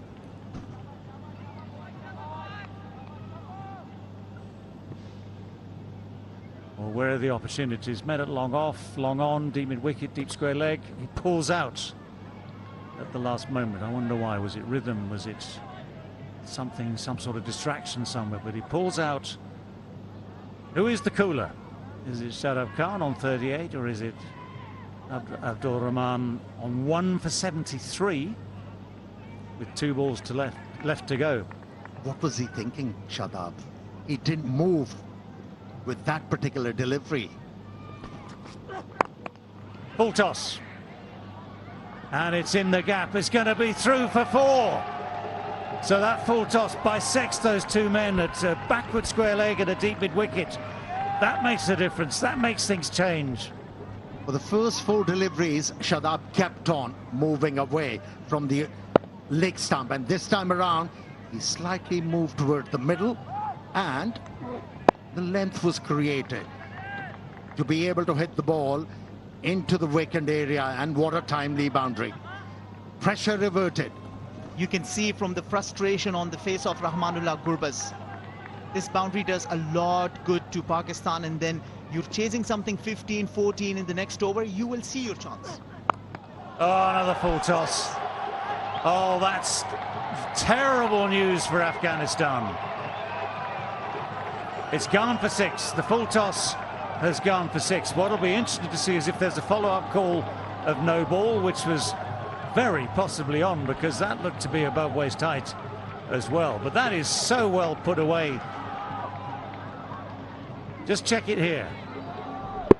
Now, I'm sorry, that should be called no ball as well. It's clearly above waist height.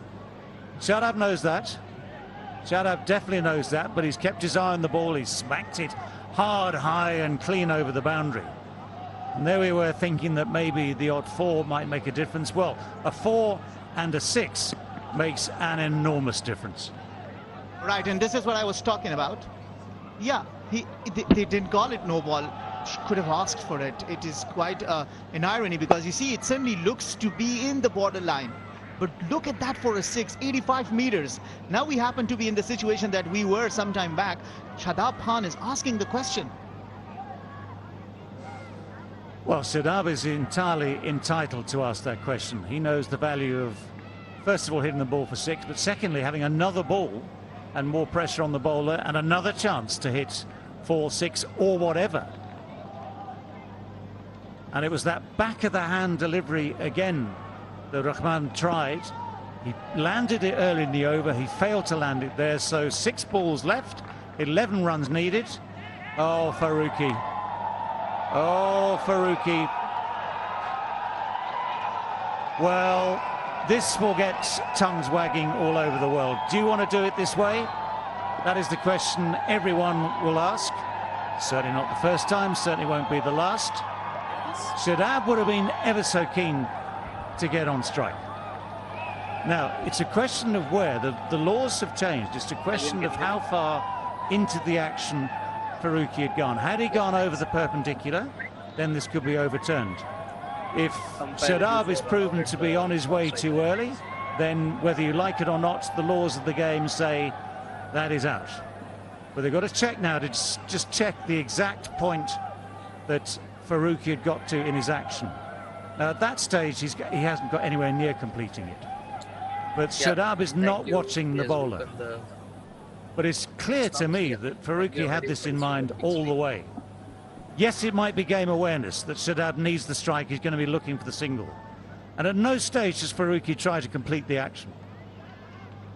Yeah, you spoke about tongue wagging. That's within the laws, and he's out. One has to accept that. Well, it is, but a lot of people will talk about how fair it was, because the way we have seen for the last 2 matches, it's been really a display of fair game, everyone coming around one another. But then again, as you say, this is rule, and it's got better of him. Everything is fair. You know what? Want me to complete that?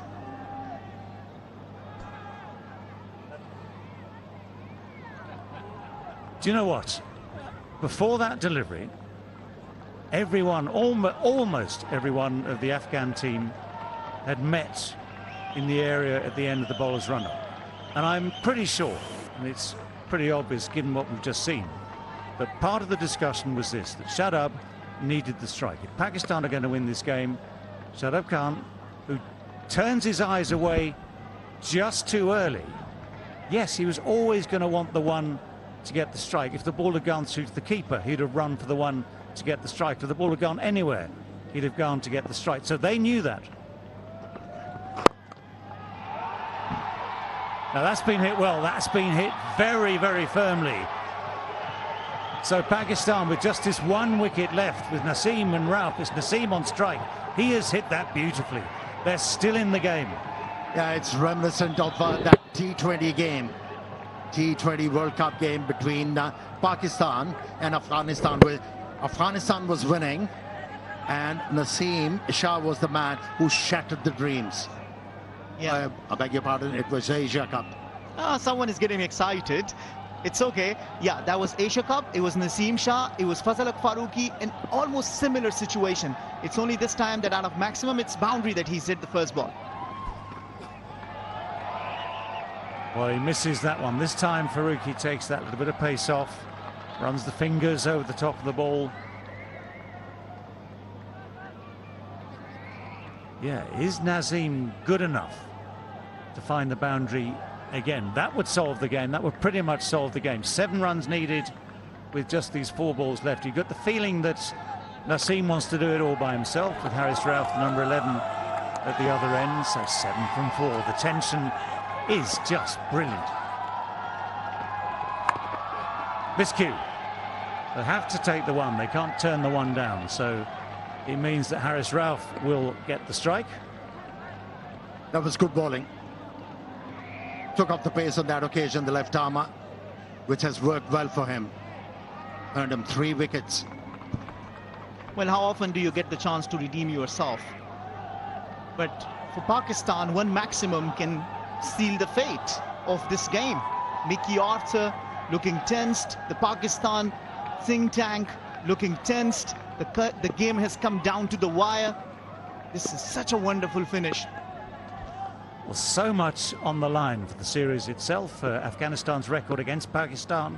So far in ODIs, Afghanistan have never beaten Pakistan. This is their best chance, but it's so close.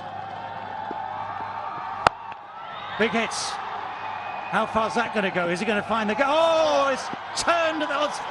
Oh, the drama. One runs past it, the other one dives behind him. Was it going to be 4? No, it was just tipped back inside the boundary. 3 runs closer, Pakistan. 3 runs closer. That's absolutely good fielding from the backup fielder, Noor Ahmad, because he slipped initially and Noor Ahmad was behind him, had the awareness, stopped it, and 1 run can be really crucial at this stage of the game. Certainly saved the boundary.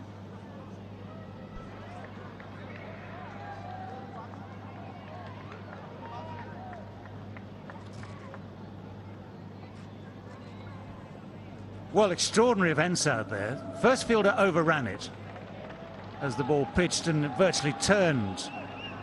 But Noor Ahmed did spectacularly well there. He just managed to find it inside the boundary, dived and grabbed it back in. 3 from 2 to win the game. If the scores are tied, guess what? Super over. No, just a super over. Okay, it's not going to be that long, eh?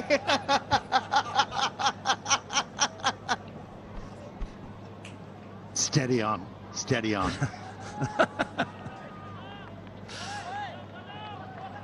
Oh, my word. I mean, again, they're taking their time, and this is what you have to do in these situations. Forget all the rules about time and the time available, but we're into the last over. We're into the last 2 balls. Oh. Farooqi got greedy with the last delivery. He bowled seam up, provided that pace to the batsman to work with. Right, where's he going to aim? There's men at long on, deep mid-wicket, deep square leg, long off. Oh, it's gone through the gap, it slipped. Afghanistan are frustrated almost at the absolute final moment. Pakistan somehow, with just that 1 wicket left, have found a way to win this game, have found a way to keep their record against Afghanistan intact. And Afghanistan, although they can be so proud of everything they've done today, will be so disappointed that right at the final moment, that cruel outside edge denies them victory. Oh, some players develop that affinity with a certain ground, certain stadium. But Shaheen Shah Afridi has developed that affinity. Naseem Shah, beg your pardon. I'm excited because my partner for a while was excited. It has rubbed off to me. I'll take the Naseem Shah has developed this affinity with the Afghanistan team. How many times he has shattered the dreams of Afghans to win a game?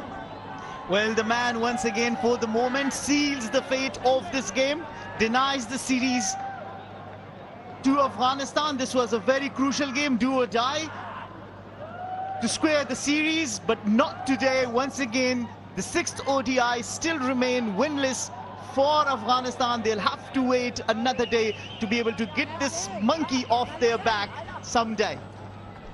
If you don't know dejection, just look at the reactions and faces of Afghans. How close they were. How close they were. Agonizingly. Well, for the record, this is the first time that Pakistan have chased down a 300-plus target with just 1 wicket remaining. That's how close it was. That's how tense it was. And Babar Azam will be a much relieved captain that His numbers 10 and 11 have found a way to get Pakistan across the winning post, ahead in the game, ahead now in the series 2-0 with just the one game in Colombo remaining. But just think of all the effort that's gone into this game today from, for instance, Ramanullah Gurbaz, that magnificent 150. That was the shot. You can't put men in the field absolutely everywhere. You have to plan as the captain for where the batsman should get a bat on ball, but that open face of the bat, the outside edge, races away to third for the winning boundary. And I feel so sorry for Afghanistan at this stage. You feel for their cricketers who've done so much over the last decade. They've striven to compete with the best in the world. Pakistan, currently rated #1 in the ODI rankings. They have maintained that by winning at that absolutely last gasp moment. Well, I'll give credit to Afghanistan for bringing it down to the last over, giving such a strong fight after getting out for only 59 in the first ODI, putting a total of 300. They should be proud of it. But then again, Naseem Shah seals the fate of this game. Everyone looks happy. Pakistan for the first time chased down a total of 300. With only 1 wicket remaining. And they feel relieved and happy, and why not? They deserve it. They've earned the victory. Congratulations to them. We see emotions, we see tears. Tears of joy, tears of sadness, frustration, everything in this game. And that man on screen, a fantastic knock. In the end, he's in the losers' end. He's the batting first of Pakistan. Fakhar Zaman started well with Imam-ul-Haq, and then Babar Azam with 53. And the man of the match for me was Shadab Khan from nowhere. Scored 48 of 35 deliveries to chase it down in 49.5 overs. The defining partnership between Babar Azam and Imam-ul-Haq of 118 runs changed the course of the game. But towards the end, it was the 47 runs between Iftikhar and Shadab that brought the stability into this chase. But then, out of nowhere, comes Naseem Shah and takes the game away. And the bowling card, 5 bowlers being used. Fazal Farooqi picked up 3 because it was very expensive. Mujib Rahman bowled really well, as well as Nabi and Rashid, and Abdul Rahman was very expensive. In the end, 30 extras. That was a disaster trying to defend this score. In the end, 49.5 was just 1 ball to spare. And these are the highlights of the second innings. Well, Pakistan came out with the intention to chase down this total. It was Fakhar Zaman at the beginning who scored. Boundaries remained lucky as well. There was a drop chance when he was dropped off 12. Imam-ul-Haq was given out, but he took the wise review, knowing that there was an outside edge that saved him, and he stayed for a very longer period of the innings and carried and anchored the innings. It was after that the 118-run partnership between Imam and the captain Babar Azam. But that's how it transpired for the partnership to start. Fakhar lost his wicket to Fazal Haq Farooqi. Some beautiful cover drive shots from Babar Azam, with chances that the Afghanistan kept providing. And that was undone by Babar Azam. A slow delivery by Fazal Haq Farooqi, price wicket. And there was a run out of Mohammad Rizwan. The slight hesitation and a direct hit from extra cover. Mohammad Rizwan looked very dangerous. And then Salman Aga started really well. There was a drop chance. Fazal Haq Farooqi missed out. But the damage wasn't that bad. In the right next over, this happened. Going for a reverse sweep. Easy catch to Gurbaz off the president, Mohammad Nabi. Yeah. Elimination of sending Upsama as a pinch hitter did not work. Was caught out at mid-wicket. Imam-ul-Haq. At that occasion, we thought it's all over for Pakistan, but here we go. This is what cricket has its best. I had faith in Pakistan chasing this down, and that's what exactly they did. Iftikhar Ahmed got out off to a wonderful ball that was beautifully caught by Mohammad Nabi, and you would still think that Afghanistan has come back into the innings. Shaheen Shah Afridi, who can hit the ball so well, was also out, not able to make a strong contribution. But then Mankad. We saw everything, so much happening. But Naseem Shah hitting the winning run. And for the first time with 1 wicket to spare, Pakistan chases above 300 run. Fantastic scenes.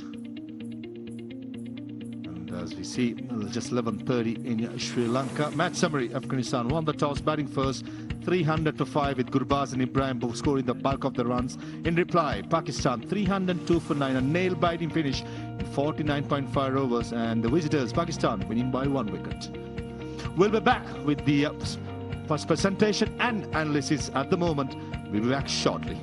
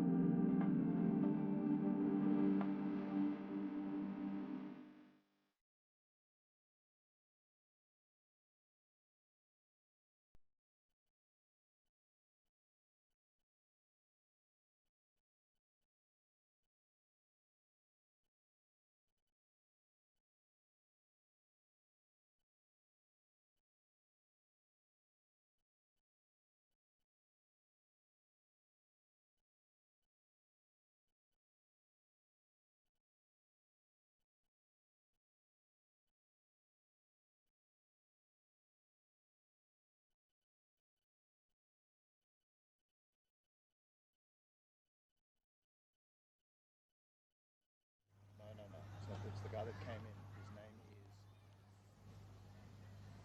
is Shady.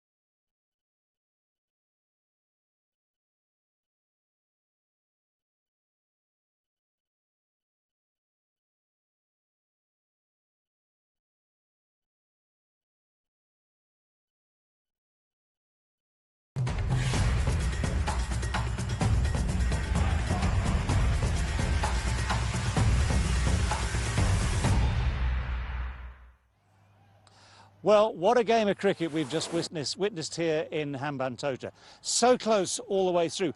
100 overs of pulsating cricket, all down to the last 2 balls. And somehow, I've got to say this, somehow, and only just, Pakistan have kept their record intact against Afghanistan in the ODI format. So 6 games they played against each other, 6 games Pakistan have won. But I've got Amir and HD alongside. How do they get away with that? I think you have to say that they were very unlucky once again. They came very close to have a win against Pakistan, but somehow luck eluded them. And once again, Naseem Shah came for the rescue of Pakistan, once again scoring important runs and get the side over the line. But you have to feel for Afghanistan. Well, I do, I have to say, because you look at the innings, for instance, of Gurbaz, outstanding 150. You look at the effort that went into that, then he's got to keep 50 overs. I mean, as an individual performance, that would win most games. Yeah, he's probably going to be the one that hurts the most today because of the performance that he put in. I mean, there'll be many years down the line when people asked him, who did you get your 150 against? And he'll say Pakistan, and he'll say, oh, well, you won that game. And you say, nope, we lost. So you're 100% right. I mean, how they've ended up losing that, we'll never know. I mean, that partnership between him and Zadran to start with, you put such a great platform put up there. Maybe they didn't make quite as many as they could have done, but that's just a moot point. And it's not, but it all boils down to the end of the game, doesn't it? I mean, let's just start with the, let's just go to the final over of the game. And the opening ball, what do we see? A run out at the non-striker's end. Well, I have a different opinion. Yes, it was in the laws and they used that law in their favor. I have no problem with that. But I think HD has to add something to it. No, I don't have a problem with it in that it is within the laws of the game. The only way that I'm really going to buy into the man-cat or whatever they call it is when a team does it in the 5th over of the game or the 7th over or the 11th over.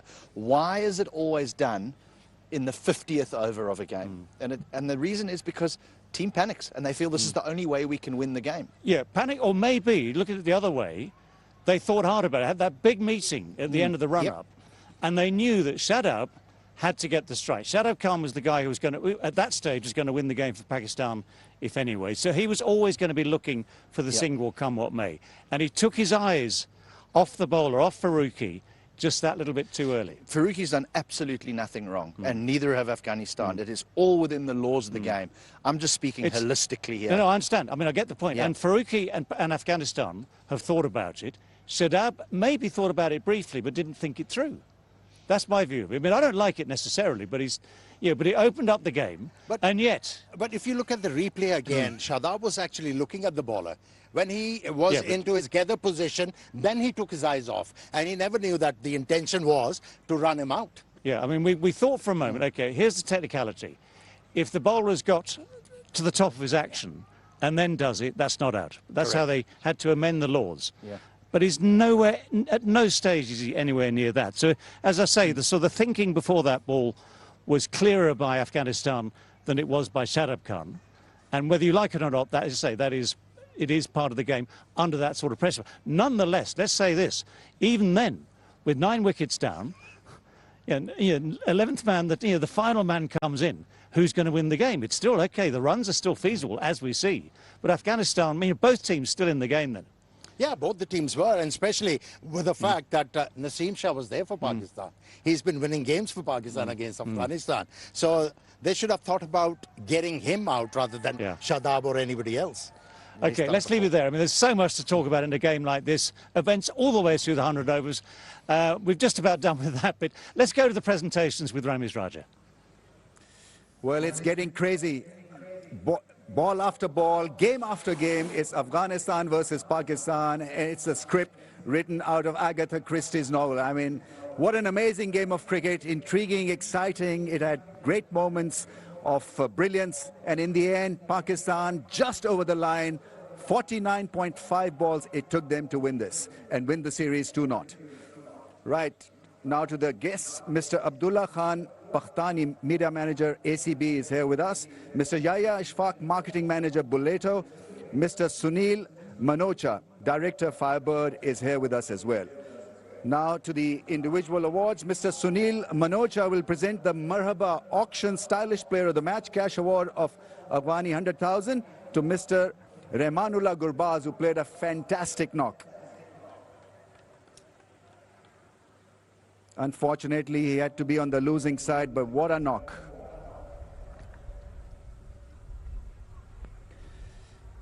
May I invite Shadab Khan to please come forward and receive the Bulleto Master Blaster of the Match Cash Award of Afghani 50,000 from Mr. Yahya Ashfaq.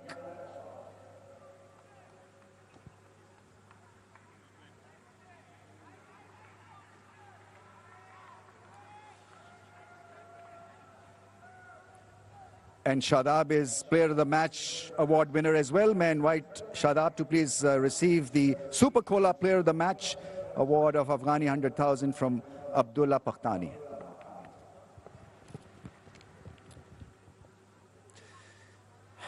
Tremendous. That smile tells everything.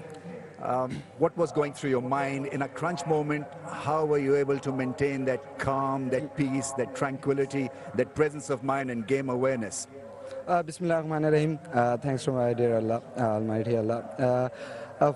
I think when you are a senior player, you go through from these stages again and again. Sometimes you fail, sometimes you succeed. So I think that's my day, and I try to be calm as possible because pitch was, you know, their team have world-class spinners, so I wanted to finish their overs and try to accelerate on fast bowler. And you know, the boundaries are long, so I always is easy to when he's going at boundaries. So when Shane and Naseem came, so my just plan is like go for twos, and if all boundary come, then we grab it.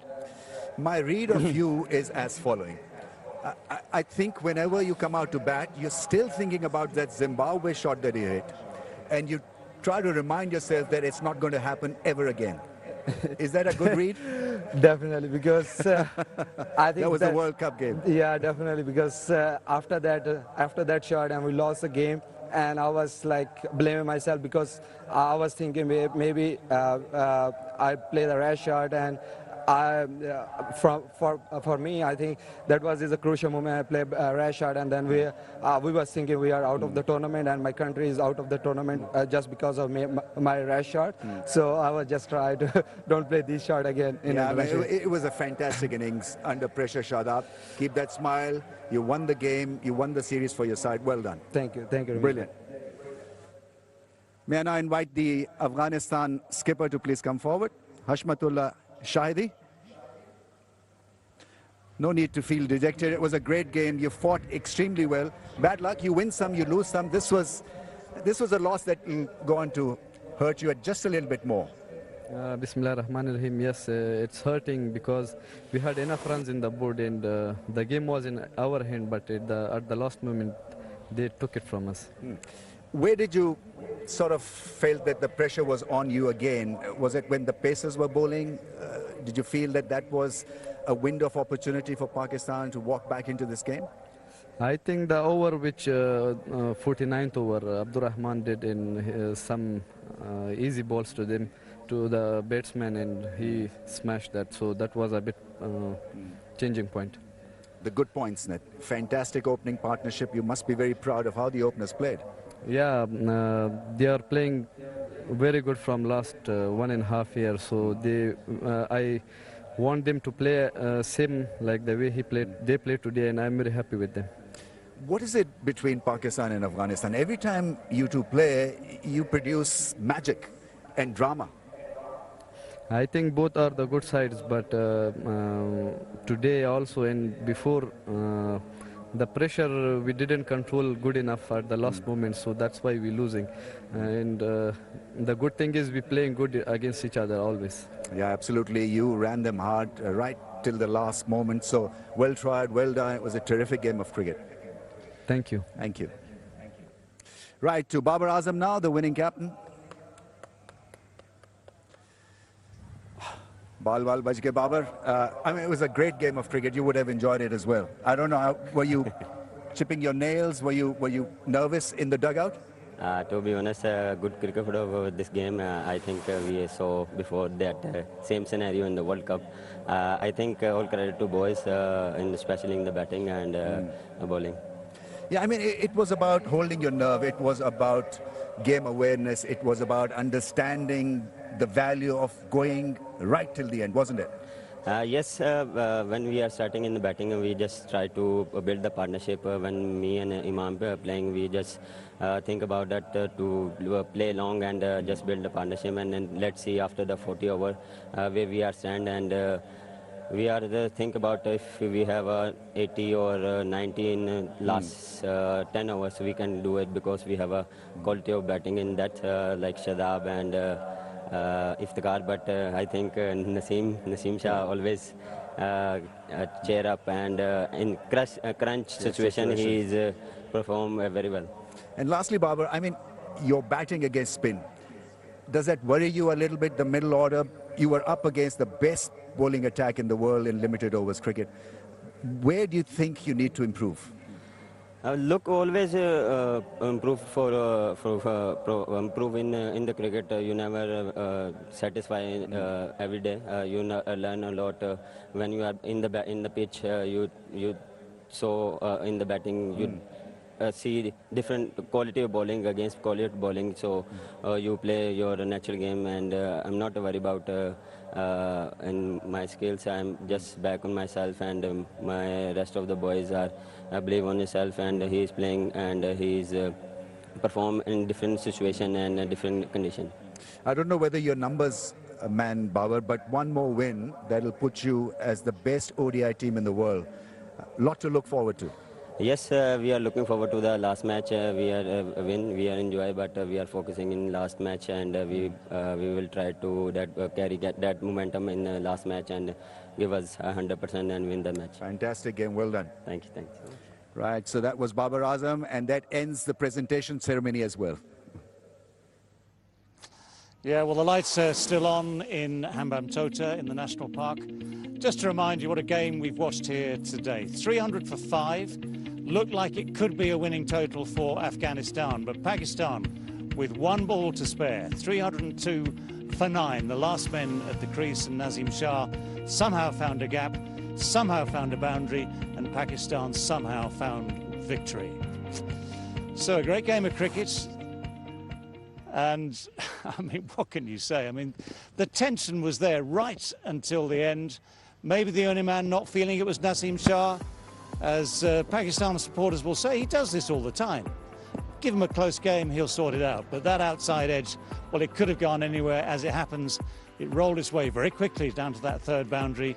And that was that. Cue scenes of celebration for Pakistan, and yet you have to feel for Afghanistan. All the work put in, they had control of the game for so long. And right at the end, it slips away from Afghanistan. Yeah, you made that comment while commentating. Penultimate overs are very important one. Very important. And he went to a bowler who doesn't have that experience. And he faltered under pressure, and that's where the game changed for Pakistan. Yeah, I just want to say that I admire what Afghanistan have done here today. We've got to remember they were bowled out for 58 in that first one-day international. What happened in the dressing room afterwards, or on the day off between the first and second one-day international, there's a master stroke from whoever chatted to those boys, because they showed such character to come back and perform like this today. Well, against lesser opposition, they've shown that sort of resilience before. They've made big scores, they've won games, they lose games. Yeah, it's every day is a learning curve for Afghanistan. But I mean, the frustration, I wonder which is worse, actually. Losing by an absolute distance in game one by 142, 59, by the way. Yeah, 142 down, and losing by a distance, or going so far down the line today and losing just with the last 2 balls. Well, there is a difference. That was embarrassing, and this one is quite painful. And you could tell easily. Okay, let's look forward, quick look forward to the next game. One more game in the series, played in Colombo in 2 days' time. Yes, the series is not at stake. What do we think is going to happen there? I mean, Afghanistan obviously would love to have a win, but will Pakistan do changes? What's going to happen, you reckon? I think we might see a couple of changes for Pakistan with the Asia Cup and the World Cup just around the corner. But what I do think is that... Hang on. Oh. Right, perfect. These are great words we're not hearing. It's, you know, it's such a shame. I mean, this is absolute gold. I was just about to break into song there, but... yeah. I think that Pakistan will make some changes with the Asia Cup and the World Cup just around the corner. What we saw in the Lanka Premier League is a wicket at the R. Premadasa that spun a little bit, and so I think Afghanistan might enjoy it if it does the same thing. Okay, right. Give Amir his mic back again. A couple of final thoughts. One final thought from Amir. About the final game of the series. I think Pakistan will be tested there because HD mentioned those pitches favour the spinners, and the Pakistanis, they really have to play well over there. Okay, right. Well, we'll leave it there. Thank you very much to you both for your thoughts at the end of this extraordinary day's cricket here in Hambantota. We've had the first 2 games down in the south. The third and final match of this 3-match series will be in Colombo on Saturday afternoon. Same time as before. We're on air at 20 to 3 in the afternoon. The action will start at 3 o'clock in the afternoon, local time here in Sri Lanka. Well, okay, the series might be done. The series might be Pakistan's, but if we get the same sort of entertainment in Colombo, it'll be so well worth watching. So thanks for being with us today. We'll see you then.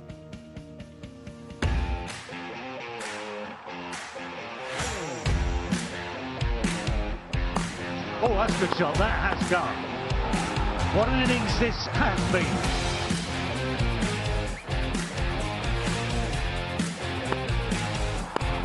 It's been a lot of hard work, a lot of class. 150 for Gurbaz.